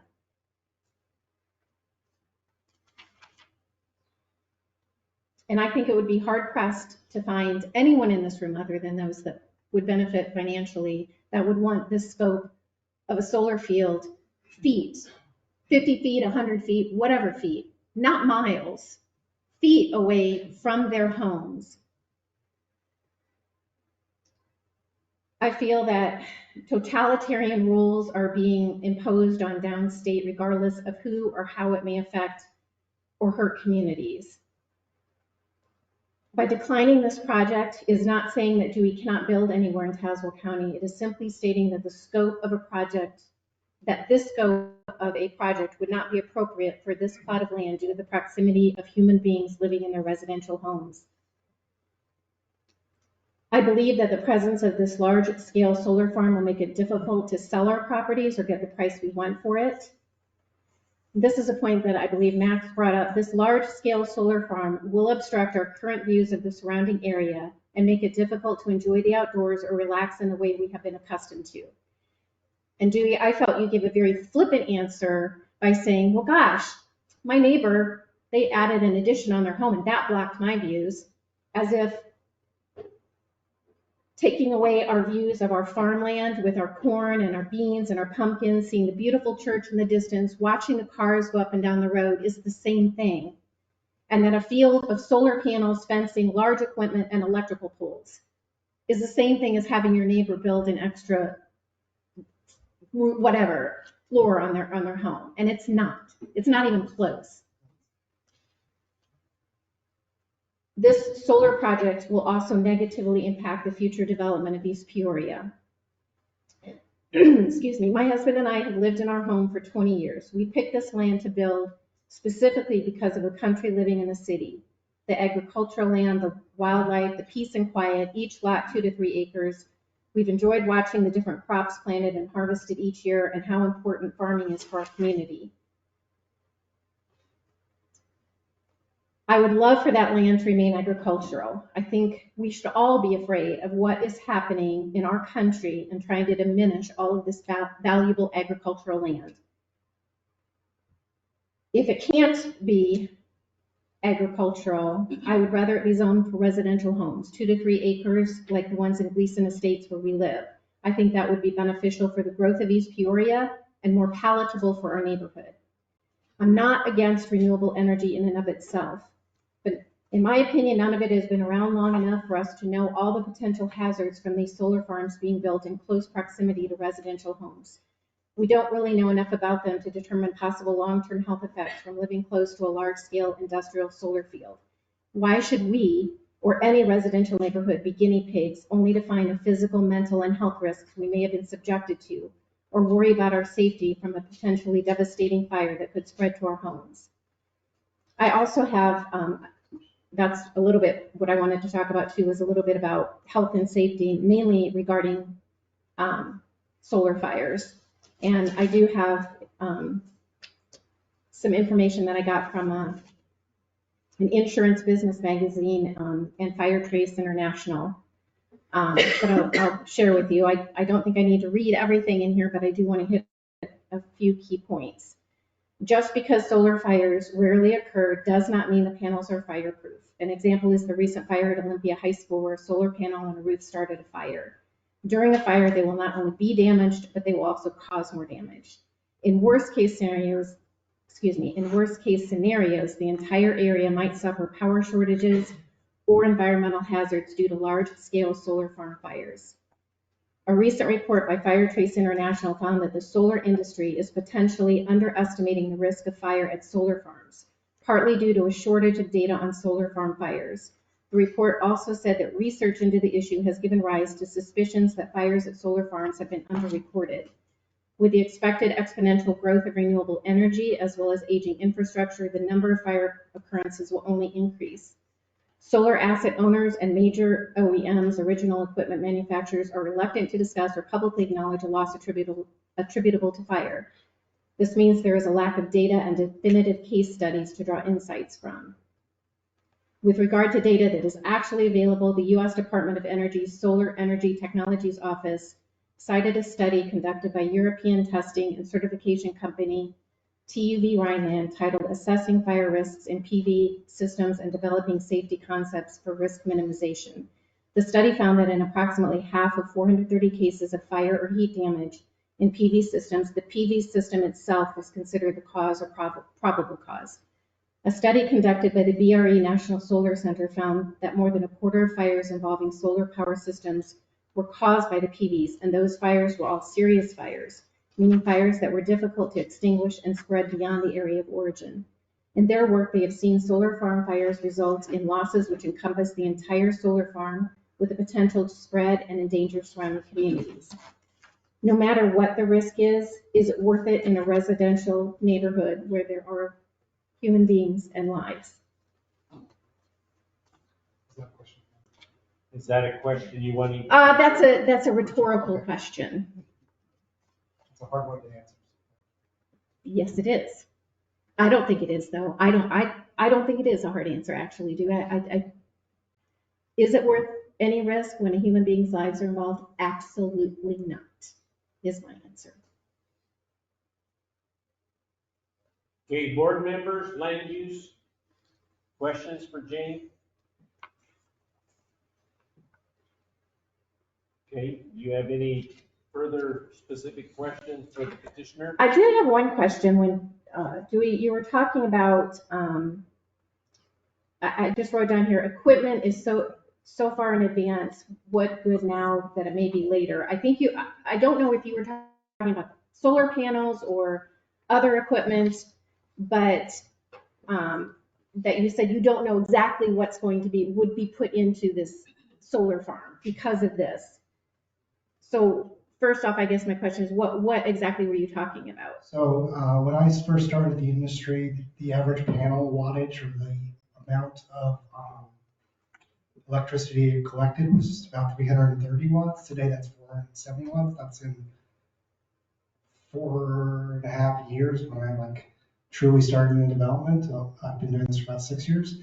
And so that's I'm very bad at math without a calculator. That's like a 25% increase. What that means in practice is when I first started, I had to site projects for 8 acres per megawatt, or for this facility proposed for this size 5 years ago would have taken 40 to 45 acres. The technology is improving at such a rapid pace that if we procure equipment in 6 months, depending on the market availability, and this is what I mean about increased setbacks, the wattage could continue to increase, and the specified acres per megawatt needed when I initially cited this project could be less than what I spec'd, or my team spec'd a year ago. Does that make sense? I think so. But so my question is then, okay, so you can't tell us now, but in 6 months, let's say that's when you're going to build, and now you know what you're going to build. Well, isn't that just going to be outdated again? So how long is that going to last? past, and I it mean, doesn't make sense to me. we pick both we, the power purchaser, and the utility, take a moment in time to say, this is what the technology is being procured, this is how much we'll pay you for how much energy you produce. And so the panels themselves, and most of the equipment has an estimated useful life. Panels of up to 40 years by some manufacturers, and other manufacturers it's closer to 35. But the financials of the project, or the viability and economic incentive to build it, is locked in at the date of procurement, PPA, signature, interconnect, and we sign all major agreements. And so that can stand on its own as like a three-legged stool. The PPA will exist for 25 years, and then after that, we can either get another PPA and potentially screw in new panels that are higher wattage, which is a possibility, or we can keep the same panels and have a slightly lower production at the end of that 25-year initial contract. So in the package of information you provided, there was something in there with panels that showed engineered in Germany. So is that just we might use this, or is this just a general thing that you threw in there? And my other question is, how do we know that what you actually decide to put in there, maybe it's manufactured in China? How are we going to know what you decide to put in there? Well, I'm not someone that has ever been on the construction ground. Nor have I ever pulled any electrical permits. My job stops. We are at what we call development complete or construction ready. The specifications of all equipment, I believe, have to be provided to the building electrical department, and it has to be, and it's inspected for like as built. Did you put in what you stated? And so the building electrical department we have to provide serial numbers and bills of lading, just like anything else in terms of like a major infrastructure project, and so that could be checked. I don't have any other questions. Okay. Yeah. Yes. I don't know, I sat here and I've listened to everything, and I'm curious, has anybody spoke? I mean, I'm understanding that the landowner it's in an estate, and the owner or whoever is running all this is the executor, correct? Have you spoke to any of heirs or the executor themselves or anything about some of the concerns? I mean, have they reached out to you? Have you reached out to them? Just curious. The landowner has not reached out to any of the neighbors that I'm aware of, certainly not to myself or my husband. Okay. I can't speak to if any of, Okay, I was just curious. Like I said, I think I'm just wondering if anybody has reached out to the executor or the heirs or anybody to discuss some of the concerns. So that's where I'm at. I would think that they should have reached out to us when we considering doing this. Kate, you're done? Just that I didn't mean to be flippant. It wasn't the perfect analogy. I'm speaking off the cuff. Sorry. It wasn't a good analogy. Just Well, work not on your perfect. presentations, Dewey, is all I asked, because you were very flippant the last time you were here too. And Okay, let's, take umbrage with that. Am I dismissed? yes. Matt Hoffman?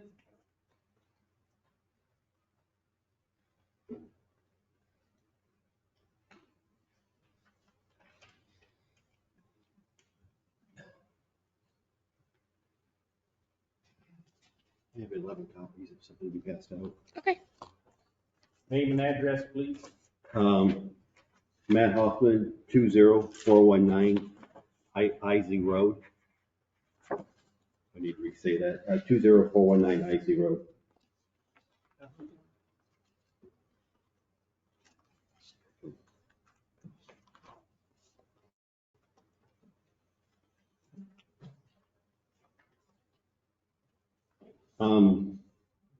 Just to backtrack, there was 2 letters that were written, one by Ty Livingston, one by William Halter. I was the one that initiated those conversations through emails. I did talk to Ty Livingston. I think if somebody asked who contacted or talked to some people, I just want to let who did, and they were very kind to write the letter. They were investigating it. They just didn't do it off the cuff. I had talked to them both a few times.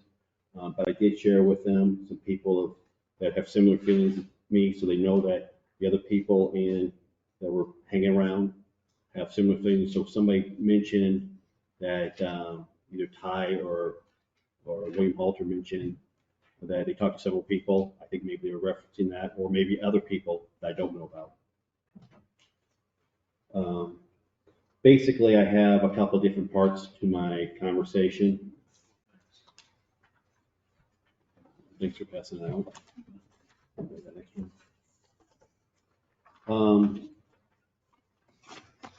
I'm going to split this up. I have a background in construction, so I was analyzing the plans. And this is the Hosta project on the left side, and this is the Patnet project on the right side. And there were some wetlands around the project. So I kind of wanted to label the location of some problem areas because when the engineers sealed the plans that were presented to us, I thought they were the way it was going to be. Now I'm hearing maybe they're a little bit preliminary. But I live across from the Hosta project on the left side with most of our neighbors. I'm like in the middle of 3 ranch houses. And on the Hosta project, they are showing the underground electrical service coming out towards Isley Road. And then there was, I'm going to say 5 or 6 probably utility poles that are going to have transformers on them right in front of our neighbor's property. It's not only going to devalue their property, it's going to devalue our property. And that is also right where water piles up. So I don't think the electrical companies that are going to work on those transformers are going to like the transformers at that location. They really need to move, and I have it kind of labeled, from the center area of the Hosta project towards the 100-foot easement between both fences to, and then moving north and maybe having moving the power poles to the north side of this facility. I don't know if everybody can see what I'm pointing to. Maybe I'll turn this to this location. So I want to make a comment about the underground electric and the power poles because I don't think we talk about devaluing property. Those utility poles are going to take a major part in devaluing our property. Another comment that I would like to make is on the north side is another neighbor. He doesn't have any trees that are blocking his view. So either some trees need to be planted or have an arrow pointed west to maybe use in that area for solar panels. Another reason that it should be moved is there is wetlands that in the middle third of that area that they're showing solar panels over that is going to be a problem when they're setting up the solar farm. So I'm just making a suggestion on that. Even though I am making suggestions, I am totally against this project, just to clarify that situation. Another suggestion that I talked to Dan Parr about when I made a mention about putting the entry on Springfield Road last time, it was shown right where a culvert is, and obviously now everybody knows about it, but I'm the one that pointed that out. There is wetlands. Water comes off of the east side of Springfield Road and goes underneath this 4-foot concrete culvert underneath Springfield Road, and there's a big riprap and washing and run of water down in that area. So that has been noted and pointed out, so I appreciate that. Page 3 of these plans is showing the 4 different wetlands. A is coming underneath Springfield Road. B is the water running towards the pond. C is a wetland there that I saw a picture of tonight that is like a 10-foot drop from the front of the field to the north side of the property. And D is a very wet area that happens a couple times a year. And E is another location that our neighbors mentioned about that they plan on putting in these 6 utility poles. So none of this works down here, putting the utility pole on Isley Road.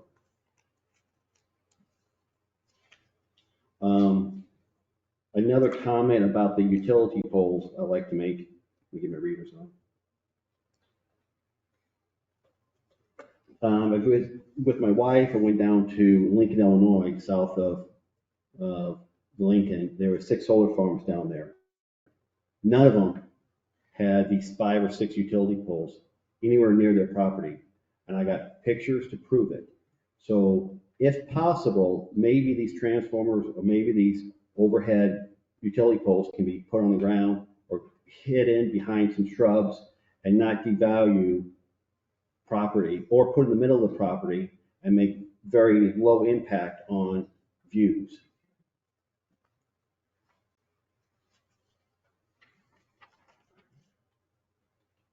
Page 4 is pictures of this culvert, just to show everybody.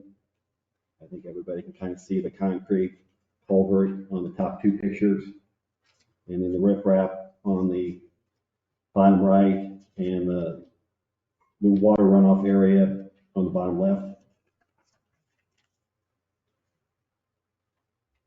Page 5 is what I used to talk to Ty Livingston of East Peoria. It is showing the substation that is at the intersection of Muller Road and Springfield Road, which I am assuming that is where the electrical service is going to. What I am afraid of, once they start putting a solar panel at our location, they will not stop, and they will start putting solar panels all these other places in red lines on the edge of East Peoria, because those areas also are zoned agriculture. And this is a perfect area for growth of East Peoria. By talking to people that I know from East Peoria, this is the prime location for East Peoria growth. There's not any place else. This is a 30 or 40 year commitment that starts now or could go in the wrong direction. So I was hoping that you would not damage East Peoria's beautiful town. Page 6 shows the distance. The red line at the top shows that the property, the edge of East Peoria, and that we are half a mile, the site is a half a mile from East Peoria. There is a law that talks about a municipal being within 1.5 miles. I think this is definitely inside that 1.5 miles. And the next page, 7, Morton actually is 1.12 miles away. You can see the the city limits of Morton. But I did not contact Morton on any of this. I just contacted East Peoria. Page 8 is showing the fence with the deer wire. And I would like to talk about the fence. I've looked at the fence, drove by both the project in Tremont and the one on Springfield Road, and I couldn't put my thoughts together on it. But with those wood posts that may rot out in a while, to me, it looks like a concentration camp or a PAW camp from World War II. I hate saying that, but it just, the fence doesn't bother me. It's the post. It looks rustic or poor or quality or whatever. It just doesn't sit good with me. But I think Dewey would work with us. He has, made some changes, so maybe it's a possibility of something we could get changed, or we could have a buy-in on, and make a suggestion, and we can all work together on that. Another suggestion would be landscape. There's somebody made a suggestion to me, like 3 different variety of plants. That way they grow at different stages, not just one. Maybe it looks better, maybe, and I'm not a good landscaper myself, so we would look for like experts, and maybe we can work together on, deciding what plants work, what plants don't work, or something. I'd like to talk about the plans. I think the plans should be more detailed. Obviously, they should never put the road access over a culvert. They should think about where wetlands are, especially the ones that already have grass growing in them. It just shows more professionalism on what's going on. I made a suggestion that maybe just like the pictures that Joe showed.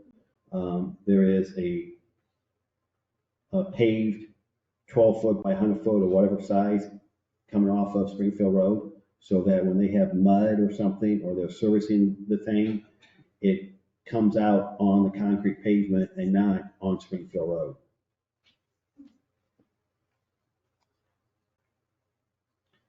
I think it also should be a condition that they don't put battery storage on the facility. If it's being looked at right now just as a solar farm, somewhere it needs to be clarified that there will be no battery storage, or it has to be re-looked at or something like that. That was my first presentation. I'll try to be quick on the part two. I mentioned the William Halter email or letter and the Ty Livingston. You guys got copies, so I'm not going to reread them. Max read them all. I appreciate that, Max, so I'm not going to read them, but you got copies of them that you can read at your own discretion. The last part is I wanted to analyze the new state law that took effect on 1/27. So I went through it and printed a copy and made some, what part of it has to do with solar, part of it has to do with wind. I made some bold items, things, and I made some comments in red, and I made some more of the important highlight areas in yellow that I would like to talk about. So I am going to jump to page 3 of the 11-page document. At the top of page 3 is the conservation rights. And basically what I was disappointed in, and I made these comments before I got some answers tonight, but I still want to go through them, is the existing waterway issue in the northeast corner of the property. And the transformers and utility poles are in a waterway along Isley Road. So that's just a comment in red.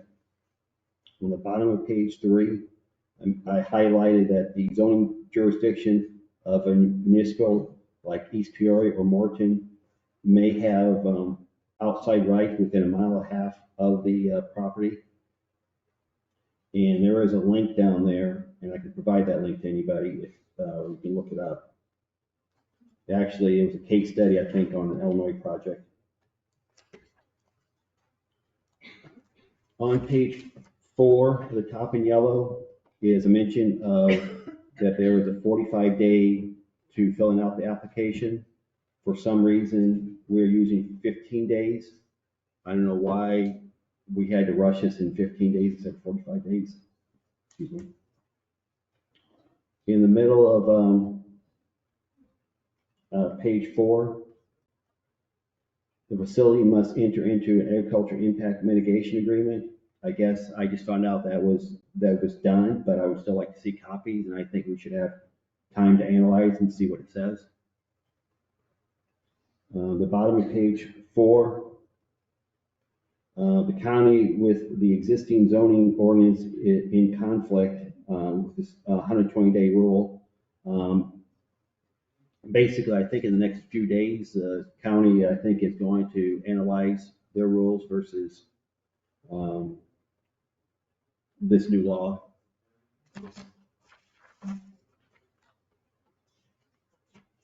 Thursday night. Page 6, I made a comment in the bottom that they're pretty open to the type of fence, and I just wanted everybody to know that the fence type is not specific, but there is a requirement, and I think that we should have a say-so or stake in what type of fence is put in there, what it looks like, so it doesn't devalue our property, or least likely. At the top of page 7 doesn't have anything to do with the number 5 up above, but it was just, I was kind of reading through the requirements and I wanted to make a statement that I think that the entry area of the solar farm should have a plexiglass sign that has contact information on who's owning it, who's in case of who's managing the facility, fire department information or other important information that might help the neighbors or contact or whatever, case of a disaster or something like that. And at the bottom of page 7,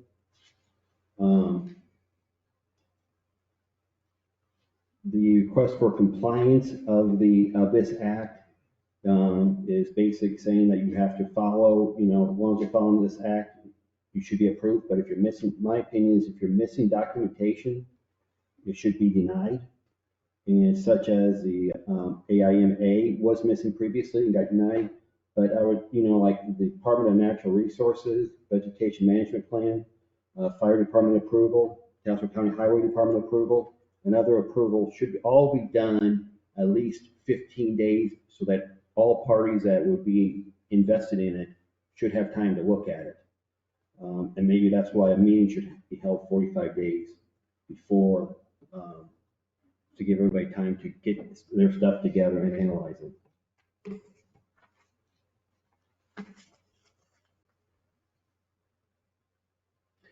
Top of page 8, a county may not adopt zoning regulations that disallow permanently or temporarily commercial wind or solar energy facilities. I don't know if maybe you don't adopt an ordinance, but maybe can't you just like vote it down? I mean, this is America, you should be able to vote it up or down.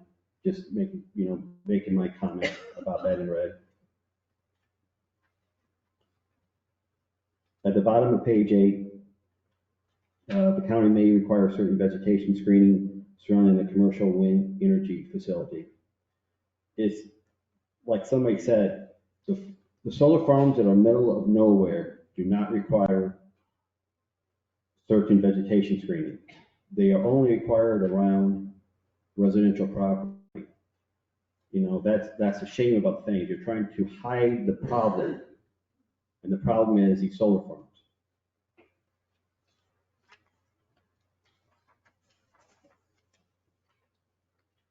Top of page number 9, they talk about the Illinois Department of Natural Resources, and it seems like there's an EcoCat report. I'm not sure exactly what that is, but it sounds like it's been applied for, and it should be coming across soon, but I would like to have a copy of it so we can review it and just know what's going on with it or not. I mean, just the official copy of the official report.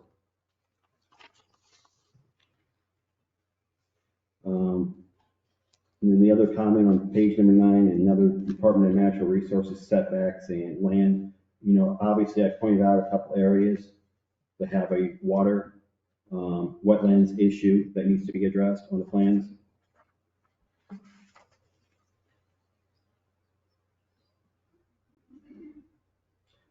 Page number 10 is a vegetation management plan. It sounds like from an earlier conversation, it's being worked on and it gets maintained or something like that. I'd like to know what that is and how it's going to play out.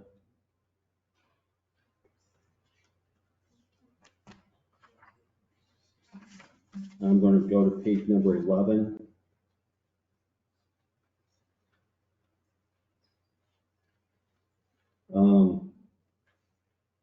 I'll just go down to the bottom statement for the special use permit for commercial solar, wind, or commercial wind energy. The application was submitted to the local government before the effective date of this amendment, which was 1/27/23.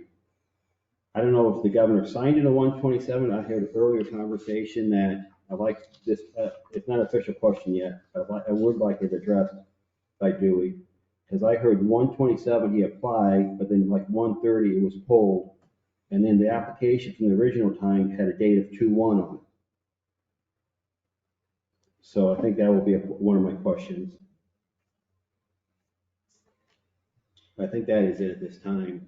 Can I ask him an official question? Okay, board members, Landis, any questions for Matt? Yes.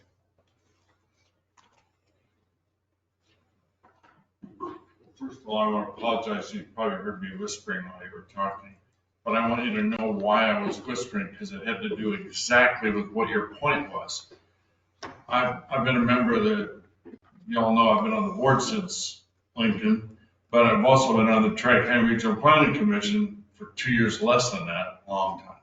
And I'm embarrassed because last month, this poor ZBA had to work overtime because it had to take every one of the findings of fact that Tri-County had recommended and overturn them and make them from positive to negative with its own findings.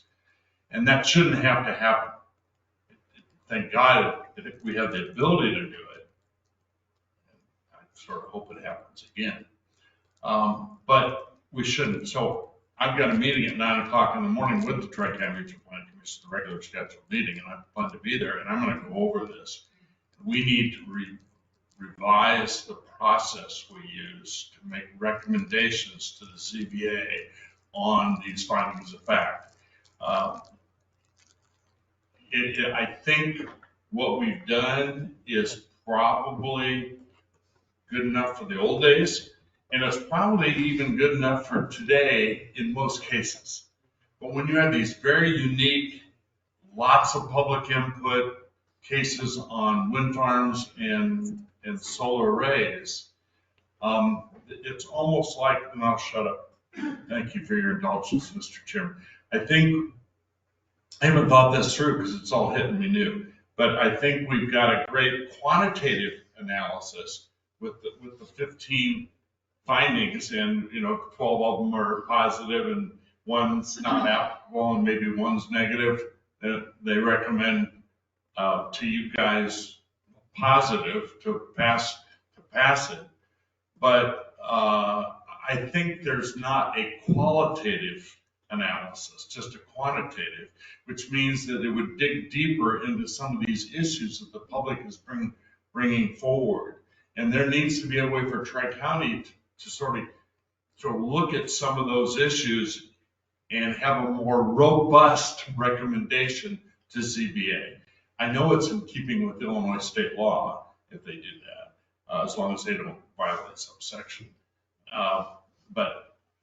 So as a representative of Tri-County, I sort of apologize. You had to do extra work last month, and I sort of promised to you that I'm going to look into this issue of what comes in the form of a recommendation.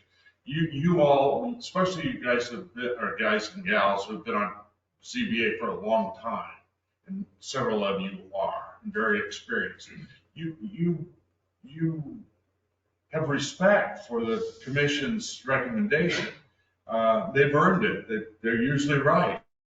But this is happening with too much repeat frequency for me. So thank you for your comments, because that's this packet you just gave me is what triggered me to ask staff to come up with these findings so I can look at this. Thank you. No problem. Yes. I have more of a comment for you, but after listening to you and Mr. Chapman talk about comprehensive plans for the city of East Peoria, you heard Mr. Crawford say earlier this evening that I'm the village president for Tremont. And we just finished a comprehensive plan, and that is a legal document when it's filed with the state of Illinois. And that gives us a lot of say-so that happens within a mile and a half of our village, in my case, village limits, in the case of East Peoria, there's city limits. So when Ty Livingston, who is charged with developing planning for East Peoria, says this really could screw up what our plans are, because East Peoria is landlocked. They're landlocked to the west by the Illinois River. They're landlocked to the north by Germantown Hills.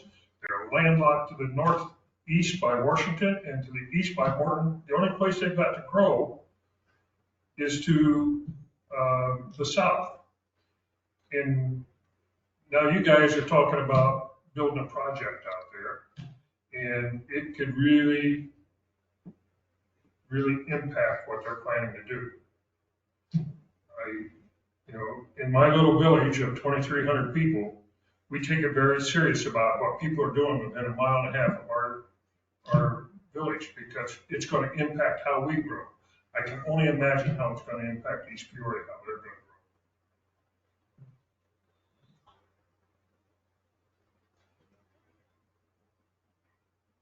Board members, land use, others? Jake, do you have any specific questions for the petitioner? Yeah, I would like to know when he first contacted Tazewell County about this project. And, you know, because if the state law came into effect either 127 or 130, I mean, I'm not really sure the exact date.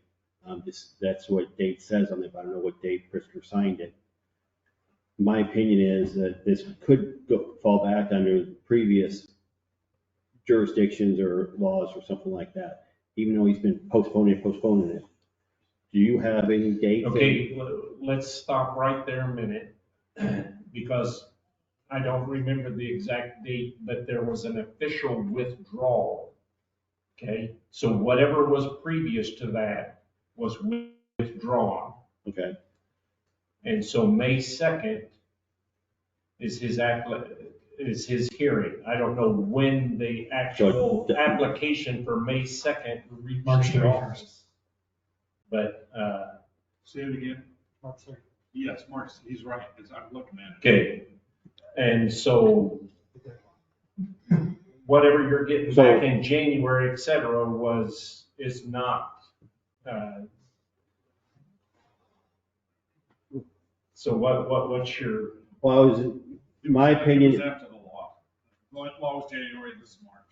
Okay, so once the application is officially 100% pulled, you can reapply and it goes into the new regulations. Right, because of the new law was in effect as March, whatever the date was. When it was done the first time, did it go under the old law or the new law? It doesn't matter because it was withdrawn. Okay. Okay. That's all the question I have. You have anything for him? I have quite a few things, and I apologize, it's gonna take a little bit of time. No problem. Last time I believe, in front of my notes from last meeting, in front of me, but you were the one, I believe, that proposed changing the access.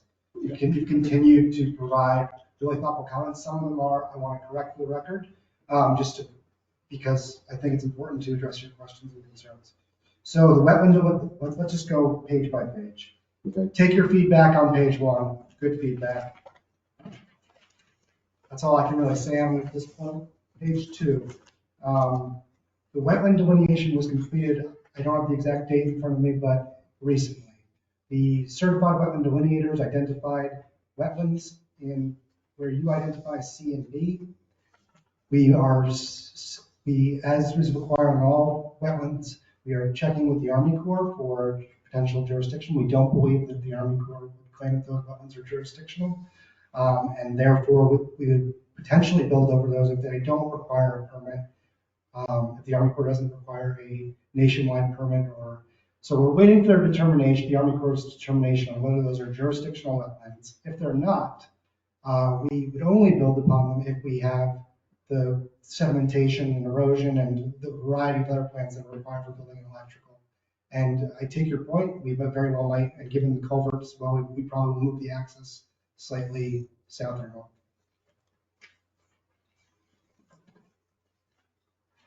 Skipping page 4, because I think you just covered that for the most part.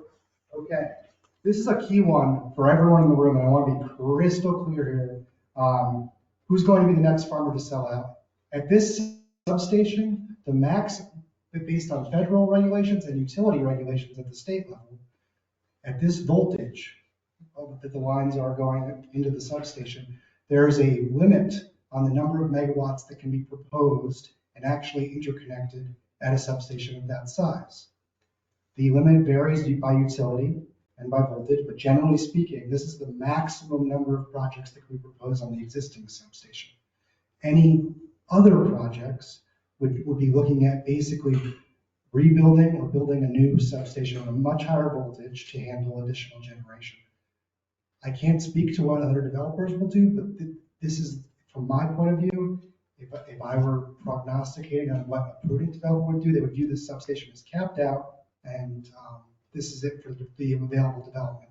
If these projects do not go through, there will be 2 other projects somewhere in this county, in my personal view, that seek to capture the available capacity of the substation, because that's, again, the critical component that developers look at and so it's going to be within 3 miles of the substation. That's like the Federal Energy Regulatory Commission. And so, like, I just want to be really clear on that, and maybe I haven't done a good enough job of explaining that, but like, there's a real cap and also a real economic value for someone to put generation within a 3-mile radius of that substation. Okay.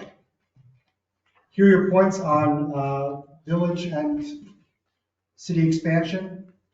I have colleagues that have had, it can be a rather contentious issue. It's rather outside of my purview. I would need to get legal counsel to have a conversation about that.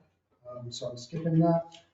And then on fencing, you're totally right. I am willing to accommodate what makes the highest number of people happy in the event that the project permits are approved. Your preferences are your preferences, my preferences are my preferences. I would say we should all get in a room in the event that we're on a call and try and figure out what is the least debilitating fence type and what's the most attractive fence type, and hopefully we can come to a consensus. I recognize that chain link and deer fence, some people like them, some people don't. Okay, moving into your comments on the bill, the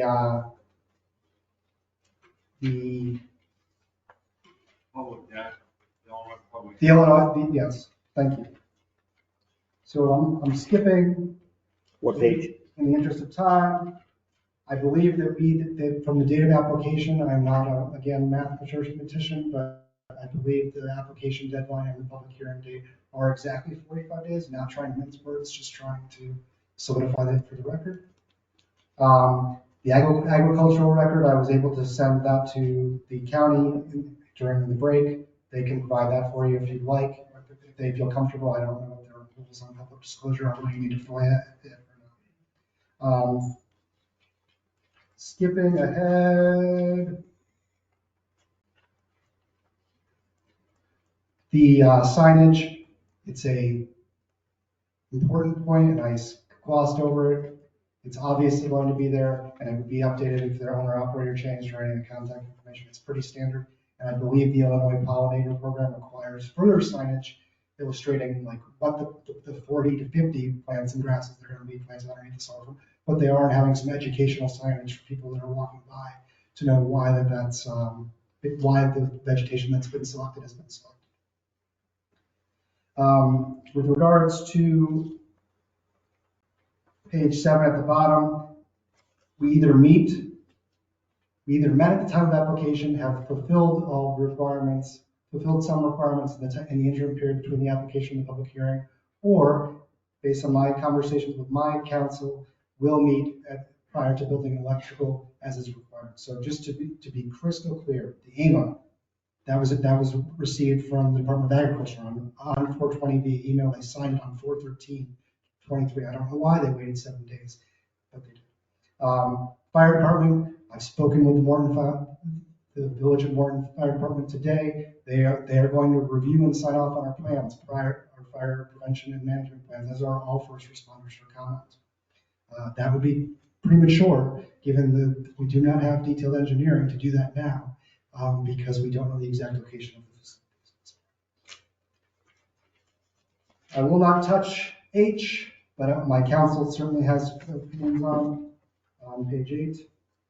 Trees, I'm open to discussing vegetation management or buffer with both the ZBA and any interested landowners that want to provide feedback.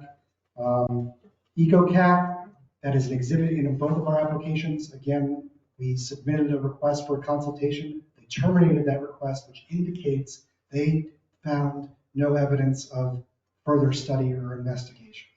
That's fairly typical for projects that have been well cited from an environmental perspective. I have yet to see one in Illinois that has from a company that I've worked at that has a consultation go into the weeds. I have seen other developers. We run a pre-screening on that before we sign up a lease to avoid potential issues. Stormwater runoff, way outside my purview. That would be included in the stormwater sedimentation and erosion plans that we'll be submitting prior to building electrical. That's a pretty expensive item for a project of this size and scope. If I had to guess, it'd be like $35,000. That's not an expense that most companies would be willing to commit with a binary risk outstanding on zoning approval. But I think you would have the opportunity under the standard processes to review it and comment.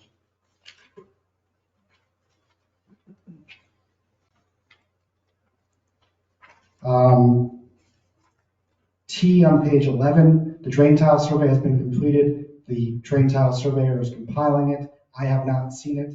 I do not know whether there are proposed impacts. Generally, the idea is to, if the drain tile's there, put the post slightly here. So if the drain tile's there, put the post slightly there. But all detailed engineering plans would incorporate the drain tile into the system design to minimize impacts, because under the agricultural impact mitigation agreement, which we signed with the Department of Agriculture, we are required to pay or improve for any damage that occurs. I think that's it on my comments. I like, good job, man. Like you provided, like I get that you don't like the project, but I really appreciate your thoroughness. Can I ask one more question? Yes. You talked the drain tile. Or do you usually put drain tile in the solar farm? Will it be the whole thing, or are you just looking at it to see if there is a problem? There's existing drain tile that was installed, a long time ago, and we look at where we use technology that I'm not familiar with to speak about right now, but we locate the existing drain tile and we make sure that we don't damage it. And that's the general process. But no new drain tile as generally not unless it's required by a jurisdiction, which I'm not aware of that ever being required in previous projects in Illinois. Because if you were going to put new, I just would want to know where it's going to be run to. I think that would be in the final set of plans if we were, but I am skeptical that would be required. What would be likely required is sedimentation and erosion basins near where the wetlands that you identified, which are the D&E were not, or maybe I forget the letters, but the ones in the south were not delineated by a certified wetland person. That doesn't mean it doesn't cause water issues, but that's the sedimentation and erosion plan is the plan that would cover making sure that some of the issues that Mr. Gennard raised and some of the issues that you raised. Did you also agree to move the utility poles or transformers that are on Isley Road to another location? So that is ultimately at the discretion of Ameren. And we have the ability to ask. And okay, if you're going to keep them on Isley Road, can you move them way down to the east? Because it is in a wetland and it is across, people are not involved in this project. So you're referring to the Hosta Solar point of interconnection. Yes. The poles for that project would have to exist within that project footprint on our side. The utilities poles could exist anywhere, but no.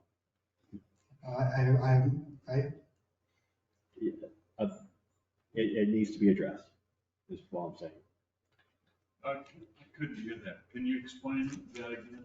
Why the poles? The utility poles, like you see on Springfield Road, on Route 9, or right out there on the main road, they look bad. And they would be across the street from Mr. Gerard's and Kathy's house. And also it'd be in the wetlands that I point out on this information that gets flooded a couple times a year. So do you think the electrical company wants to play in the water right above there? No, I don't think so. But yet we're not invested in this project. We already have to look at this. The utility poles need to be moved. It needs to be instead of more devaluing the price of our residents. So one of your points is it may be unsafe to have the utility pole in water, standing water. I would think so. The location is preliminary, and again, we just got the wetland delineation back. This would be incorporated into more detailed engineering plans. I'm going to offer an editorial comment that I probably shouldn't. Some of the issues that are arising today, I think, are a desire, an understandable desire from the community to have more detailed plans. It is, while under the, I really shouldn't say this, I'm going to. It is under your purview to require more, a 30% set. This is not a 30% complete engineering drawing. This is a 4% engineering drawing. There's nothing in the state law that precludes you in the future from having a more fulsome but not onerous engineering set as part of your, by my read, again, I'm not legal counsel. And I think that would address some of the issues. That being said, with these projects, it's my belief that we are in full compliance with the existing ordinance. And, you know, that's my editorial comment. It's kind of like lots of jurisdictions do require that, and where it's required, we do that, because that's not $35,000. That's like $7,000 or $8,000. And like, I apologize if I've seen flip, but I'm trying to be here in good faith. Like, so, thank you. The Catnip project, which is the one by Springfield Road, their utility poles are right in this wetland area. So they are already coming out to the north side of the property. There is no reason that the Hosta project can't come out into the same area, and they can still be 50 feet apart or whatever they need to be. But there is an open area to the north side that they can be managed. Question mark?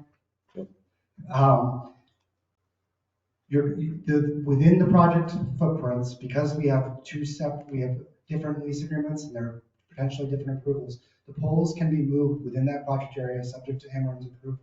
We cannot move Hosta's poles to Catnip because it's under different site control, it's under a different interconnection agreement. And so our ability to request that Ameren approve a slight movement within the project footprint is 100% limited by which parcel we're talking about, just to be crystal clear.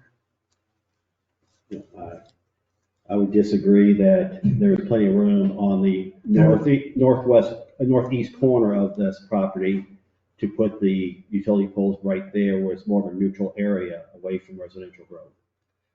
Perhaps I misunderstood your location. I thought you were asking for the Hosta poles to be put on camera. No, I'm not. Oh, then I misunderstood. Yes. It could be right on the edge. We have by the access road, that as soon as it crosses the boundaries into that, it could be put right at that location. I'm getting a little tired, but I think you're correct. All right. Okay. You're good? Any other closing comments? No. Okay, you're excused. Thank you. Thank you, sir. Okay, our last person tonight is Pastor James Schoonover.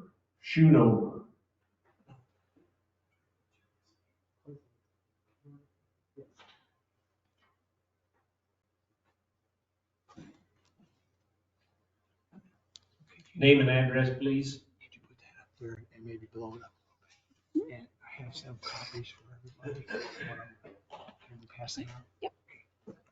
Yep. My name is James Schoonover. I live in 166 J Avenue, Morton, Illinois.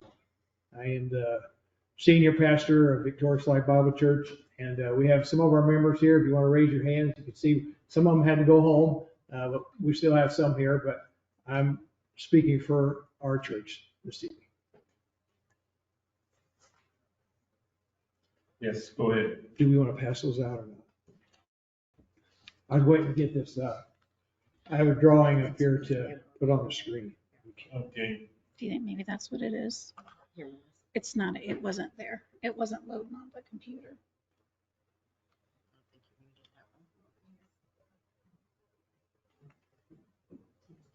Oh, I got that one, not this one. No, we didn't get that. Hmm. The night's young yet.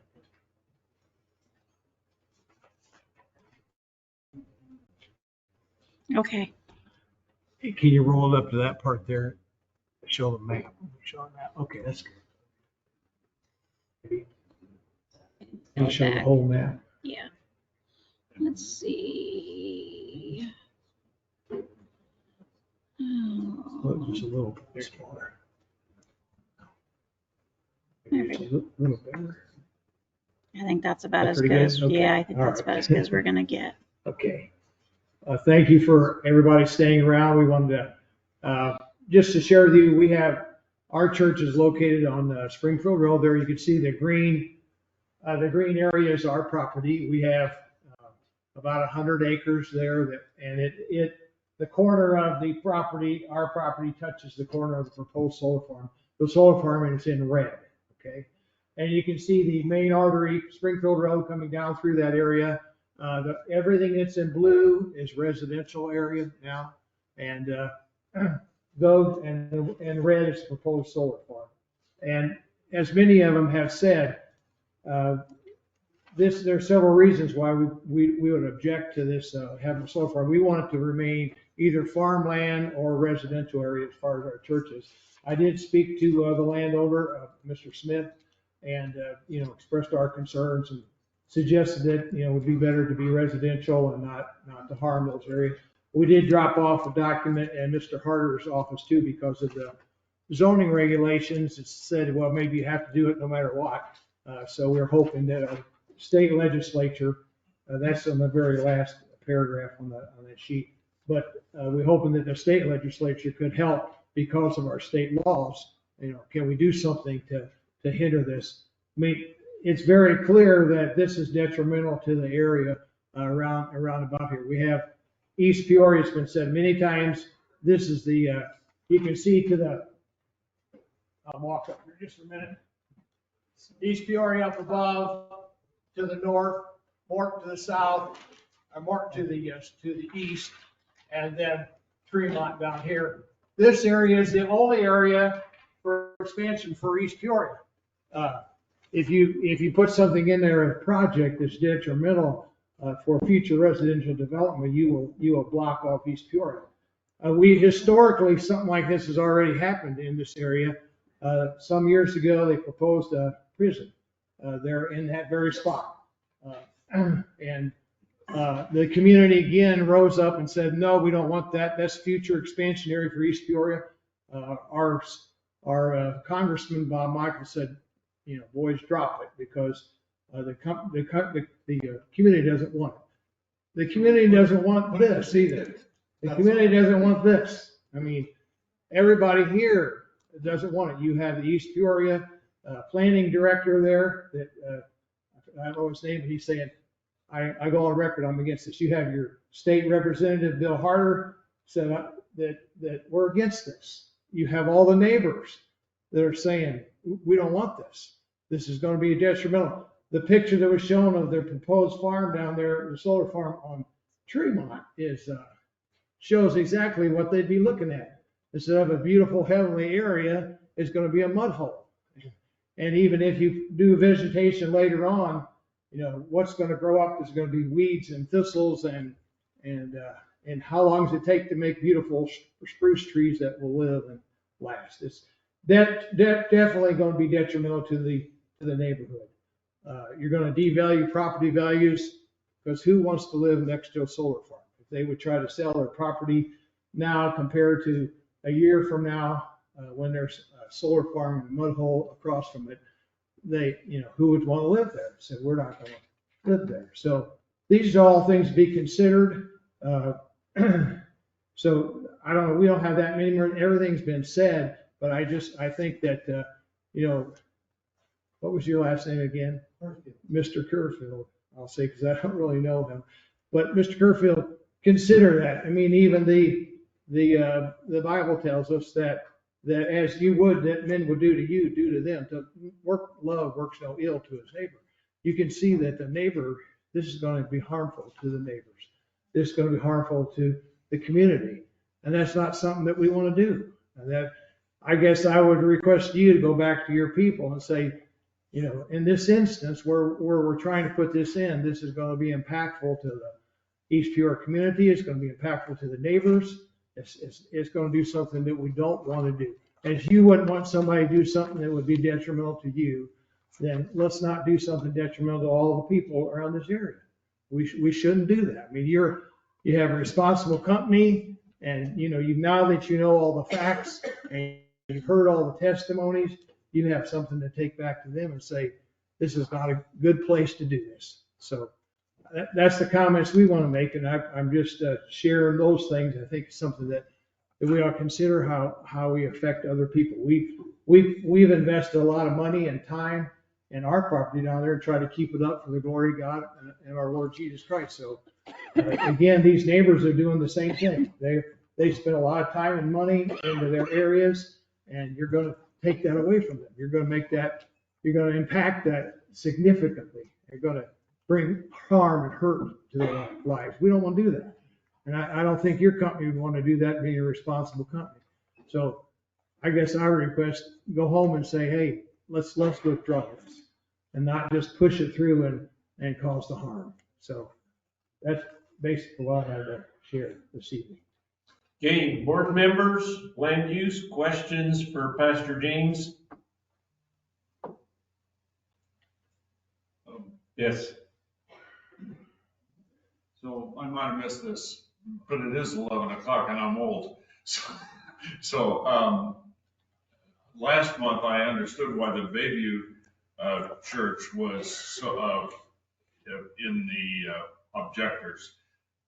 They were right there next to the, so tell me why the church in your role is joining the neighbors in Well, our property is right next to it. right there also. It's right next to it, and plus, we agree with the neighbors. We don't want to see our neighbors impact. We love them too, and we don't want that to happen to them. And I think East Peoria, for a long time, like I said previously, there was a prison going to be put there, and that was going to have a detrimental effect to everybody in that whole area.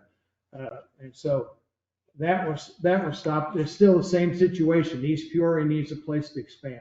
Well, it's interesting because we keep talking about East Peoria all the time, and we've got a letter from like the director of development, as the mayor said, in this meeting I have in the morning with Troy County, Mayor John Call is in that meeting with me, so we'll see how that works. Okay, thank you for your time. Any other questions? Do you have any more particular specific questions? No. Okay, vice versa? Pastor, thank you. Am I to understand that your church has a desire to expand beyond its existing parcel? Am I correct in understanding that ownership? I'm not following exactly what you're You saying. seek to acquire more land or? The only area we're still looking at is just that little strip. Right in this area here to complete right up in here. They complete a border around our church, just so we don't get something like this to happen to us. Thank you. My next question is a little bit dense, so forgive me. And thank you for your kind words and thoughtful comments. So I don't know if you've looked at where the substation is located. I know where it is. Have you looked at whether, again, just to reiterate, this capacity available at the substation, which is driven by the demand in the local area, including the very people in this room for electricity, and the businesses that cause Tazewell County to, grow, and some of that electricity is probably not an electrical engineer, but it's probably coming from East Peoria and the local villages. That demand is driving the substation to be large enough to have capacity that can be managed with demand. Is there a location within a 3-mile radius of the location of the substation where you would be supportive, or is this just are you lumping it in with a prison like there's nothing? It's an honest question. I'm not trying to be. Well, we're not against solar farms per se, but we think they belong in areas like between Morton and Lincoln and Springfield, where it's just all farmland. It's not going to impact residents. This is clearly, you can see it. You got a red solar farm in between blue areas. I think the intention even of the state law is that, yes, it goes in agricultural areas. You shouldn't oppose it, but we have an agricultural area right in the middle of a residential area and future expansion. So this common sense says, no, don't put it there. The last question I have is a pretty simple one. I couldn't find it on your website. About roughly how big is your congregation? About 100 people. 100. Yes. Thanks. Yeah. That's it. Okay, any closing comments? No. Okay, thank you, you're excused. Thank you.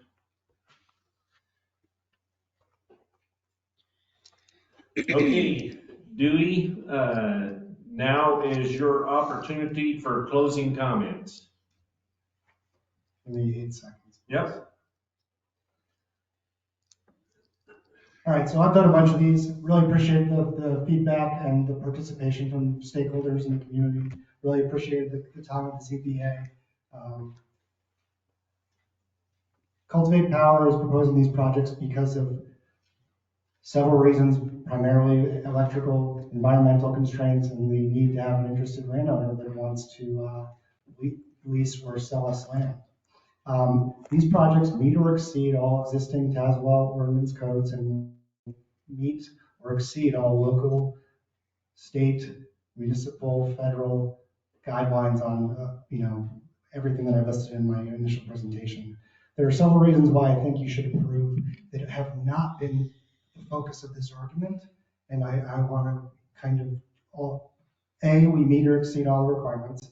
B, there's a tangible benefit for people who are not here to argue for themselves, primarily because they're not aware of the program or that they're not financially able to come and take 5 to 6 hours of their time to advocate for what might amount to $500 of bill savings per year.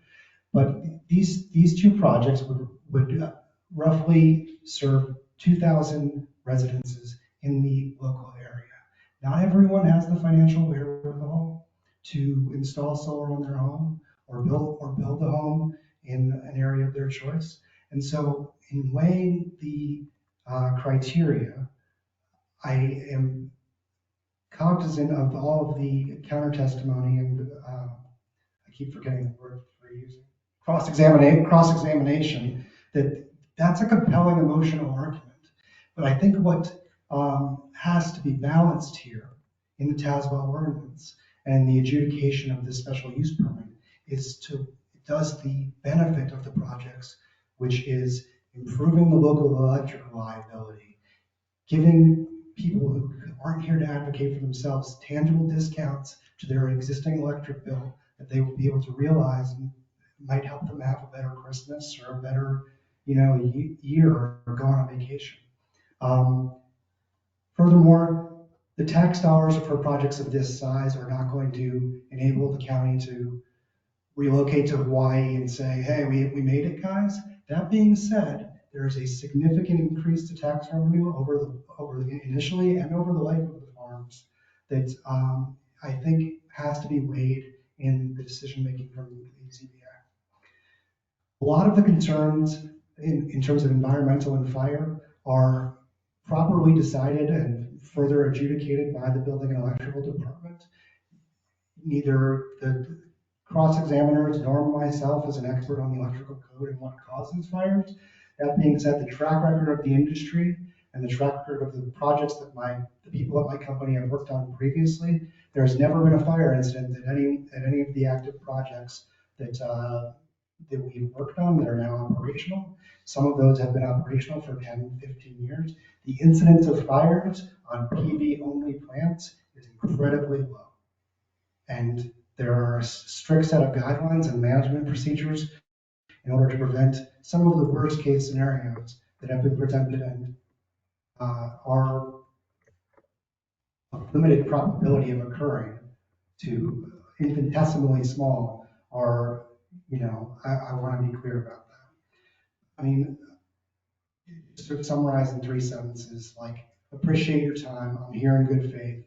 I will continue to reach out to you if we get an approval. I will continue to reach out to you, and if, I do have a purview beyond these projects, and so if you would like to talk to me, my contact information is active, and I will return your call. With that, I believe the ZBA should support. Thank you so much. I get to go back there, right? Yes. Yes. Thank you. That concludes the public portion of tonight's hearing.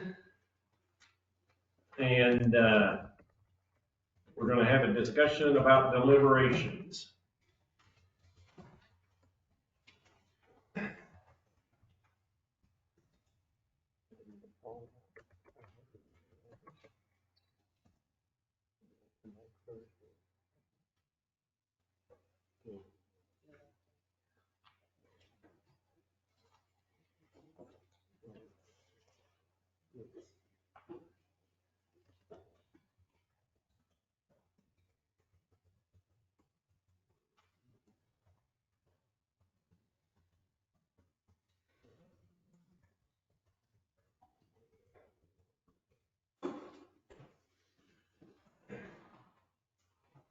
Okay, let us get our paperwork in order here a minute.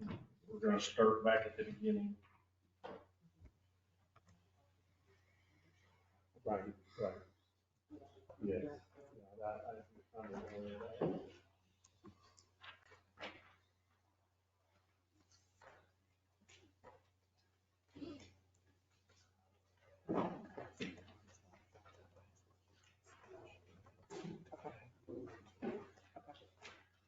You say, you guys know you.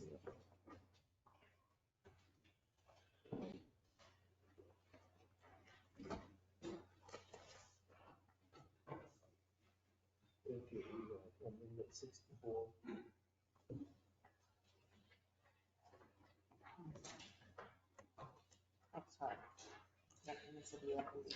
Right. Okay. Case number 2328A, petitioner Tazewell County, proposed amendment 64 to the Tazewell County Code. Is there a motion to get this on the floor? Okay, Baum. Seconded by Vaughn. Okay, this is a recommendation only. Only the county board can approve new zoning code. And it's pretty straightforward. It's updating some language and on the second part was allow chickens. How our code ended up said no chickens, but yet you can have a goat, horse, and a pig. And so, like Mr. Sims discussed, it's still the animal units still apply in this situation. Other discussion? Is this sort of cleanup from our previous? Right. Yeah, we've had several of these and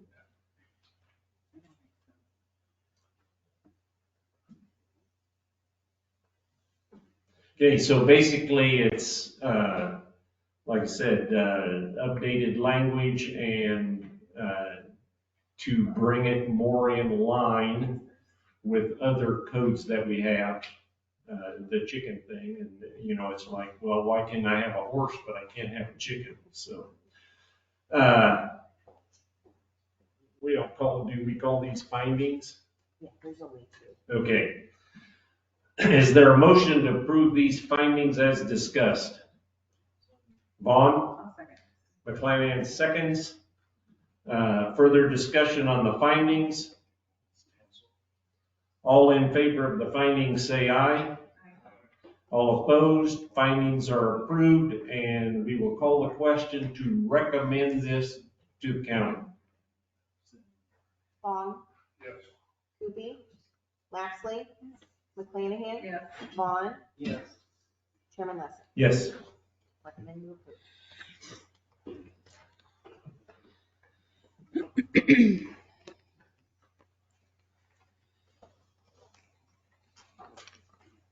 Okay, our next case is 2332S, Nitsky Theater Arts, requesting a special use to allow the operation of a community center for the purpose of offering art education classes, workshops, etc., along with gathering spaces for community events from an existing structure which was formerly the New Life Church in an A1 Ag district. Is there a motion to get this on the floor? McClanahan, Lapsley seconds. Okay, this is, do we know how long this building's been vacant? Okay. But they've already got a built-in parking lot. Makes sense for it. Yes, it's just putting a different purpose in the building. Yeah, it's a great, I mean. Community access is easy. It's not really gonna have any more activities or things than what a church would have, so I don't see a Right. difference. And obviously neighbors and whatnot that weren't here to protest it, so they don't think they see an issue with it, so. I think it's nice to see vacant buildings being. Yes, brought into repurposed. occupancy. Okay, go ahead. She mentioned a preschool program. Preschool art. But, so she's already got any license that she would need for that if she's providing, I don't know if it's like daycare or they just, mom or dad brings a little one in and drops them off or stays there with them while they. Yeah, it's just preschool age classes that she would offer during that early hours, kind of like tumble classes for little kids that are that age. So there's no licensing required for the county. Right. And my understanding was they already had a place in, but they want a bigger place. And then, like I said, offer the community, you know, we didn't ask. I think it's a great use of it. I don't know, would this be a venue for, obviously it's a church big enough for a wedding, but I don't think she's interested in that. No, Okay. Okay, we've got Gabe's findings of facts. 12 positive, 2 not applicable. I'd like to make a motion to approve findings of facts. Okay. Vaughn moved. Bong seconds. Further discussion? All in, yep. Real quick, like, I know at some of these art things they do for adults, they'll have like wine. Was there any mention of doing like a wine and paint night or anything like that that would require something from the county? Not at this time and not based on her testimony. If she wanted to serve wine or something like that, she would have to get a liquor Okay, license. I just want to make sure that we all understood that. Thanks. Okay. Other discussion? All in favor of the findings, say aye. Aye. All opposed? Findings are approved, and we will call the question. Lapsley? Yes. McClanahan? Yes. Vaughn? Yes. Bong? Yes. Chairman Lasser? Yes. Motion approved.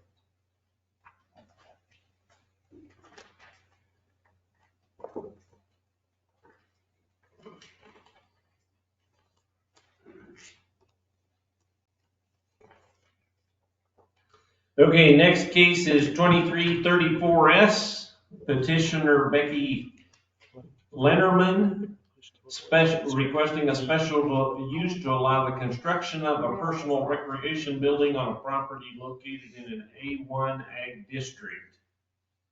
A2, I'm sorry, I was reading the typo, and it says A1 is a typo.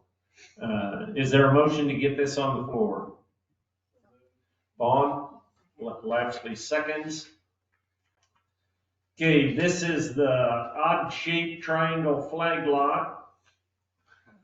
And I don't know that we could ever get a county planner that would not draw up, or a surveyor that would not draw up a lot like that. But you gotta have some part of the world that holds the rest of the world together, I guess. Write that down. Right. I farm a couple pieces like that. Yeah. Okay, my understanding from the testimony, they want to build the garage part of the shed to keep their mower and recreational vehicles in, and she had indicated hopefully within 2 years to start the dwelling part. And obviously they got to deal with the health department and the septic when that time comes. Kind of looking at the pictures, they've got it nicely landscaped and everything already. Just Yes. well and, you know, camper. I assume they were using their camper for their weekends or Yeah, whatever. That makes sense. And so, okay, we've got findings of fact. Okay, Bong moves to approve. I'll second. McClanahan seconds. Further discussion?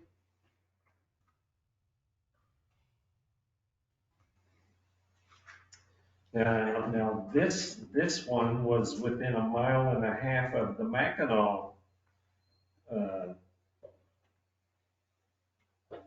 And they didn't comment as to whether they liked it or didn't like it. Hope they read it. Sometimes it falls on deaf ears. Oh. Okay, is, all those in favor of approving the findings as, presented, say aye. All opposed? Findings are approved. We'll call the question. McClanahan. Yes. Vaughn. Yes. Bong. Yes. Lapsley. Yes. Chairman Lessing. Yes. Motion approved.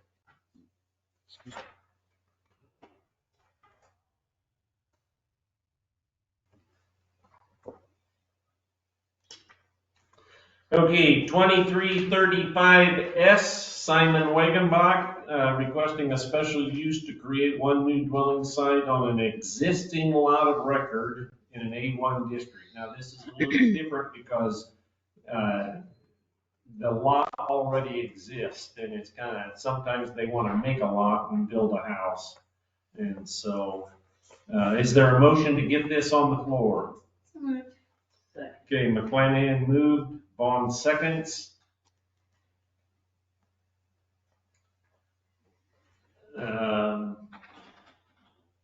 What was it, 14 acres? Does that sound right? 14.89. And it's off to the side. He's going to use the same entrance that's there already. He's not going to landlock the other ground behind him. Wants to keep most of it farming. Yes. They estimated 2.5 to 3 acres for the house dwelling site. Okay, the findings of fact from Tri-County is 12 positive, 2 not applicable. Okay, Vaughn moves to approve the findings. Bong seconds. Further discussion?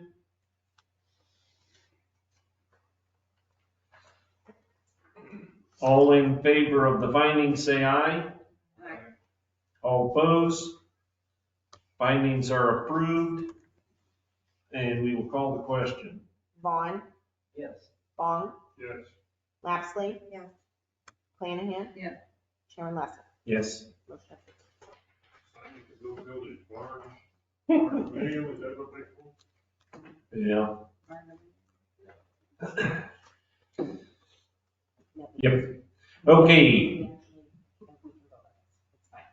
They determined that we had a quorum at the start of the meeting. To get 4 concurrent votes. Oh, okay. Correct? Right. Okay,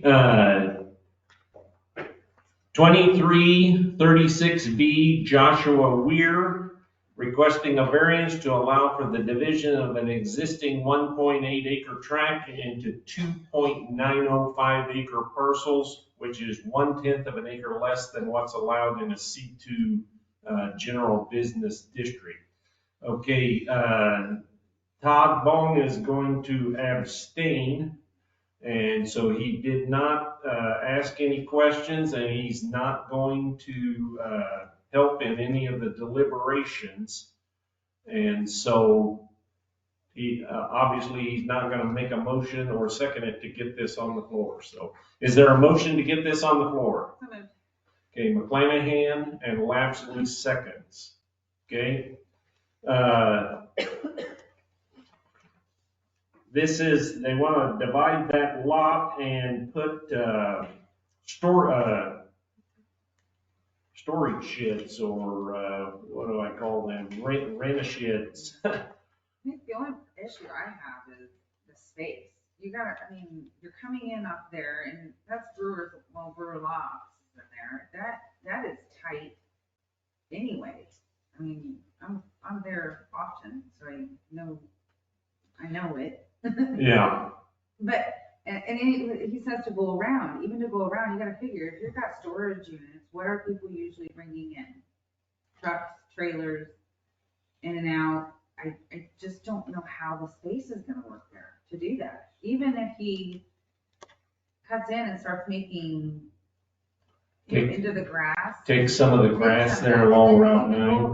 How would he even go around? I don't see, I just Well, don't think there's enough space there. On my map, there's a green line, you know, and it's hard to tell what's under that green line.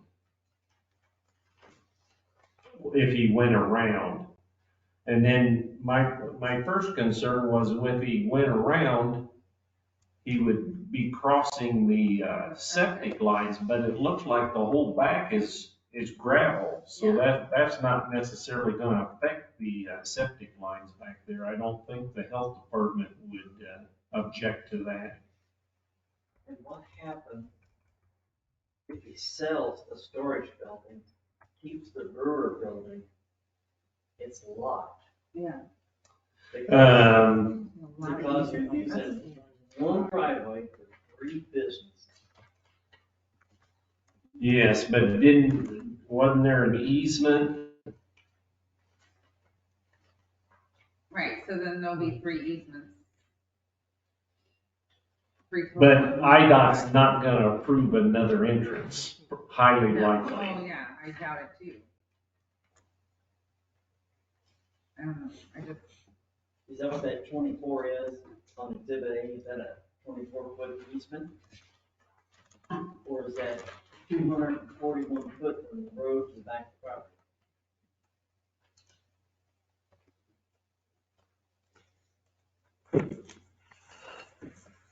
the property? I think that's 241 foot. That's. Yeah, because the lot it's an angle. Because see, the other side's 302 feet, and then 168, so 240 would be about the middle.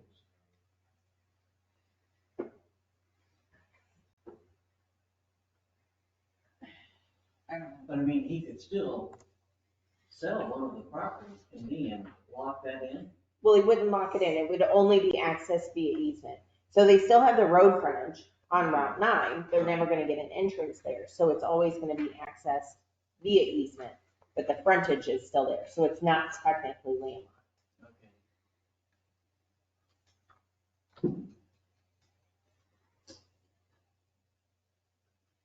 I just don't think there's enough space to pull. I mean, if it was, I just don't, that's a lot of traffic. Think about the traffic. Well, like you said, trucks are coming in there with trailers to load and unload. I don't think the health department is going to knowingly allow them to drive over the septic line. And I just don't know if there's enough frontage room. I mean, there's barely enough room to back up in there without hitting grass. This is one of those situations where I gathered, for whatever reason, he wanted to divide the lot,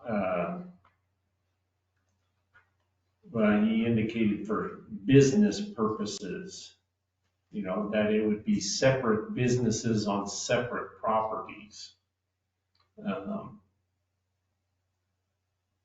But in my mind, and it's kind of like, and we've had these cases before, where an estate comes and says, we want zoning to fix our problem, or to fix what the heirs want and end up with, you know, a zigzag this and that. And so is he asking for a true legitimate purpose, or is it just for convenience? We forgot to ask him. Well, that's one thing we're charged with trying to discern as well, so.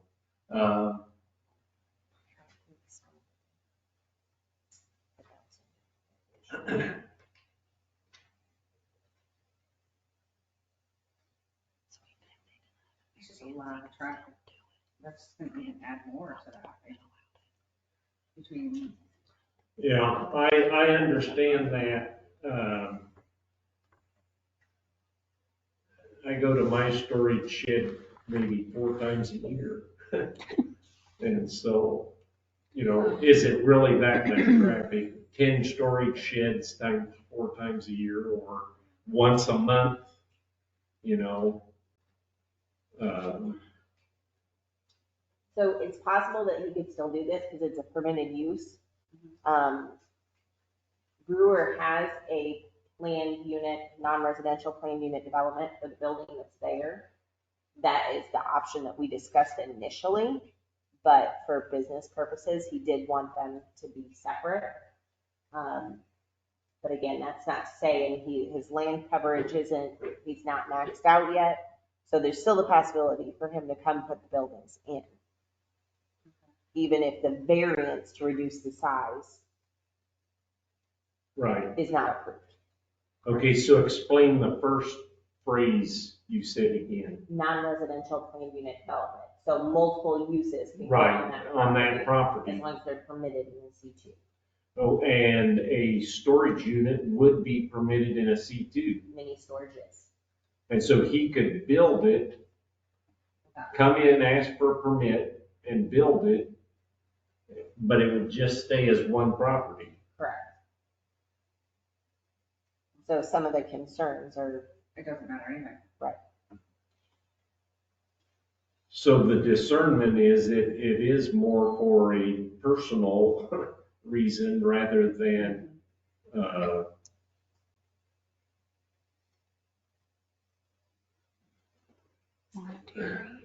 and zoning wise, we don't like to see the smallest of small lots.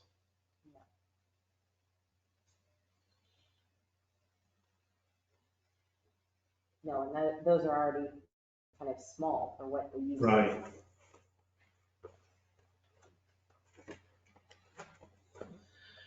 Okay, so this is a variance, so we have no findings, so you're gonna start,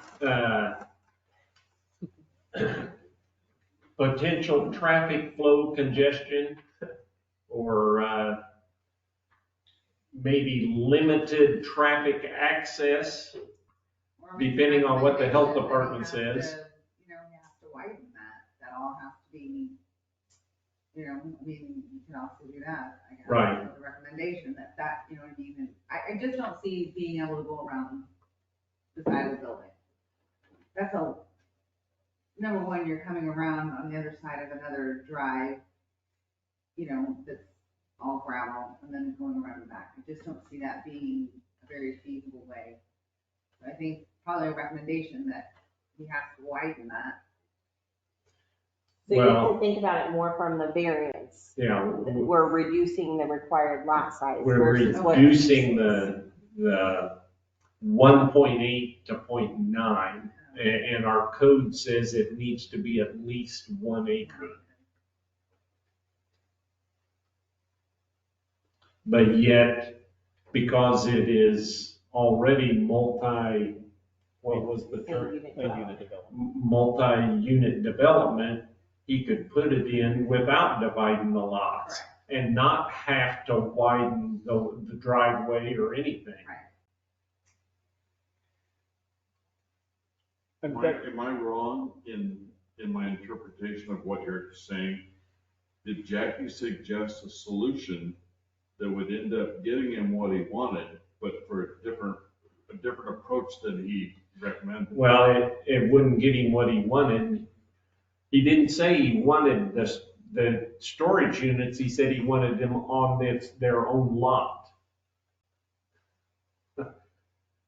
for business purposes. I mean, that makes it seem less like the granting of the variance, that his plight is due to unique circumstances. Right. That it deprives him of a reasonable use of his property. I mean, He could get the exact same thing by doing nothing. right.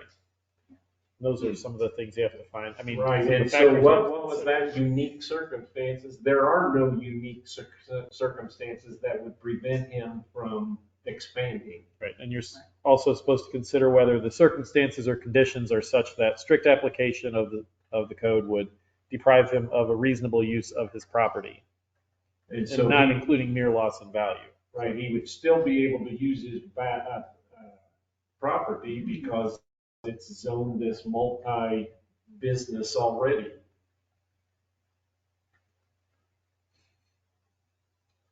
So those are two main negative findings. Right. But yet, even if it's denied, he can still build his storage buildings. He's just gonna have to treat it as one business or figure out legally some other way to do it. As he can divide the tax bill when it comes in half and send one to each building or whatever.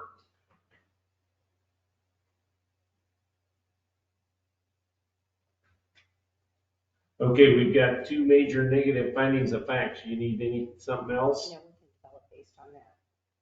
Okay. So the findings of facts that I've discussed are, both of them are negative. That's not a unique circumstance and he can still get what he wants, if it's denied so is there a motion to approve the findings that we discussed? McClanahan, But this is Tony. Bond seconds. Any further discussion? Okay, so these findings are negative, and so,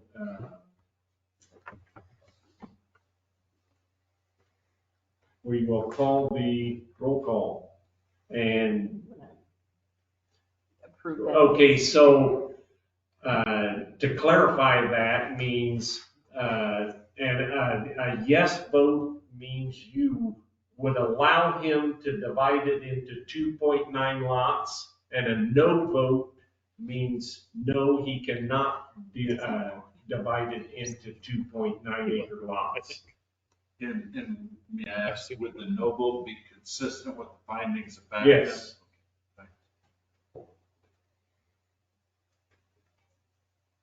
Lapsley, No. McClanahan, No. Vaughn, No. Chairman Lessig. No. Bong. Abstain. Thank you. Motion failed. This didn't work. It's on video. Sorry, it's too late for joking. The transcript, you know they are.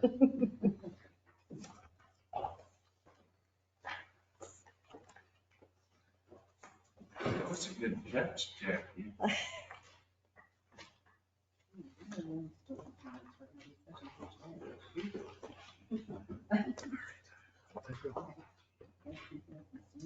Okay. Case number 2337S and 2338S. We're gonna put both of them on the floor at the same time. We'll discuss them both at the same time. But when we vote, we will vote on them individually. Okay?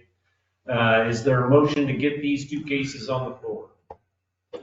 Bond moves. Bong seconds.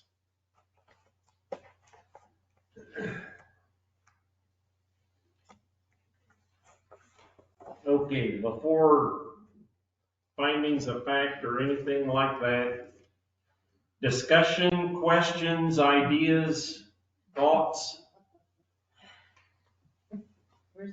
All of the above. I'm gonna ask this question. This is directed towards Matt. Thursday night, we're gonna talk about proposed changes to, can we table this until after we have that discussion?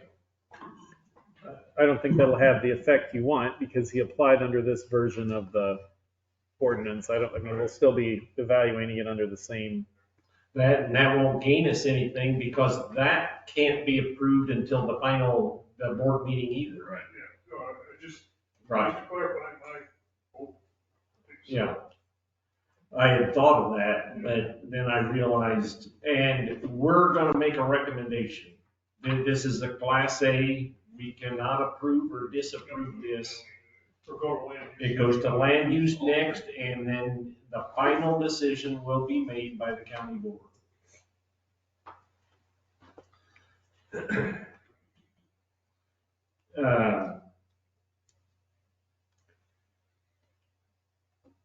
I don't know, I thought there were several unique instances. A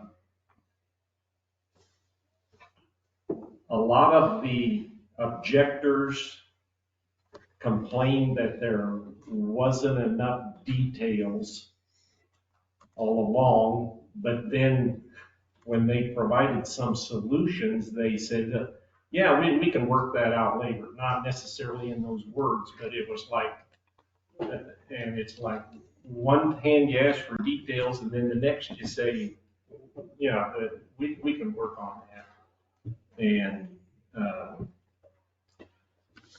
we all know in these type of cases that before anything gets signed off on by the office, every T is crossed and I is dotted.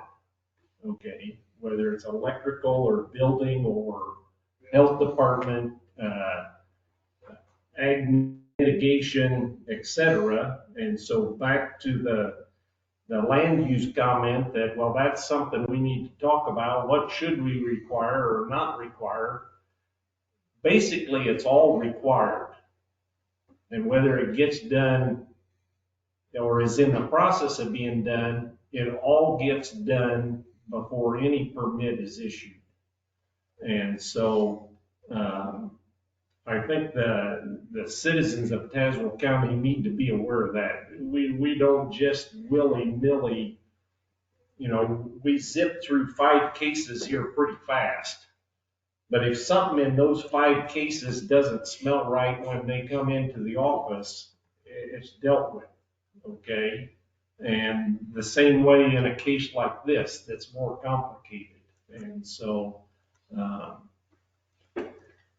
I believe the practice has been, I mean, there's a section in the code on special uses, and there's a section in the code in the solar part of the code about the application process for that. And I think the process has always been the stuff listed as required in the special use section is what's required for tonight. And then the things that are listed in the solar code section are things that are required before the permit is pulled. That's my. And that's the way it's always been. I mean, if we look back a year ago, 2 years ago, we didn't have even nearly the discussion or the information, because at that point, everything was coming in under the lottery, and they had to have this approval before they could even submit to get that done.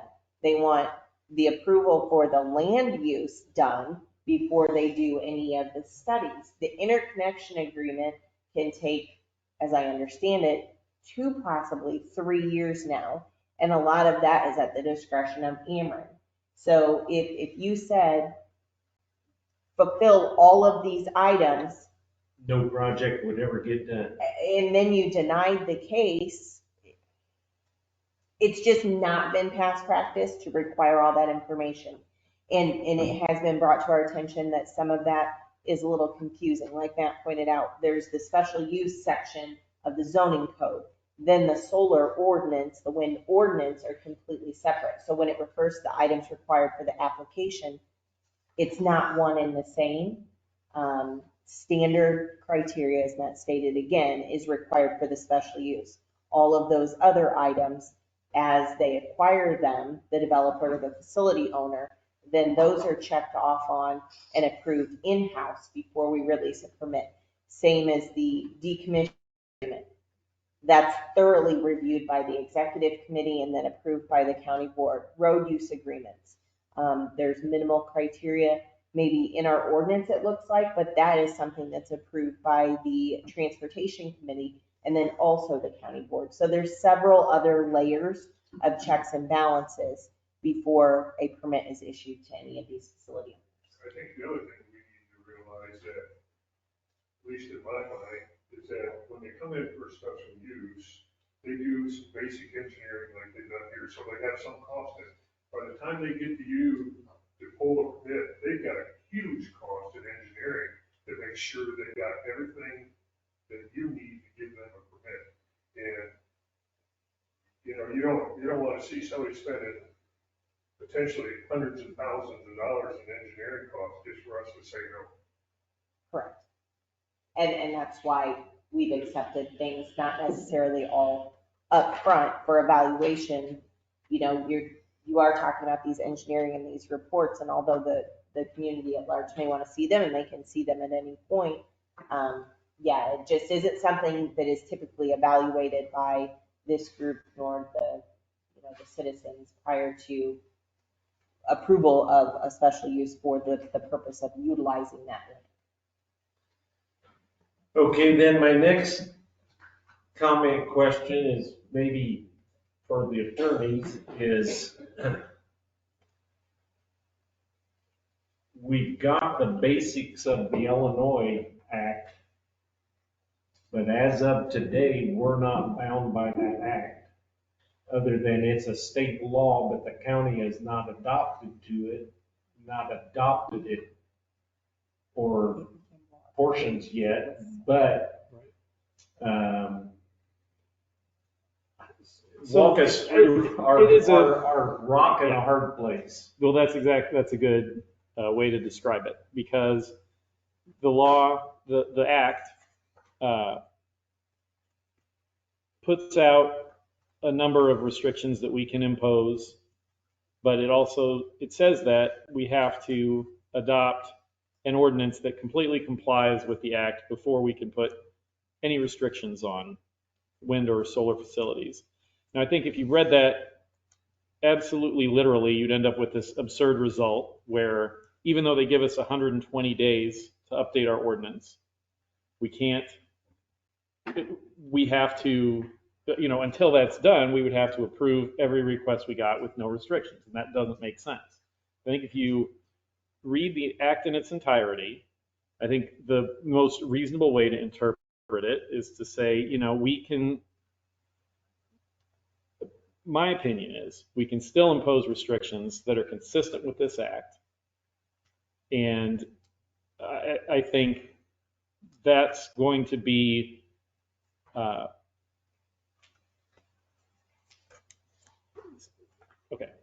My opinion is we can still impose restrictions that are consistent with the act. I do think, though, that some of the provisions, all right, I'm not explaining this very well, but there are some provisions of the act that are dependent on us passing an ordinance, and there are some that are not. So I think the important one that is not is this paragraph G, which says that, or the second part of paragraph G states that, and Dwayne read this earlier in his summary, is that a request for siting approval for a commercial solar energy facility shall be approved if the request is in compliance with the standards imposed in the act, the zoning ordinance, and other state and federal statutes and regulations. So I think I'm not even sure that the normal special use considerations that Tri-County evaluates apply anymore. It doesn't sound like they do. In other words, can I ask a question, Counselor? Yes. Or Mr. Chairman, may I ask a question of the council? Maybe this was why I had a disconnect and I was going about it the wrong way. Maybe you know how sometimes Tri-County doesn't give findings of fact? On variances. Maybe we treat this like that in the future. It sort of gets my issue with Tri-County off the hook. Yeah. But that's, I don't want to, Yeah. because of that reason. My personal opinion is you were going down the wrong road there. Yeah. Because they look at things differently. Oh, than sure you they do. And they so- they don't even envision the kinds of things that would come out of a Well, public hearing from people. And a lot of times we even can't envision it. Right. And so, like I said, my personal opinion is you were going down the wrong road there. But, okay, so my next question for council is, and this is what our dilemma is, in my mind, that the act says if it's zoned agricultural, you can't really deny a solar farm. But the act doesn't go far enough that because we're a rural county that has numerous, yeah, Morton, Washington, Pekin, we're not the typical rural county. We're not Logan County that has one town, Lincoln, and everybody else is 300 or less. And so, with this being a East Peoria growth, Morton growth, but yet it's zoned agriculture, you know, to me, what the state is saying is you go that mile and a half around all them people and you get rid of the ag zoning.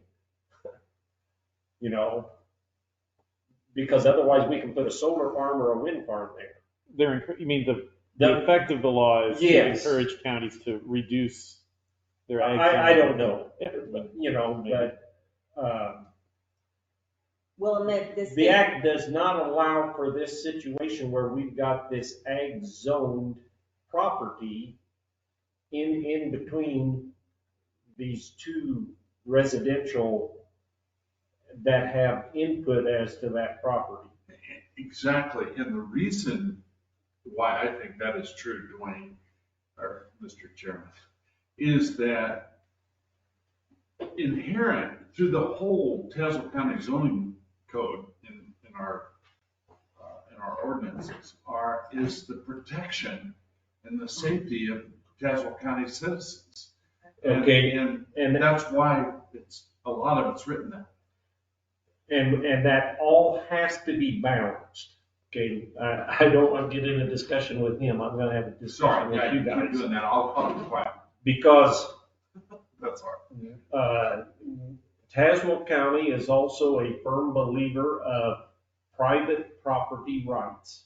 You paid for that piece of property. You paid the taxes on that piece of property. You're allowed to do on that piece of property what the code says you can do. Okay?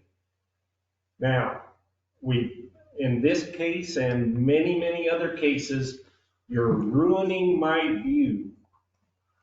You're not paying for that view. Okay? You moved to the country for whatever reason, but when you move to the country, you know that you're surrounded by agriculture. You need to know what can be done in agriculture or what can be done in commercial or what can be done in rural residential. It's the same story. I want to build a house out in the country, and then they complain, it took 2 days for the snowplow to get to me. Okay? Well, that's what happens. Yes, and so you have to be aware of the surroundings that you're going to and what may and may not happen within that area. Okay? But when a lot of these homes were built though. Solar wasn't thought of, Exactly. or wind wasn't thought You know what I of. mean? So. And by the time we're long gone, there will be something else. Yeah. Okay, we know we're in an ever-changing situation.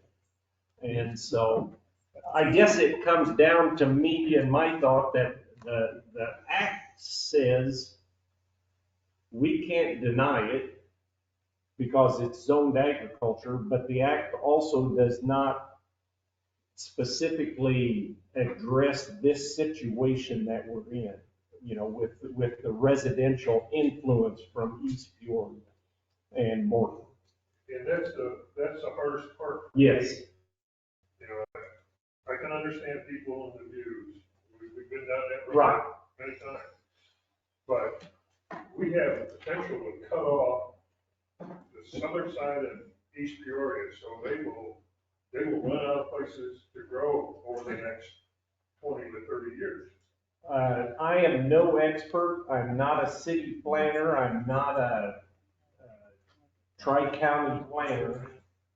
But just in my limited observation, if there is a city or a town, whatever you want to call it, that wants to expand in a certain direction, they go get a church to build 2 miles outside of town, and within 20 years, people will follow.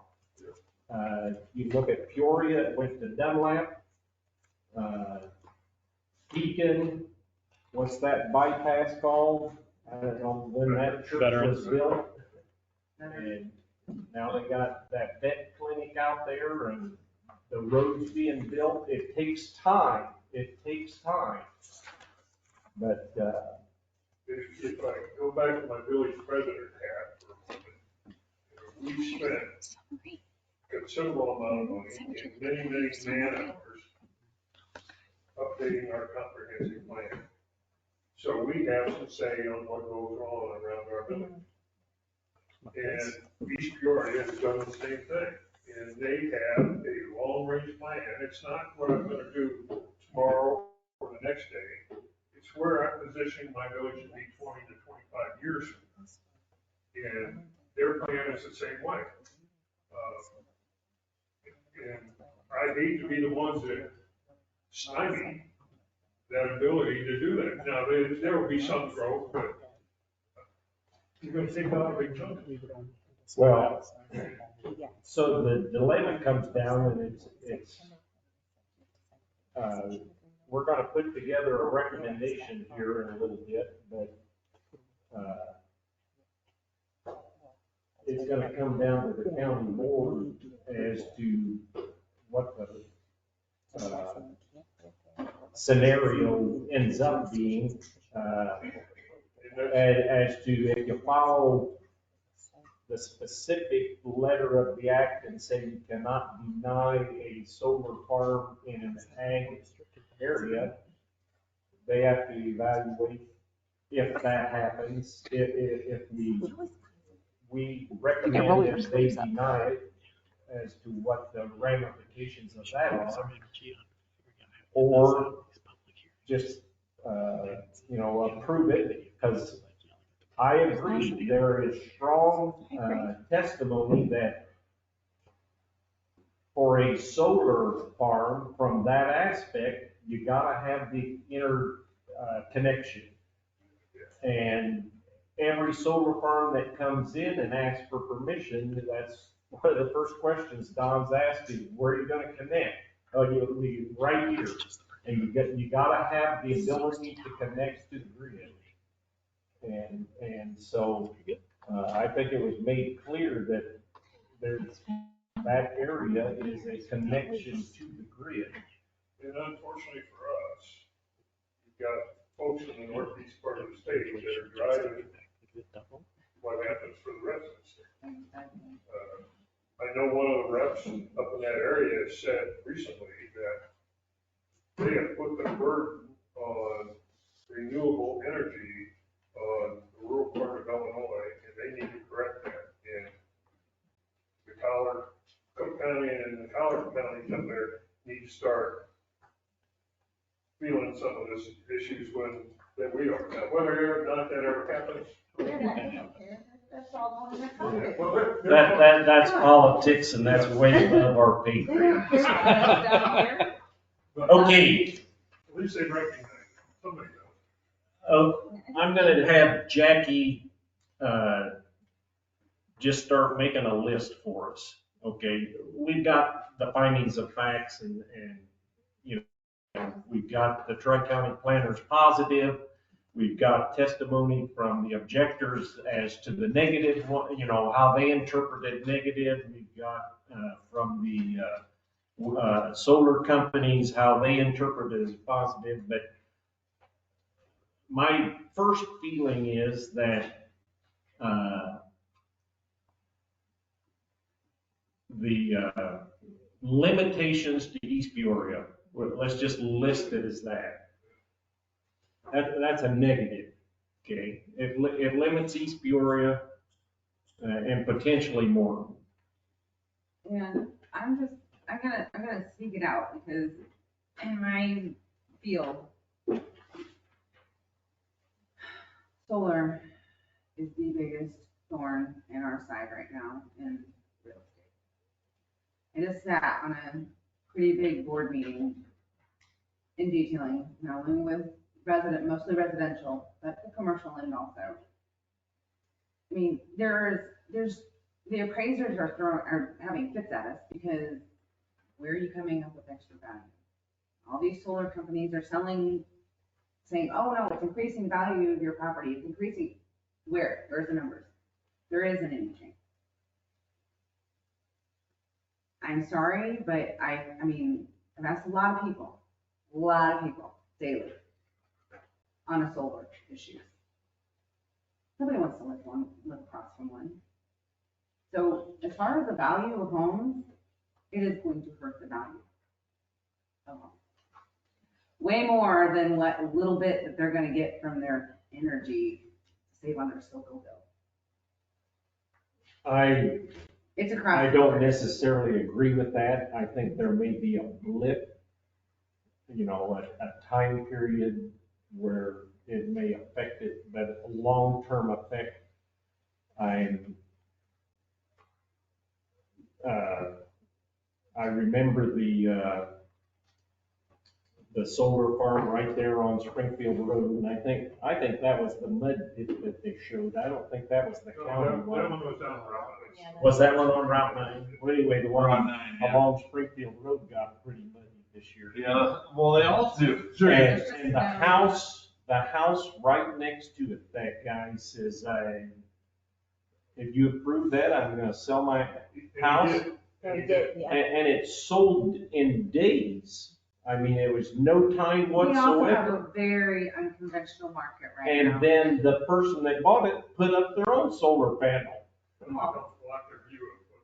And so, like I said, I've never seen that come up on any of these, but there is one where it was directly adjacent and. Correct, but we do have a very unconventional market right now. Yes, None that and. we have ever seen in this area. And having held Because my of the low appraiser's inventory. license at one time, that I understand that one sale or two sales does not make a market.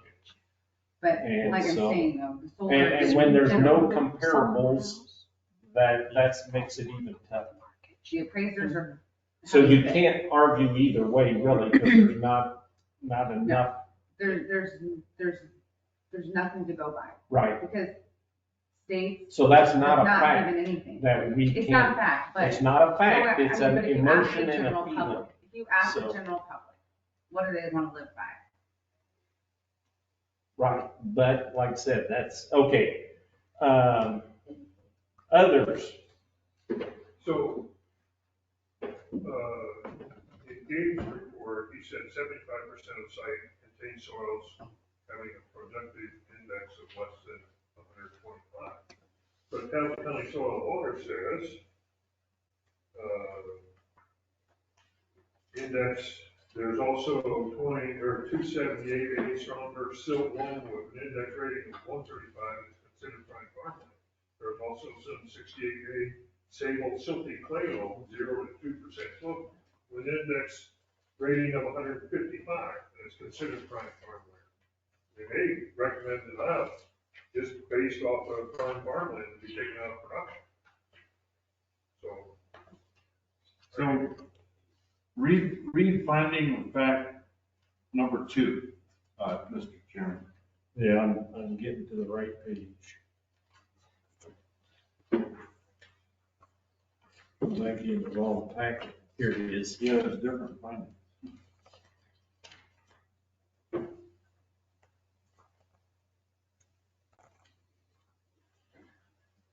That's wrong.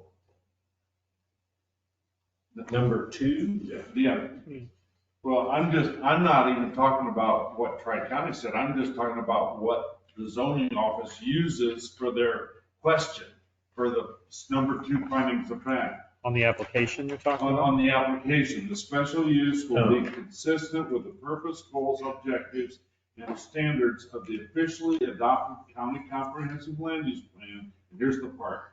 And these regulations and any of the officially adopted comprehensive plans of a municipality within a 1.5 mile planning jurisdiction. And Gabe said positive. There's no way, if you look at the letter that came from the city, that they could put that positive.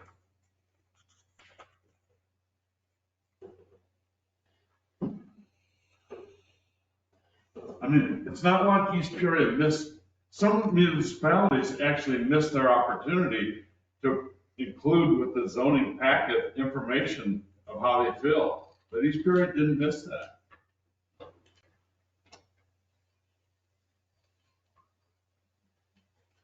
Okay, and let's finish up with Todd's thing.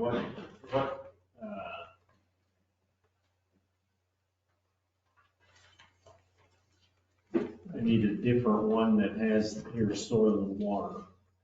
Yeah, this,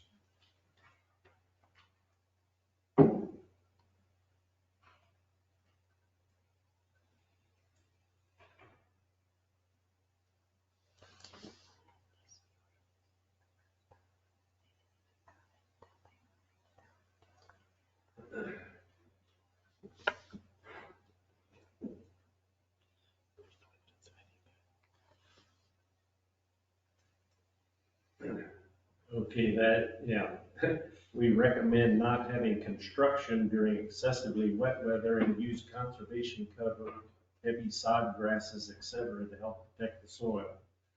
So they're recommending that if approved, but then they recommend denial because prime farm ground, and so I was trying to look at the state code. I don't know that it addresses productivity, does it? It does not. It does not. No, it just states with regard. And so that's another rock in a hard place. Our current code says this, but the state code doesn't say anything. Well, the state code says where they're to be cited. It doesn't Right, it doesn't. consider prime or non-prime. Right. It just says zoned agriculture.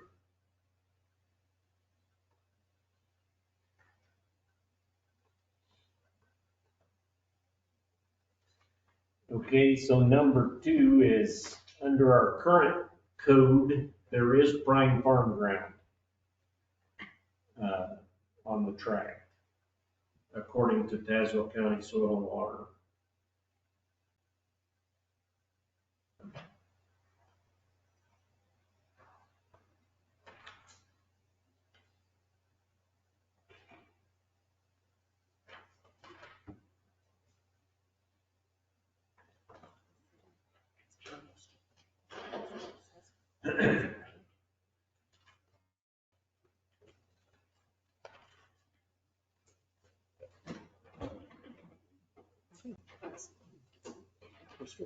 If this sounds stupid. No. They're substation. Right. He said these 2 farms would max out that substation down there. Or there wouldn't, other solar farms would not be able Would not be to, able there wouldn't be because- enough capacity. I'm not sure it would max it out, but there wouldn't be enough capacity for others. until Amber comes in And puts in another station. Would that hinder East Peoria's development if that substation is maxed out? Would East Peoria have to upgrade that substation if they were to develop farther south? Yeah, I see what you're And it's saying. maxed out already? Amber would do it. You know, you look at the substation there, South Broadway and west of Springfield. You know, it was 10 years ago, that was a little bit substation. That's a huge substation. Yeah, I've never been back there, but It's big. It's a big place. My understanding of Ameren is, it's just like at Delavan there when they put up the pot plant. Oh, you need more electricity? We'll get you. They gave them more electricity and then they sent them a bill. Yeah. So, Exactly. You know, they did the same thing for precision planting south of Fremont. They came in and put power poles right down the middle of our, or right down one side of our main street. yes, to get more To electricity get out. more electricity out of them because Corn Belt couldn't handle it. Right. So Ameren ran power line. Now they paid for it, it cost them $250,000. Then it cost me $75,000 to get 5 poles moved off on Main Street when we rebuilt downtown. Yeah, when you. Yeah, you know, but they can do it if they want. Right. Took them a week to put it up and took them 6 months to get it down, but Did you have something to contribute or you're just contemplating? I'm just contemplating.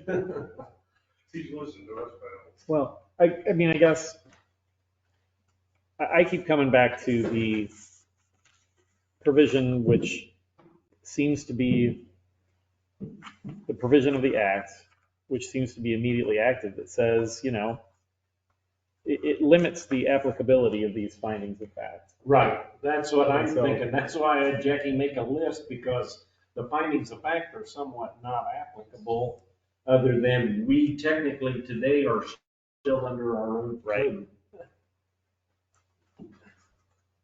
And by the time this gets to the county board, depending on how it ends up on the agenda, may not be on the old. But I think they'll still be deciding this case under the old. I think they have, well, Because it was submitted under the old regulation. So it's whatever is state law today and whatever of our code that is not Right. more than restricted then. Right. So you have to apply what the state has and then anything that is not more restricted than of our current code. Right. As of today, no matter when they vote on it. Right. Correct. they don't get 4 recurring votes. Can they like? I don't think they can vote. Vote to approve or deny. Okay.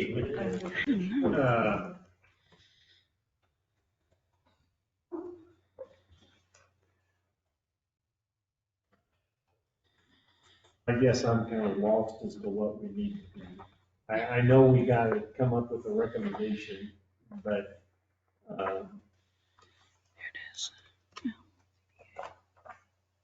So even if, I don't, okay, go even ahead. if you table or continue, you're still fighting the same battle. We're Right, still in this that's weird not gonna space. gain us anything. That's not gaining us anything. But I don't want to get hung up on findings of fact and, that being in, what do I want to say,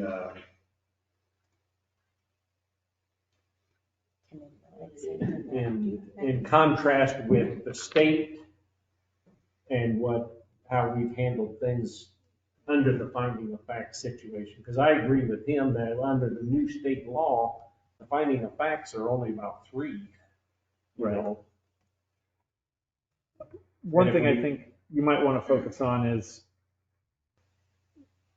the new act does allow you to put some restrictions, which I think Yes. are things we've all assumed are going to be imposed, but I don't know that that's really part of the motion. You know what I mean? Right. Like we should, I think, consider amending the motion to add all the conditions that people are probably assuming, like the setbacks permitted by the act Yeah. and the panel height limitations and all And that stuff. the, even though it's not required, we want to see vegetation screening. Isn't this something that the county can go to the state with? I mean, that there's so many reasons. Just because this is an an agricultural spot in the middle of all this residential, that it's the right place for solar. I just cannot believe that the state, there's nothing that you can do to go to the state to say, this is not the right place. The county can voice their opinion to the state on how they feel about imposing these regulations. And I feel that the more counties that band together that do that, or specifically something of that nature, that may cause change in the future. Downstate legislators are severely outnumbered by suburban and. Okay, let's go down this road, and if you don't like where I'm leading you, you can stop, and when it comes time to vote, you vote the way you want to vote, okay? Whether we got enough findings of fact for one way or the other way. Okay, I agree with Matt. We need to amend the special use, both special uses, to include the setbacks. Okay, 150 feet from the nearest point on the outside of the wall of a community building or a dwelling on non-participating properties. There is no setback on the boundary line. Okay, do they have all this? Yes. Okay, this is on the back of solar request considerations. It says on the front, it's a chart. Okay.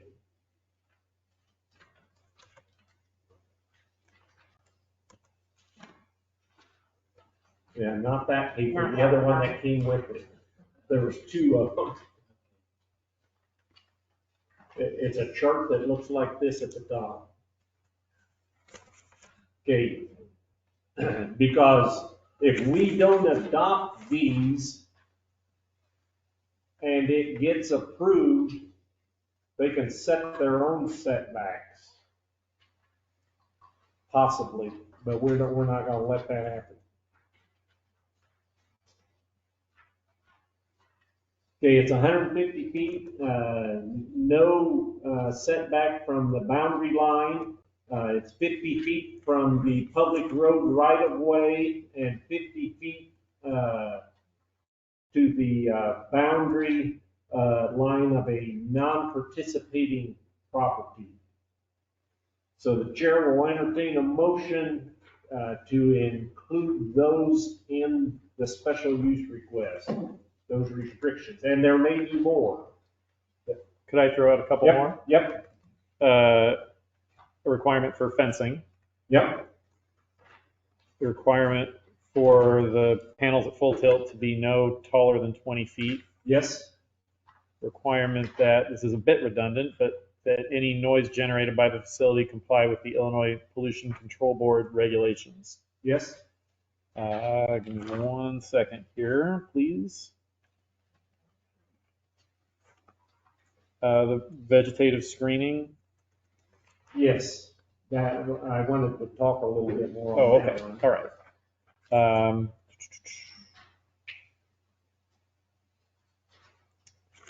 If you want to talk about that, I can see if I have any more. Vegetative screening, we've got their drawings. They show it along Springfield Road and Isley Road. And they're indicating a blue spruce type tree or something approved by local horticulturalists or something appropriate like that for this area. Okay, we heard objections that maybe there should be more screening. What's your thought?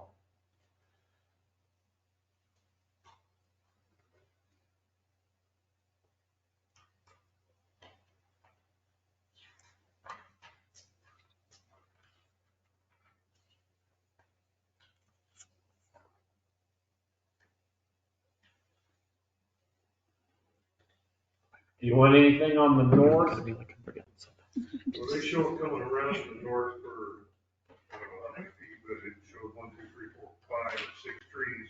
Okay, are you on, that must be on the other one, cat? Probably this one. Oh, the ODOT one, okay. So coming west off of Springfield Road, they show a few going across there. Those are poles. Those are, Oh, sorry, aren't they they are. a point of interconnection? Yep, I'm sorry, they are. Those are 5 telephone poles. Yep. They won't have Yes.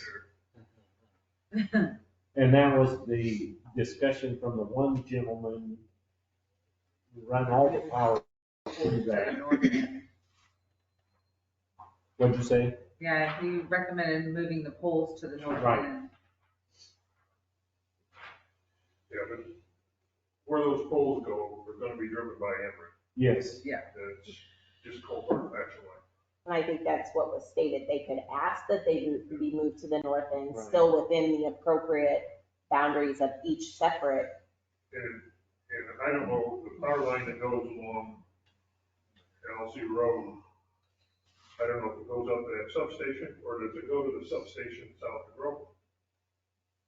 You know, they may be feeding higher. Yeah, that's, And I should have asked that question when I kind of indicated they were all going north, but there may be a potential that they're splitting it, and one south and one north. I don't think that was the case. I think Yeah, I he don't think so indicated that it either. was all going to the north substation. okay, let's finish up the vegetative screening or buffer to be included in, our amendment of the, Should we have a minimum height of the screening when it's planted? we can, he had indicated, typically, the way I understood it, somewhere between 6 and 10 feet, depending on what's available. Which I think is acceptable. I don't want a 3-foot evergreen Yeah, tree. because it'll take Right. 15 years. Well, if you have a minimum 7-foot fence requirement, then Yes. at least it's 7 or 8 feet at the time of planting. Yep. And I don't know, do you have a double row so they're all set? Like a windbreak would be? That's some horticulture question that's beyond me. As well as then that there was another gentleman that needed this other fast growing tree. I don't necessarily think we need to specifically say the tree, but it, like you said, it needs to be 6 or 7 foot tall and needs to be dense enough to block view, et cetera, and attract it. A tree that is prescribed by a local authority that is the Well, right tree for parking or yeah. planting here. You know, I think I heard him say they cap those trees at 20 feet, so they must come through and trim them off so they don't shade the panels. Well, it would take a tree quite a long time to get there, yeah. Okay, and did you think of anything else? Yes. Okay. We can require them to adhere to the recommendations in the EcoCat report. Yep. We can require them to show that they're avoiding protected lands declared by the Department of Natural Resources or the Nature Preserve Commission. Right, which would be the 2 wetland areas to the north and, or highly sensitive, or however they describe it. Right. We can require them to consider any setback recommendations from IDNR. We can require them to put down and maintain pollinator-friendly ground cover and to submit a vegetation management plan. And we can require them to consult with the Illinois State Historical Preservation something. I forget what it's called. Yeah, Illinois State Historic Preservation Office. That's all I have.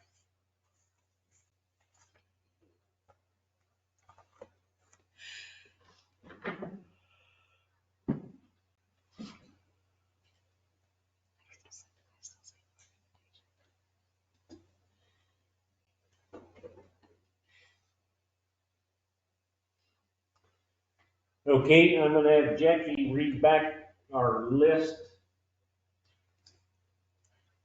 So I just referred to the setbacks as required by the state, but I Right. list all those out. That's that box, that chart, okay? Perimeter fence is required, and the C requires a minimum of 7-foot fence. The panels and any components may be no taller than 20 foot at full tilt.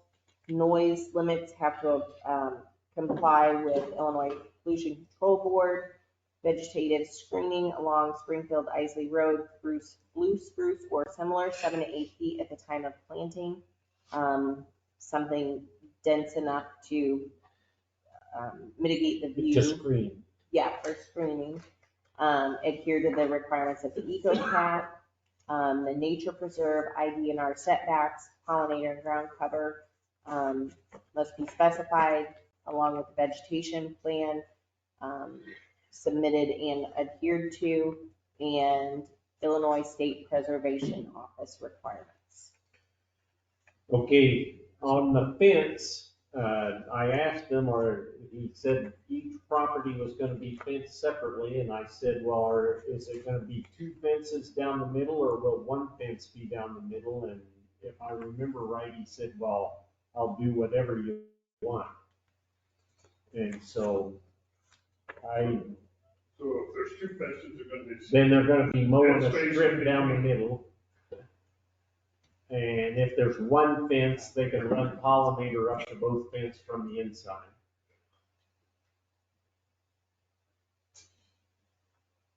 I would guess if you have 2 of them there and you have one separating fence, what's the reason to put in a second fence? That's kind of my thought too. The only thing that it's gonna do, if you got 2 fences with 20-foot wide strip or whatever, it's gonna make it hard to maintain to start with. And then it's gonna be confusing for wildlife that trying to run back and forth through there, so. According to this, it's got 52 feet Between the two. from the catment to the center, to the division of the 2 properties. So it looks to me like there's a total of 104 feet Right. between the 2 farms. I would agree with that, but also with the idea that he explained that this is somewhat of a preliminary drawing and that, you know, it can be shrunk or condensed somewhat. Right. And so, okay, see, it's 52 foot from the edge of this solar to the line, and then it's 52 foot from the edge of this solar to the line. So he's saying there's 104 foot between the 2 solar panels. And I just want to make sure that this is clear, only because these were married together just for visual reasons, so that you could see the full project area together. They have to comply with setbacks still, I think, from each other, because they're separate. Right. They're separate projects, so I would think they do have to, and we could approve one and not the other. Right. You all could. That would still be, that would fall under this 50-foot setback here. Right. In this chart. Right, so that's probably why it's designed that way, because one of them has a 50-foot setback and the other one has a 50-foot setback. And it ends up being 50 foot from each other on that side. But if both of them get approved, it's 0 setback. Right, because then they're both participating properties, which allow them to pull apart from the south, pull apart from the north. They get a couple more roads in. Okay, so single fence between the 2. Yeah. Okay.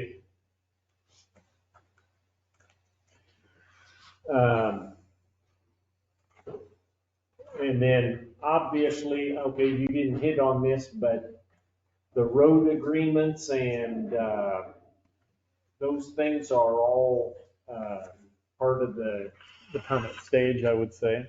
That's what I'm saying, the dotting the i's and crossing the t's before the permits because the road commissioner has to sign off on it. Okay, and then, of course, county engineer is gonna sign off on the entrance. We know there's a problem with that underground culvert. Okay, is there anything else we want to add to this amendment attached to these two special use? You referred to using the same fence down the middle of the two projects. Do you want to leave the option if there is a separation of 50 to 100 feet that obviously each project have its own perimeter fence? Maybe we don't need to say anything one way or the other on that. Because they're required to have a They're perimeter required. fence, whether they share one fence down the center or not. Okay, say that again now. I was just saying, I don't know that we need to put anything about that. We don't need to specify, right? They're required to fence and they can Yes. figure that out. Okay. Certainly, you know, if they build one project first and then the other one comes behind it, they're gonna have to have the first one fenced completely. Right. Before they start on the second. Right. Okay,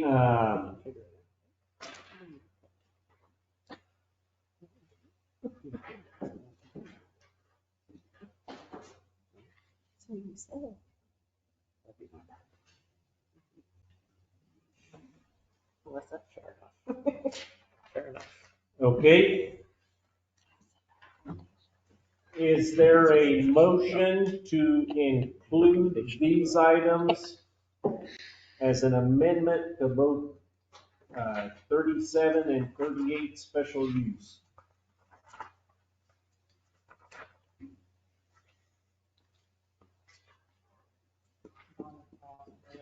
So moved. Huh? So moved. Bong? Is there a second?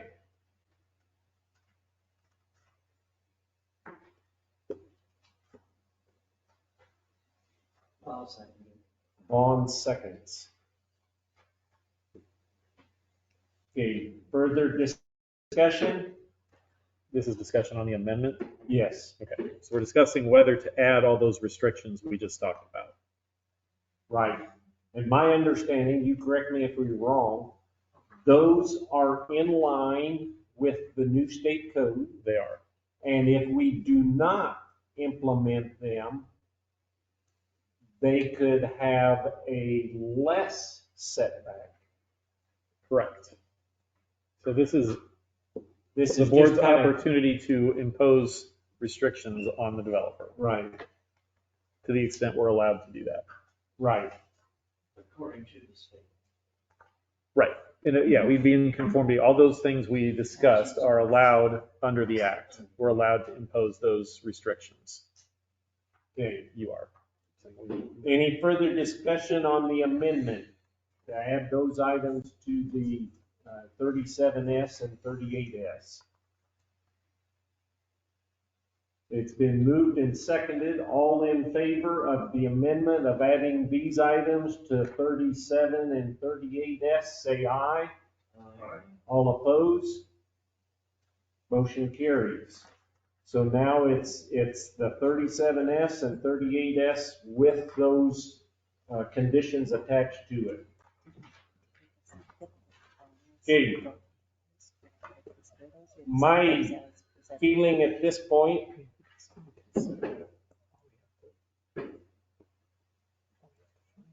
what's in that one paragraph? My advice is they don't apply them, you guys can do whatever you want. What's happening?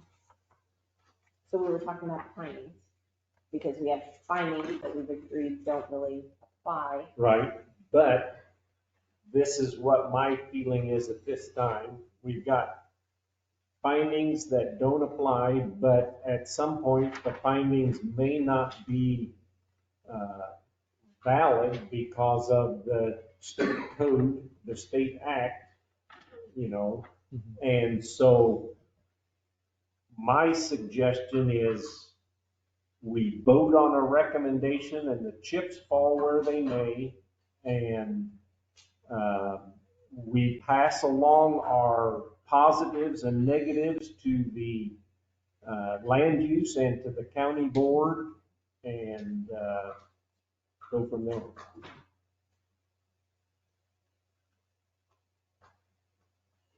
I don't mean to sound like I'm putting it in somebody else's lap, but we're limited with what we can do.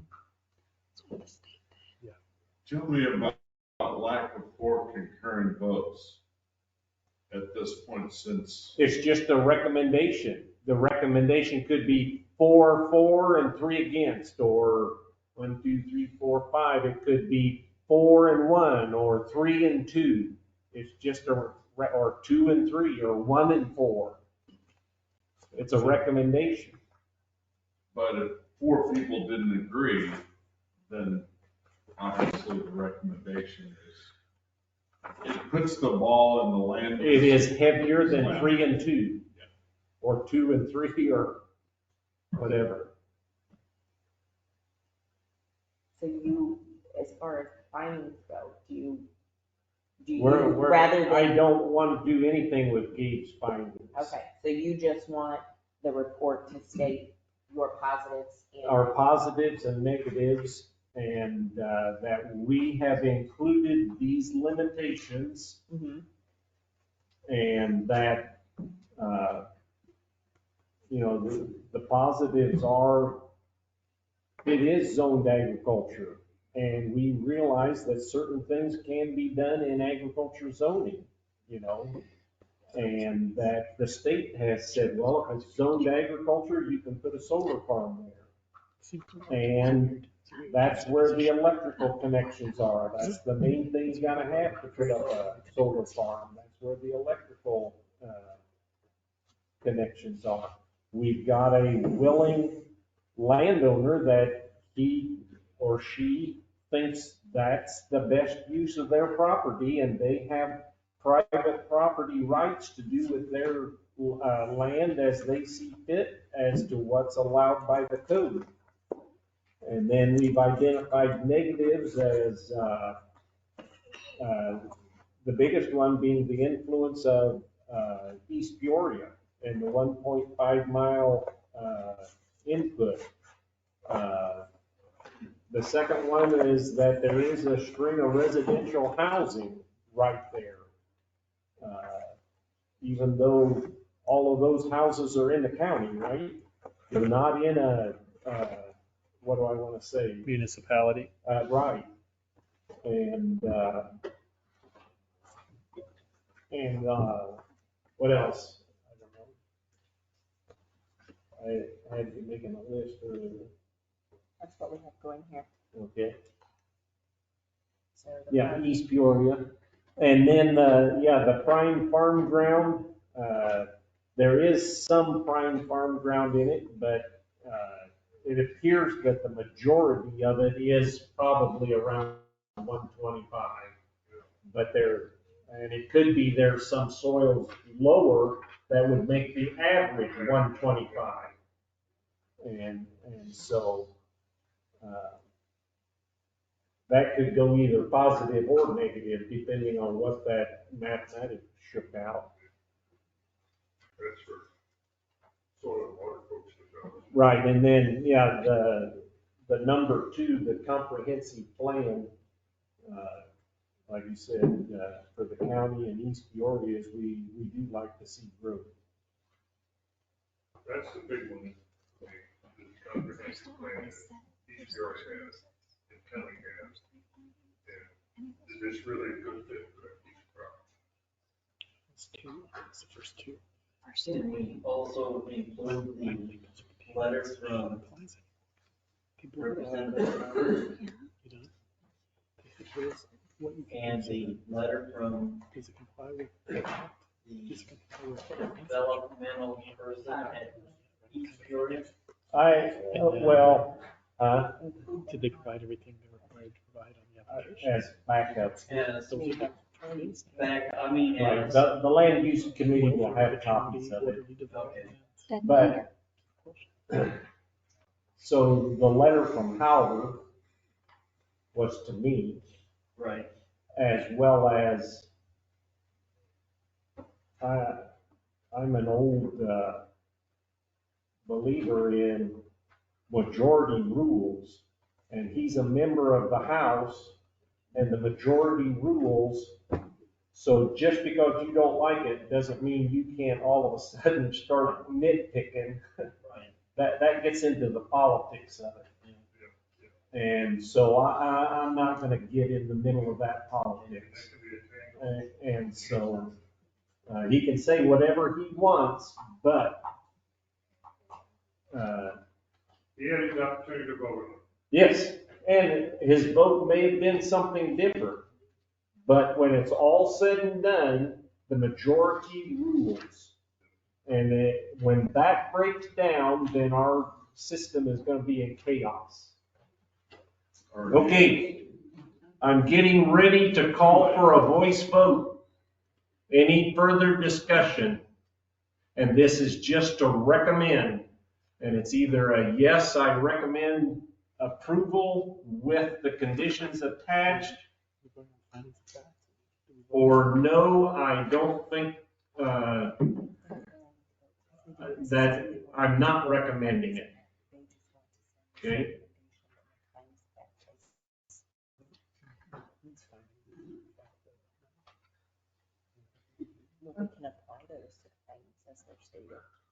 We have an equal number of positives and negatives, basically.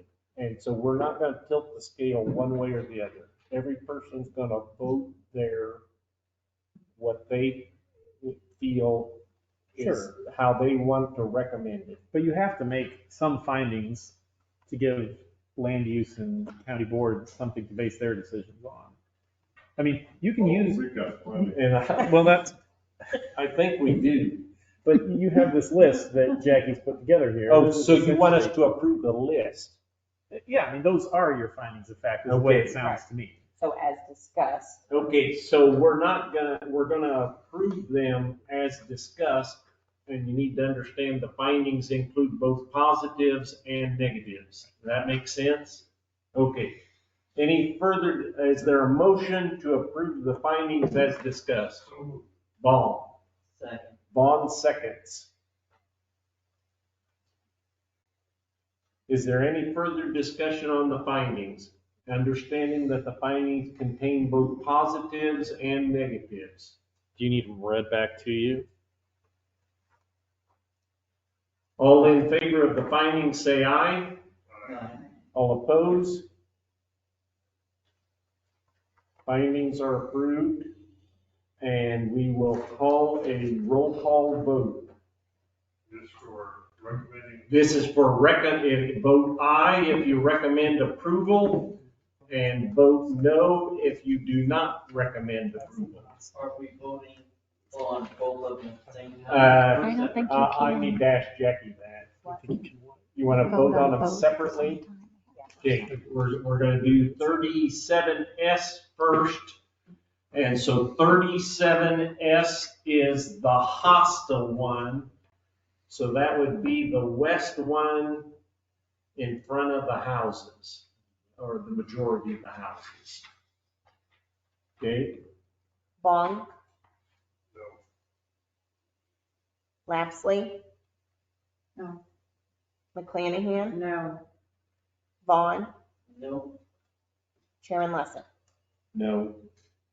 Recommend denial. Okay, now we will vote on 38S with the Catmint, and this is the one next to Springfield Road that's more the triangle. Lapsley. No. McClanahan. No. Vaughn. No. Vaughn. No. Chairman Lesson. No. Recommend denial. And we're gonna do it all again on Thursday night, 5:30. Correct. Here. 5:30 Yes. here. It's the special meeting for the amendments. What's the meeting we're not having? Land use. And we're going to be discussing. The updating our Tazewell County code for solar and wind to be in compliant with the state act. Be no more restrictive than what the state has said, correct? Correct. Correct. We're gonna have a special guest, right? Yes. I'm excited. Well, it's a long ways to this. Oh, good. You gotta go there tonight? Oh.